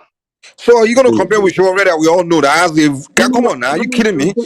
Are you going to compare with Showbiz that has a reporter that everybody already knows? You're talking about one Benga that nobody knows, and you're saying I'm just telling you how dirty this space is. It's not about being dirty. The guy's not. No. The guy's not popular. He hasn't built. Well, listen. That's not the way it works. It's not the game being dirty. You have to. We are talking about wait. Hold on, my brother, man. Listen now. Try and listen a little more. The way politics works, right? First of all, you have to build a name. People have to know that, okay, this name, this guy here, we know him for this, we know him for that. You have to be popular. Be that relevant person. And then you get into it and then you start playing. You can't compare a guy somewhere, right? Because he's running around doing something. But you can't compare with your established reporter that's known nationwide. You understand? It's known. That's the name Showbiz has made is big enough to go on the level of governorship or somewhere within a state. You understand? Because wait, listen. Okay. If you are someone, bro, listen to me now. If you are somebody that has built a company or done something, a company known nationwide or worldwide or something like that, you are powerful enough to go within a state and say, listen, I'm a son of this state. Okay. I made this state proud. So the state people can say, oh, you are our son. You've made the whole world knows you. So now you already built that relevance to challenge any governor within that state. It's kind of like the Osun State, the Adeleke's family. Adeleke, yes. Exactly. So he's not like a big politician. If Adeleke would have said want to run for presidency, they will say, Who the heck? We haven't built that level. But within the Osun State, the Adeleke family is a big name. You understand? Or they have a university there. You understand? So within that state, you can play, you can flex. Okay. So that's what we are saying. That Showore can also flex. For Adeleke to win Osun, do you know But Adeleke? don't shift to another point, man. Let's just stick to the point we're trying to make. No, we are saying something here. Before I don't like Adeleke we'll be all night. We just jumping from one point to another point. You know. Adeleke spent a lot of billions to become that governor in Ondo State. Not necessarily. With his popularity, with his family name, they still need to spend that money. We get that. We get all that. Spending money and things. Well, calm down now. Chill out. Yeah, that's not the argument. We get that. You still have to do some extra. But we are saying that the first thing before you can be relevant is you have to build a name first. You have to have a name.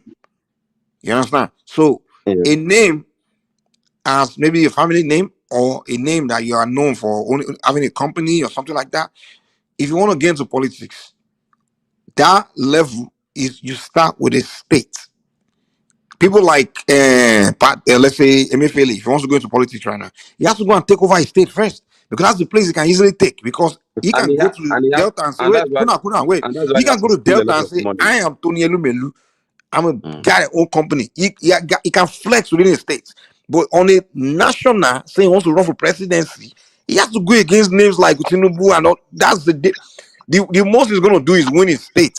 But for him to start winning, because presidency is more like nationwide. Even a state that you want to win, that you have almost 35, almost 34, 33 governors that want to gather money together to come and fight you there in that same state. Yeah, you can. But the point we are saying is it's easier to win the battle in a state than in a country. That's the point we are making. I'm not saying it's easy anyway. I'm also putting it to you. I'm also putting it to you. We're not telling you that it's easy. It's a cakewalk in a state. What we are telling you is it's easier to win in a state than in a country. That's what we are saying.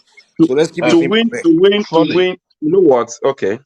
I'm listening. We are not doing strongman arguments here. Nobody's arguing with you that it's easy to just win a state. No one is saying that. What we are telling you that you have a better chance in a state than than nationwide. That's what we're trying to say. No. Okay, let me come in. Let me come in. Okay, I just want to quickly come in. First and foremost, politics is about spending money. If you don't have money, don't go near it. People will not just follow by what. And why are you complaining when criminals take over the space then? Now, nobody complain about criminality. That is your own opinion. My own opinion about life is simple. Is the only criminal that have money? That's another question. My own opinion is that in politics, you must have some starting of money. And if you don't have, maybe if you are good and popular enough, your backers or your supporters, they can donate money for you. If they can, they donate money for you, and then you have the resources. Because it's not a child's play. You are going to do a lot of campaign. You are going to travel a lot of so many places. You are going to meet a lot of people. You are going to stay in a hotel. So who is going to foot all these bills? So if you don't have the money, if you don't have it personally, then your supporters should be able to provide the money for you. For people like Showore, I continue to say, Nigeria, they want to see your accomplishment. Who is Showore? You are talking, they know him. Who knows him? More than half of population of Nigeria, they don't know him because a lot of people don't go to Sahara Reporter. Not everybody. Even with the Sahara Reporter, some people don't even know. If not because of him coming out 2018 for that election, nobody know. People don't even know him. Just at the end of the day, he got 50,000 votes. It's a hype. We can hype anybody. And when you hype everybody, it's just in the space of that internet or people that are elite or educated a little bit.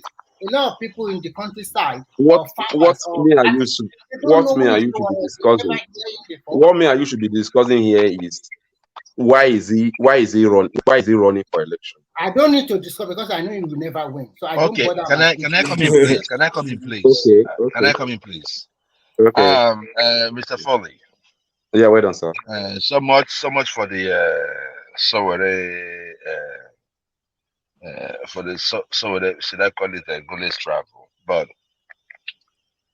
I made a statement which was, in a line with that aligns with what Mike said earlier, and it was clear because the chief supporter of Showore on this program is Angelico Babaja.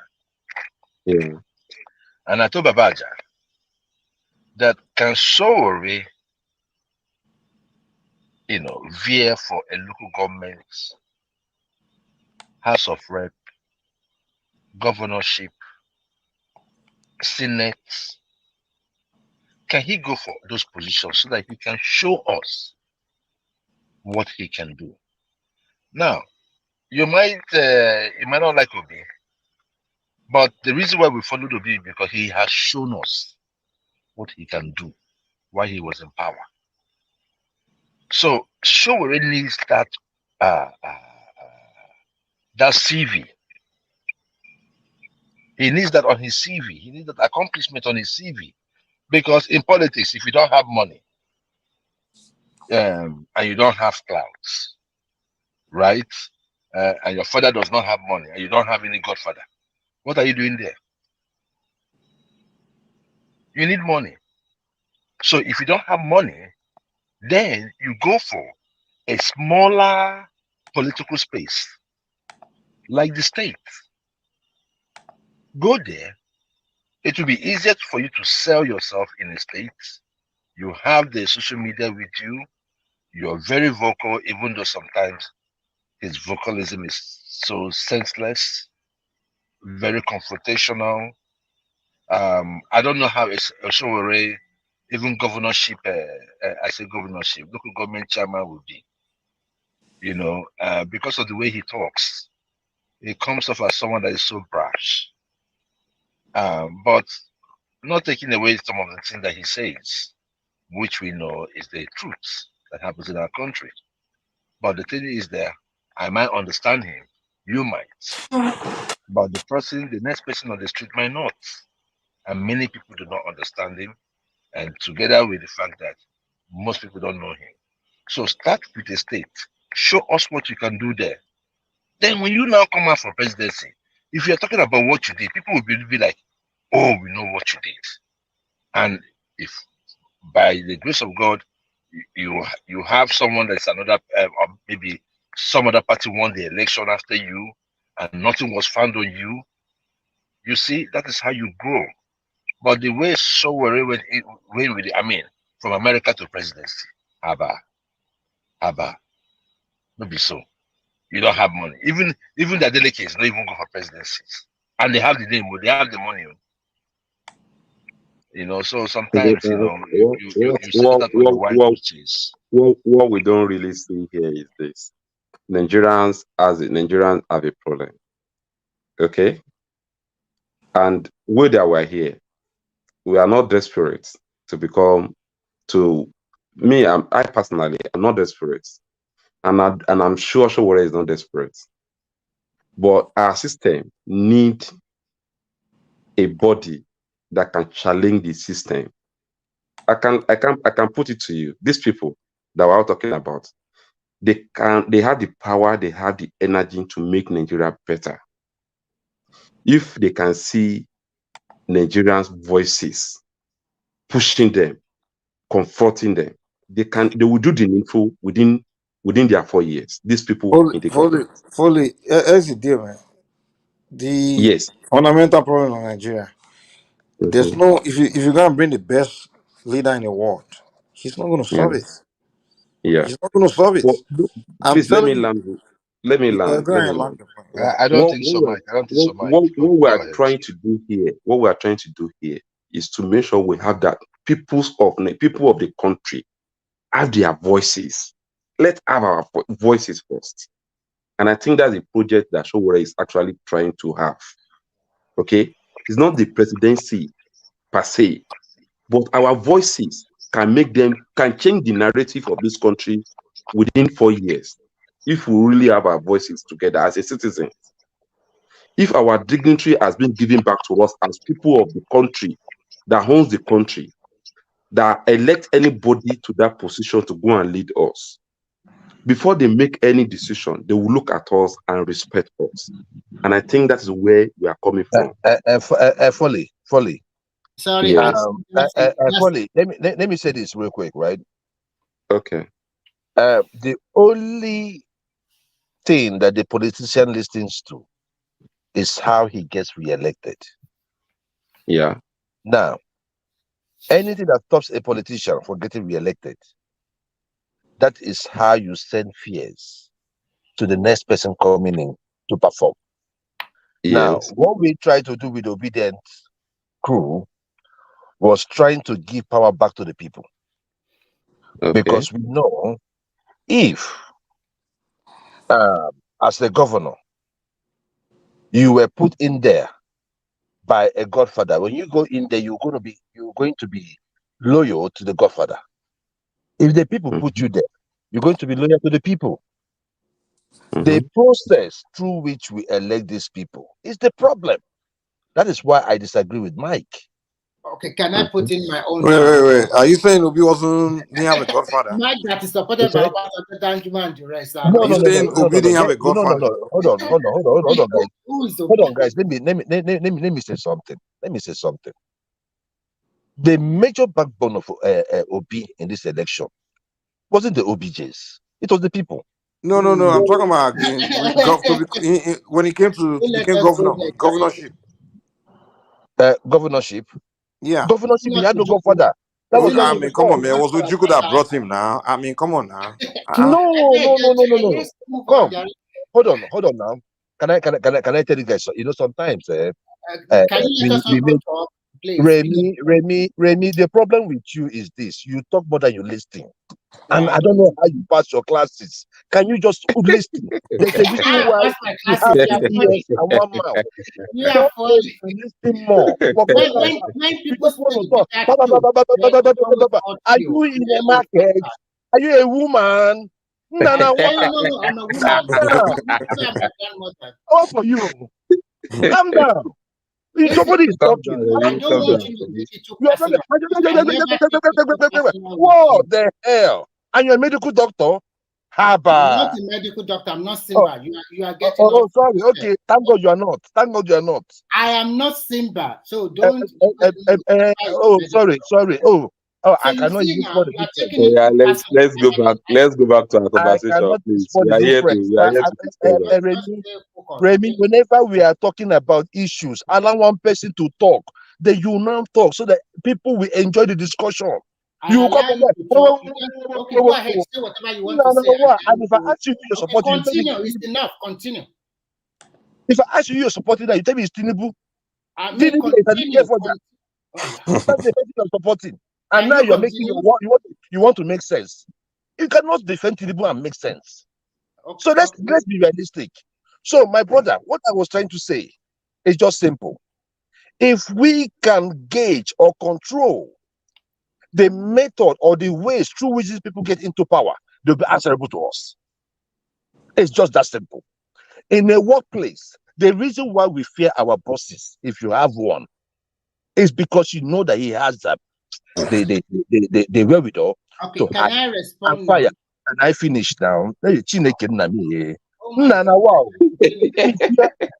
Hold on now. Hold on. You understand what I'm saying? Sorry, Remy, if I came so harsh, I beg. I mean, let's just have a discussion. You know, I enjoy listening to you sometimes. So let's just have a conversation. So, fully, you get where I'm coming from. The problem in Nigeria is this: during the time of Obi, go and listen to how Obi came into power. It was ABC Wosu. After NGJ was kidnapped, and all those things went on because he was still in court. Before he came into the state, Ojukwu didn't know who Obi was. It was ABC Wosu, a medical doctor, former Minister of Health. Somebody called him and said that this guy, give this guy a try, that we have tried this guy. Look, we have looked at this guy. The guy looked at him and said, so that guy's his godfather. Hold on now. Listen now. Is he the godfather? Hold on now. Let me say something.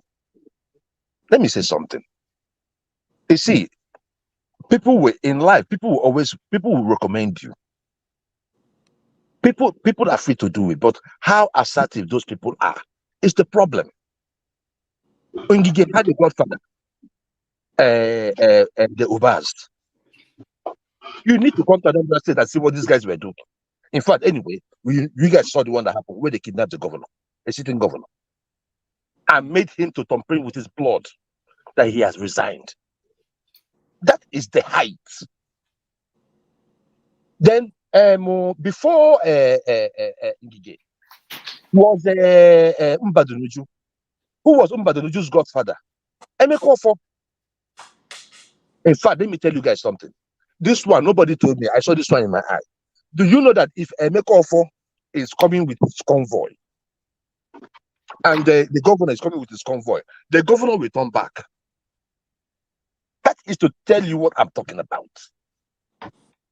The issue of godfatherism in Nigerian politics, hit us so hard. In fact, if not the gains we have enjoyed in Anambra State today was because of Ngige for the cabal. But when he fought the cabal, he now knew that the only thing he has is to work for the people, because those cabal were looking at the accounts now. They were threatening him that he was going to go to jail, that he was embezzling money, and he was looking at himself and he was like, I know I'm not embezzling any money. So what did he do? Ngige channeled everything to the people. People were like, did we have this kind of money? Just like the same thing that's happening in Abia State. Ojuzo Kalu was governor in 1999. When he was leaving, he gave it to his Secretary of State, Chief of Staff, who was in prison and won the election. He won the election for the prison. That is the other Oji. Then when that one was leaving, he started having problem with Ojuzo Kalu. Now gave it to Ibazu. Go to Abia State, you will see that you will be like, is this a place that hosts Taba? That is the issue. How those people look at Oti. Oti knew that there was no way he could have won that election from a Labour Party. So if he wants to be there, he knows he has to perform. And so far, we are grateful for what he has been able to do. So let us control the way these people get into power. That is where I'm at variance with Mike. Thank you. Whoever listen to you now will think that all those people you mentioned as if they never had one godfather one way or the other when they were in power. You've forgotten that 2003 wasn't that far from 1999. Every one of them came at the background of who as their godfather. So you're now saying that Obi doesn't have a godfather. What you see? I don't. Well, Obi did not have a godfather. He just told us his godfather. I mean, if you know one, hold on, my brother. Not even Obasanjo then, because Obasanjo wasn't even in opposition. Yeah, he wasn't even good in terms with Obasanjo. Yeah, right. So my point is this. So we just came in to have guy, right? I just no, told the you. godfather does not mean that it has to be with Nigerian power. Yeah, godfather can start from your state, can actually be from your state, where you have been, where you are trying to come from. So it can be somebody in that state that has that power that actually tell people, okay, vote for this boy. So that's godfather. ABC Wosu only had the power to garner support for him to be nominated. That's godfather. That's you understand what I'm saying? Okay. Target. But now there are levels to this godfatherism. Okay. Are you going to compare someone like? Who is the vicious one that we know? No. You remember Adedibo of Oyo State? Yes. Are you going to compare an Adedibo to someone like even ABC Wosu? You can compare Adedibo because look, let me tell you, if we have let the Obas, especially the Chris Oba, he'll be another Adedibo because he told the governor, Joel, I'm going to nominate. The elections in Anambra at that time was so the elections in Anambra at the time you were mentioning in 2007 or so was so terrible that there's no way anyone would get to that government house without riding the back of any godfather. See, my brother. See, you are right, but this is where I'm coming from. Anambra that time, if you understood Anambra that time, everybody said they were going to follow Abga. So the politics was played on who emerges as Abga's governorship candidate. So that was what the game was. It was the problem wasn't on whether the electorate was going to vote. No, the electorate were going to vote already because Ojukwu has said, vote this party. This is my party. So people were going to vote the party. So the politics was only played, on who becomes the candidate.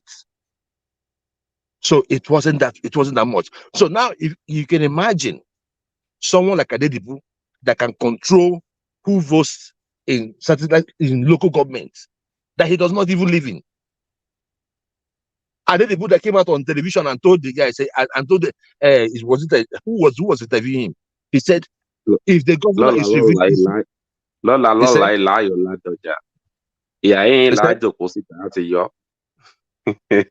he said I know you what? can't He said what? understand that language. You can't understand that language. Okay. I didn't understand, but no, this one is spoken in English. He said,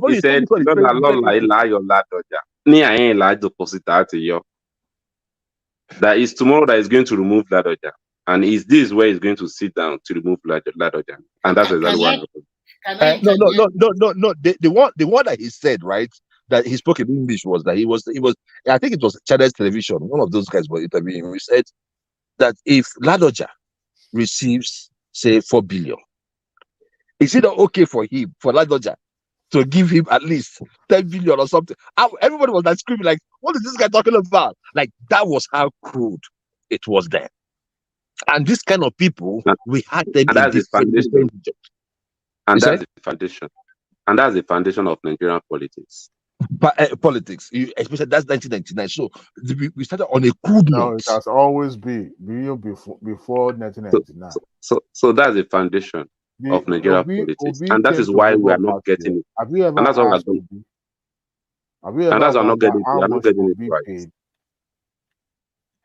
No, Obi pay handsomely to even be the Labour Party chairman, party candidates heavily. He paid. Don't let's deceive ourselves.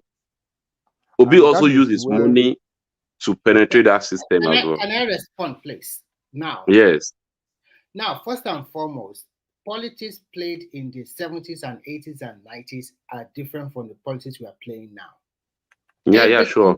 Every country go through a lot of phase. But when you are talking about old politicians in Nigeria, we talk about people that have held positions since 1999 to date.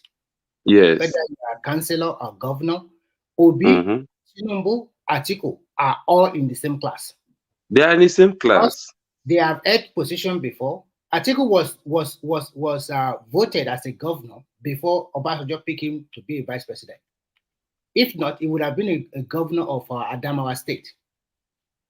So all of them have a godfather. Tinubu godfather was Yaradua before. Atiku also Yaradua. Obi Yaradua was Ojuku. And in this last dispensation, the godfather of Obi was Obasanjo. And the rest of Obasanjo clique. All of them have godfather. And all of them have money. Obi paid whooping 40 million for PDP presidential, blah, blah, blah, blah. But he knows they are not going to pick him. He gave them the 40 million cash, just like that. So what I'm trying to say is that in politics, if you don't have money, you should have people that can donate for you. And if you don't have people that will donate for you, then your godfather will step in. And they will that's when you are, even this, your so-called Showore, if Showore really want to rule Nigeria, he has to learn how to play the game. No, we are not ruling Nigeria. We want to lead Nigeria. No, you can't tell me that. You can't say that. Please, let's be objective here. We don't want to rule Nigeria. We want to lead Nigeria. Listen. You don't want to it's just semantics. It's just semantics. Twice. So what are you doing? Are you wasting your time? Yeah. I said, try to listen to me. We are not ruling. We are leading. Remy, it's just semantics. It's just you want to lead Nigeria. Yes, lead. You can succeed in maybe other African countries where the people are from. You know what, my friend? You know there are so many NGO, civil society organizations all around the world, even including Nigeria. If you want to charter through that course, you will not contest any election. People will know you that's what you want. Look at Femi Falana, even Gani Fahimi. They were like looking for the betterment of the people. But immediately they stepped their shoes on politics. They were born heavily. And why? Why are we like that? Why do we allow our people Because to society be is born? like that. That's life. It's not about we. It's just It's life. not about we. It's not about Even in No, America, and it's not healthy. It's not healthy no, for our it life. cannot. politics is For never our healthy. country. Even in the United States, Even in the you get dictatorship, do you agree with allow the Republican democracy? Party. Wait, hold on. Within Republican Party, Democrat, they have to battle each other within that party to fight for who will be the nominee. But They have to Mike, battle. we cannot keep comparing ourselves with America. At least I'm not let us get to comparing the, us. let, I'm let us just get. saying politics. I'm not saying I'm comparing I mean, even our politics is not politics even anywhere in near. the world. Trust me, they have to No, go it's not against each even other. They near. have It's to. not even near. No, Mike, I understand where you're coming from when you talk about finances and all that. It's not just I But didn't mention I'm just finance. I'm saying, just saying like politicians have to even within the same party have to battle each other for the top. I know now, but what I'm just saying is this: our politics is still archaic. Our politics is still backward. That's the thing. It's not that they don't play politics here; they play politics here. Now, I But think it's my more the brother, people that are we backward, cannot compare our. not the politics. The people are backward. No, it's not I people. don't know. I It's don't like. I people. don't like it when It's people we that have compare the ourselves in resources. America. That have the Unless we say resources of the America, country America, that is America. manipulating the people. These people have the resources to manipulate anything that about election in Nigeria. They have the money to manipulate anything.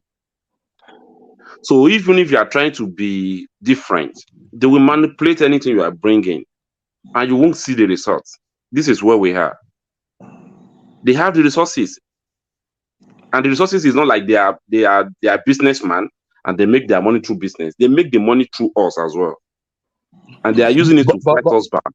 Oh my God. Remy, let me ask you something. You said that the politics that was played before was different. It is different from the one they play today. Was it better then? It's better now. Okay, it's can better. I respond to you? No, I'm asking Remy.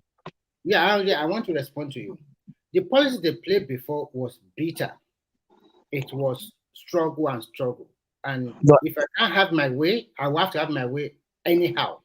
But the policy we play today is more refined, a little bit better. Which one? Which one? I will tell you why we have it. I will tell you why. Just relax yourself. Okay. Look at this last dispensation. We have a lot of people who naturally from governorship to just go to the Senate, just a piece of cake. It's so easy. This particular dispensation, a lot of them lost. And then we have new set of leaders, even from the so-called Labour Party. Labour Party has been in existence even before Obi went there. The best they have is the governorship of Ondo State, Mimiko. But nowadays, today, they have about 19 senators, and I get they have over 30 House of Rep from this same called Labour Party. If the ruling party really want to play the game like the old politics, they won't get CC, they won't get nobody. They will rig them and everyone will not fall. So they were crude. That's what you're saying. They were more crude. No. What I'm trying to tell you, they are not crude. What I'm trying to tell you is that at least there is a level of moderation. Your party still get vote and you still get elected representative, even up to governorship in. No. You still don't get my question. It's still fair. It might not be totally fair, 100%. But it's Remy, what I'm asking you, Remy, what I'm saying is that so it was crude those days than now. That's what I'm asking you. Like it was. I did not say crude. I said it was. I did not say crude. When you say crude, that means too backward or too old a cake. I did not mean that. I mean it was terrible, bitter compared to today. Remy, do you know this is the election, the lowest turnout in the history of Nigeria? The lowest turnout. The reason why it was lowest turnout, I will tell you why. Okay. Because I will be factual with you. It's because of the beavers. No? Yeah, I will be factual with you. The beavers play a big role. And secondly, the approach before the election let a lot of Nigeria lose hope. Can you believe a month or 2 weeks or 3 weeks to the election, there was naira scarcity? People were battling with their businesses. If you are the many one, factors, I don't want to just let them do the election and go away. Things were not right. Also, Remy, people were also expecting the elections to be very violent. So there were so many anticipations. And then a lot of people deliberately stay away because they see it as a tribal election. And to be frank, it came out as a tribal election. You can people were expecting a lot of see violence, so a lot of them just stay away from it. it came out as a tribal election. Everybody votes for their men. Only that some people voted more. So everybody voted for their men. And in some pocket of 1 or 2 or 3 states, or let's say between, not less than 8 states, then we see that rivalry between the 3 people. That's Remy. all. Yeah. Baba Remy. I'm not Baba Remy, just call me Remy. There's a reason why I called your name. This guy, be careful. Why I called you Baba Remy. Oga Mike, let me tell you both of you. The beavers was the issue, was the thing. Those days, there will be violence. And you know that there's violence in this particular place, they will still produce results. Do you understand what I'm saying? So that beavers. No, I don't get it. Those, I mean, like let me just take you back to just like 2007, elections, because I know that one I participated fully. There were areas in Imo State. I was in Imo State in that particular election that we knew there was no election that took place. The material didn't even land there, but the result was declared. Because there was no beavers. You say? Because there was no beavers. That's what I'm saying. There was no beavers now. But why did you say beavers is the problem? No. I said the main thing in this election that reduced the numbers. That's what I was saying. Was beavers. Yeah, we all agree now, because people couldn't vote twice, and some people couldn't. You have to be a registered voter, and So that era, because Mike, those days too, right? When it's time for election, people from Nigeria that day of election, they'll start trooping in. They'll just walk in and come and just voting. They are still voting. Right? They are still voting. After that, in 2003, Obasanjo won by 80 million. They are still voting. They are still voting. These people are still voting. The J people are still voting because they already have their card with them. No. But this is the thing, right? This is the thing. Before, right? Before with the beavers, there's a time for registration, accreditation for registration, right? Most people did not take advantage, and most people wouldn't. But if it was like, hey, election is on or come, just come in, election, come and take 5,000 or something, come and vote. They know there's nothing to check them. They will come in and vote.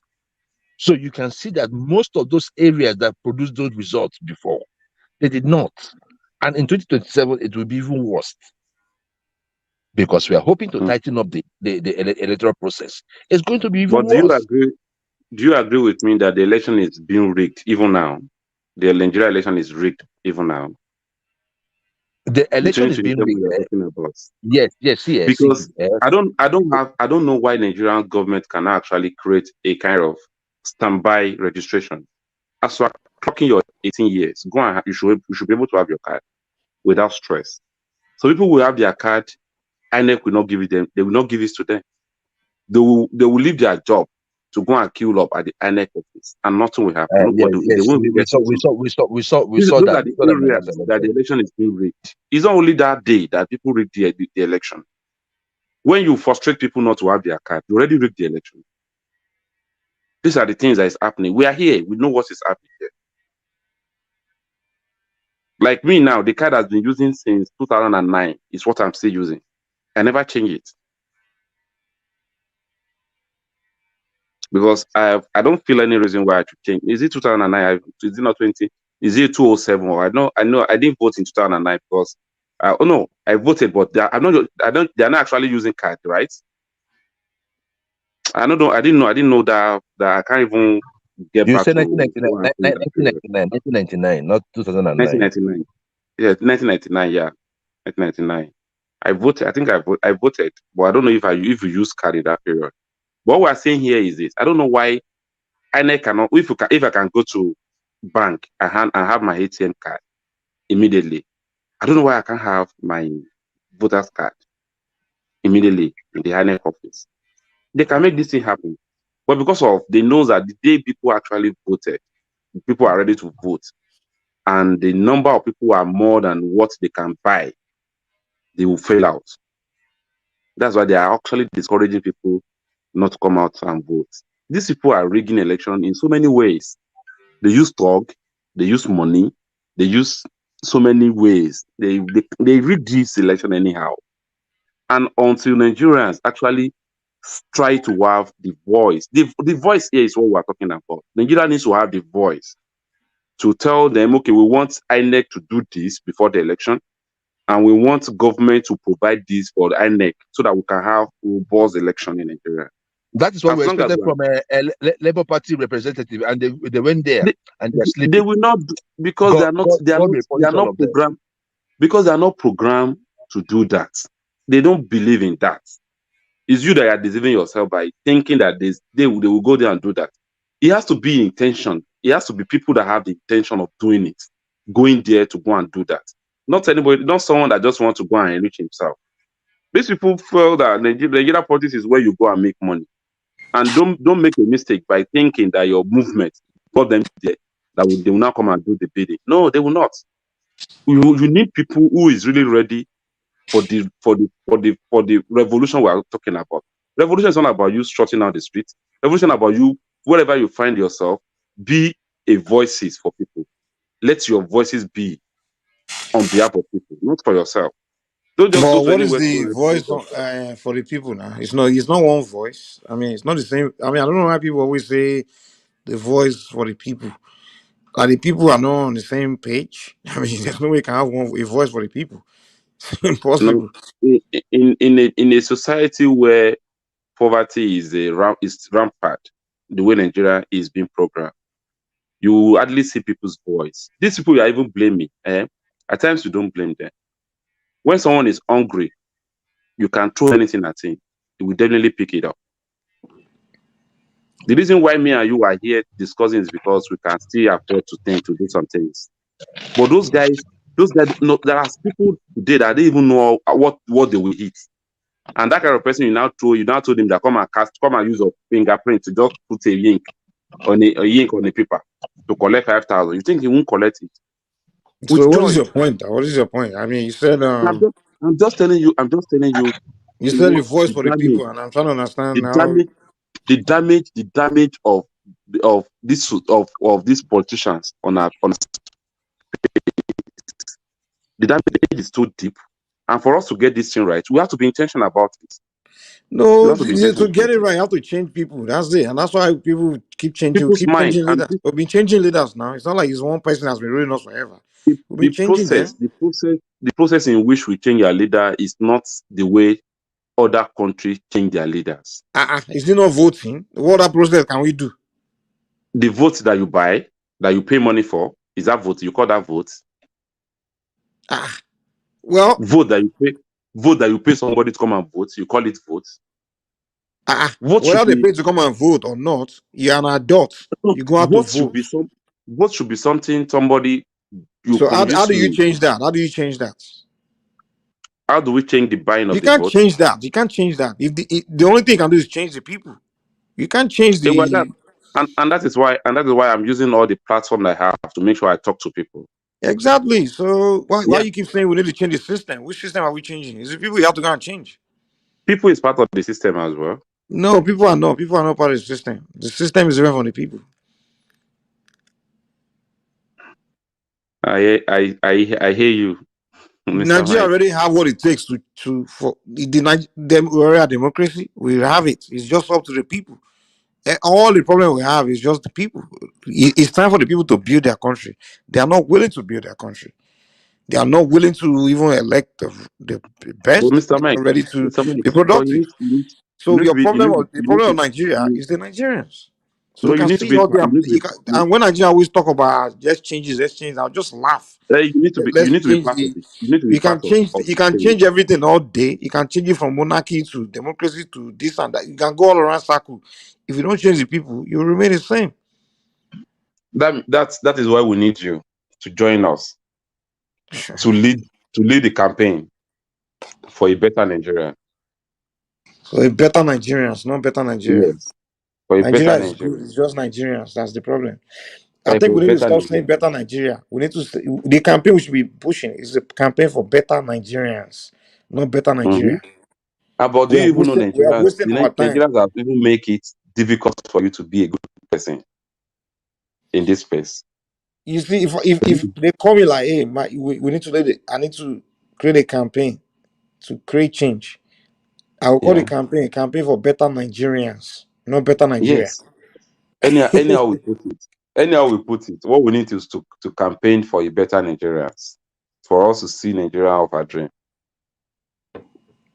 The people, the country can only go as far as the people. You understand? It can only go as far as the people. That's why people like you is needed. When you look at any advanced country in the world, look at America. Point at any great thing of America. I can point. You come from the people. Any invention, innovation, it's the people. Anything great about America is you find out that nothing was invented or created by politicians. It was invented by the people. Yeah, we know.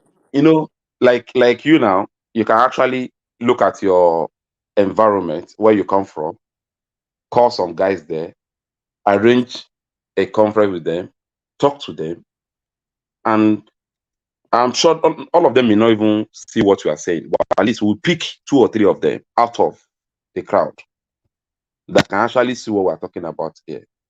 And by the time the 3 were convinced that we need to change the narrative, they will continue spreading the message. And before we know, the message will continue growing. So, but if all of us is now saying that it's Nigeria, and you that you have the platform, you have the voices, you have the materials to play your own role, to change the narrative, you are not doing it. Yet, that means you are not helping the country. All of us should see it as a project to see a country that we can be proud of. And it's not going to be a thing of we can actually get it in a platform of code. It's something we have to like dig in for, search for, and make sure we get it. And I think that's why we're here. Not for money, not for fame, not for popularity, but just for a better environment for ourselves and for our people at large.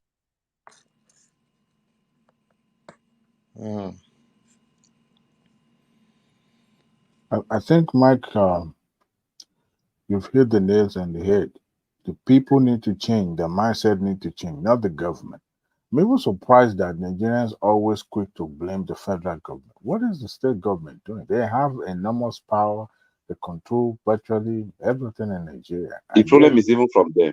The problem is even from them. How do you see people criticizing their governor instead of just be hailing? Because if you try it, if you try, it was do you know it's easy? Do you know it's easy for you to criticize the federal government and the state government? Because the state government will just point at you. You see their boys, they will just come in one day, come and flog the hell out of your life. It's just where it is. It's just where they have the power. You cannot even talk, you can, like, if you are in your state and you are trying to give them problem, one day they will just come to your house and burn you down. They have the materials. So people are scared of them. To the federal government. And people see Nigerians. You can see you have to nobody see you because your state is far from where Tinubu is. But attacking your state government, there are voices on the street, in the garage. They were the street boys, all these guys smoking around. They will just call them so person in your area, go and deal with him. Before you know, gave governors adding to their monthly allocation for the sake of palliative purposes. How many people ask questions? How many people receive that palliative from the federal state government now? How many people?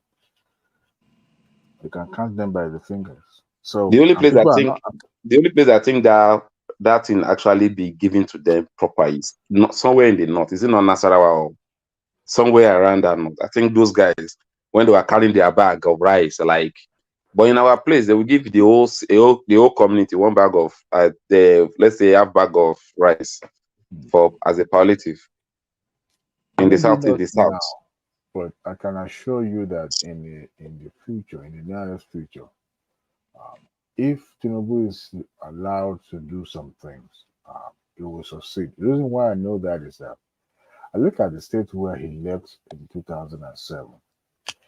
It may not be perfect, but if you ever wonder, since he left the office and those who have been in charge of the affair of Lagos State, none of them you can point to and say this is a mediocre. They've all strived, they've all tried their best to ensure that they build on the back of on the what they structure. are, but the structure their mentors lay down.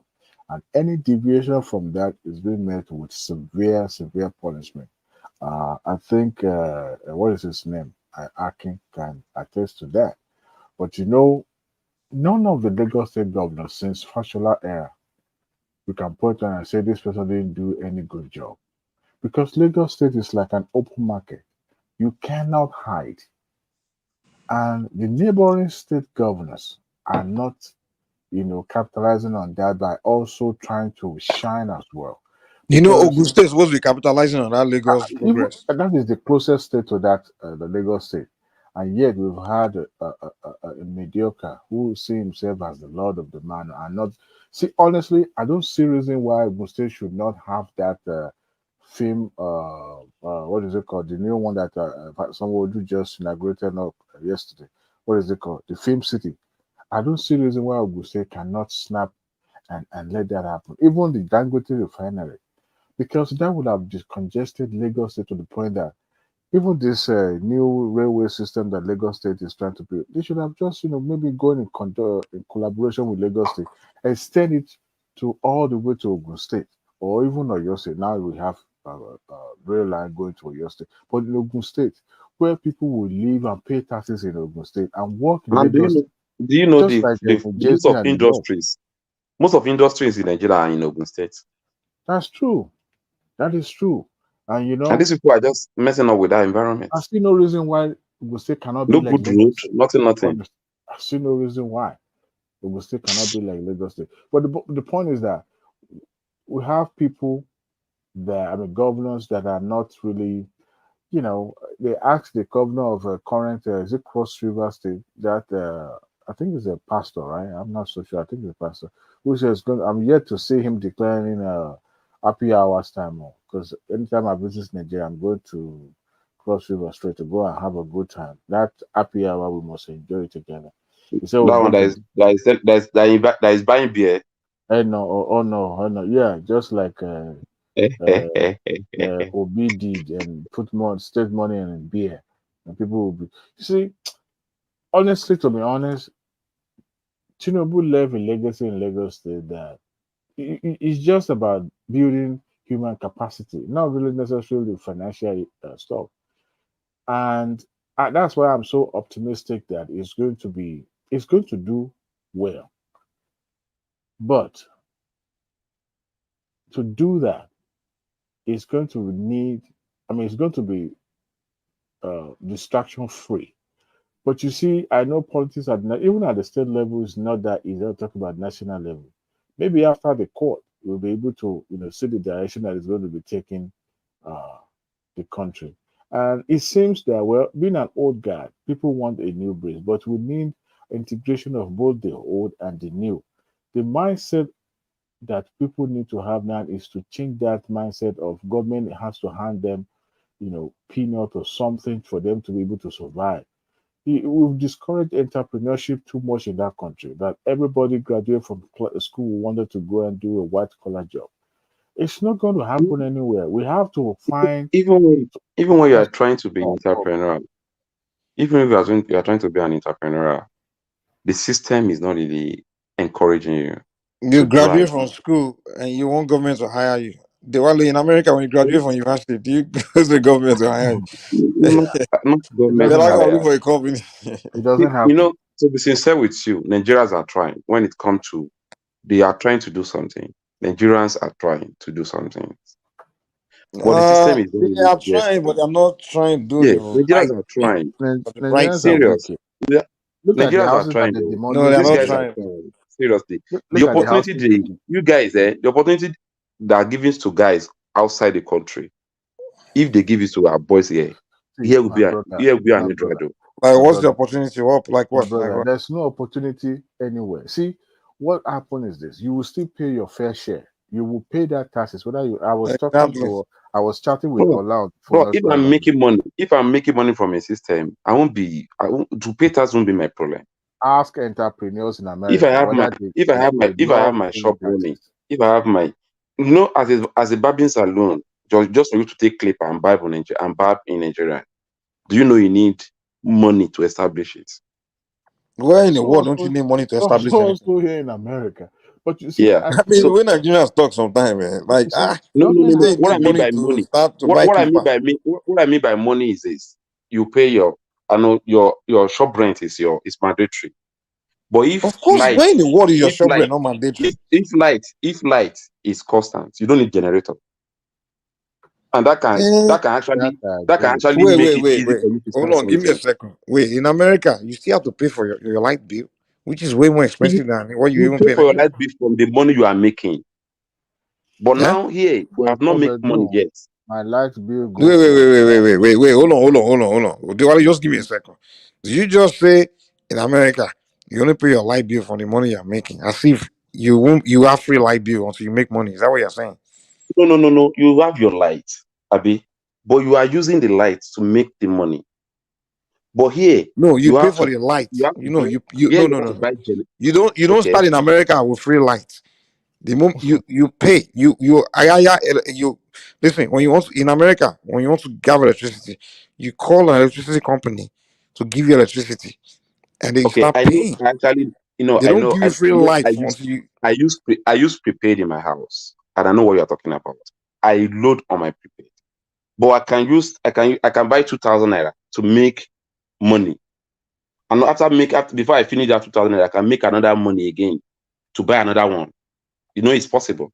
But now I was forced to go and get generator first. Which listen. Anywhere in the world, you start of course. Okay, let me give you an example. Wait, hold on. Give me a wait. Let me tell you something. In America, if you want to start a business, government give you so much like condition. First, you have to get insurance, right? Like for example, I own a business. My insurance every month is almost close to $1,000 a month. Now, if I don't make profit, I still have to pay that insurance money every month. You have to. There are so many regulations. But in Africa, we don't have so much regulations. I'm sorry to say this. There are more regulations in advanced countries when you want to run business. You have to have that insurance. Do so many fees. You have to renew your license. You have to pay tax. You have to. I mean, so much. So it's not like it's so easy like that. And in fact, in Africa, it's even brother, in Nigeria, in Africa, it's even more easier because there's really no government coming to give you so much rules and stuff like that. You can just do things and make it on your own, and sometimes you don't have to pay tax in Nigeria. They're not coming after you. In America, Mike, to add to just what you just said. Sorry, Folly. Mike, to just add to what you just said. Here in Europe, even if you are working, they are also removing money for unemployment benefit for those people who decide not to work because of one reason or the other, or they refuse not to. They deliberately they don't want to work. They will remove it from your salary. And the more you make more money, the more it frustrates me now. The more they tax you more. The more they tax you, like the way they and if tax you now have a company, oh my God, there are so many bills you have to pay.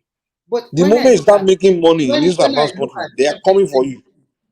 When I look at everything, the problem about Nigeria is that first, we have mismanaged our resources.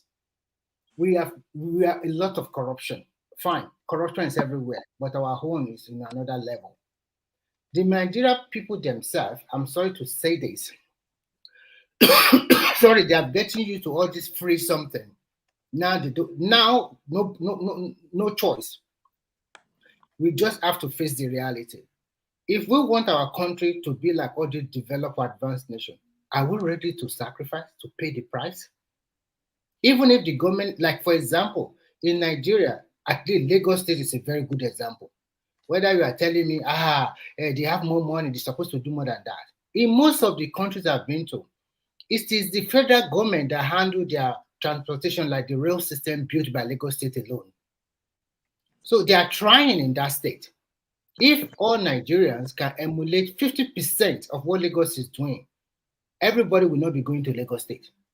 It's only in Lagos State that you are nobody and you can become somebody. So when you talk about abroad, you think it's easy for people that live here?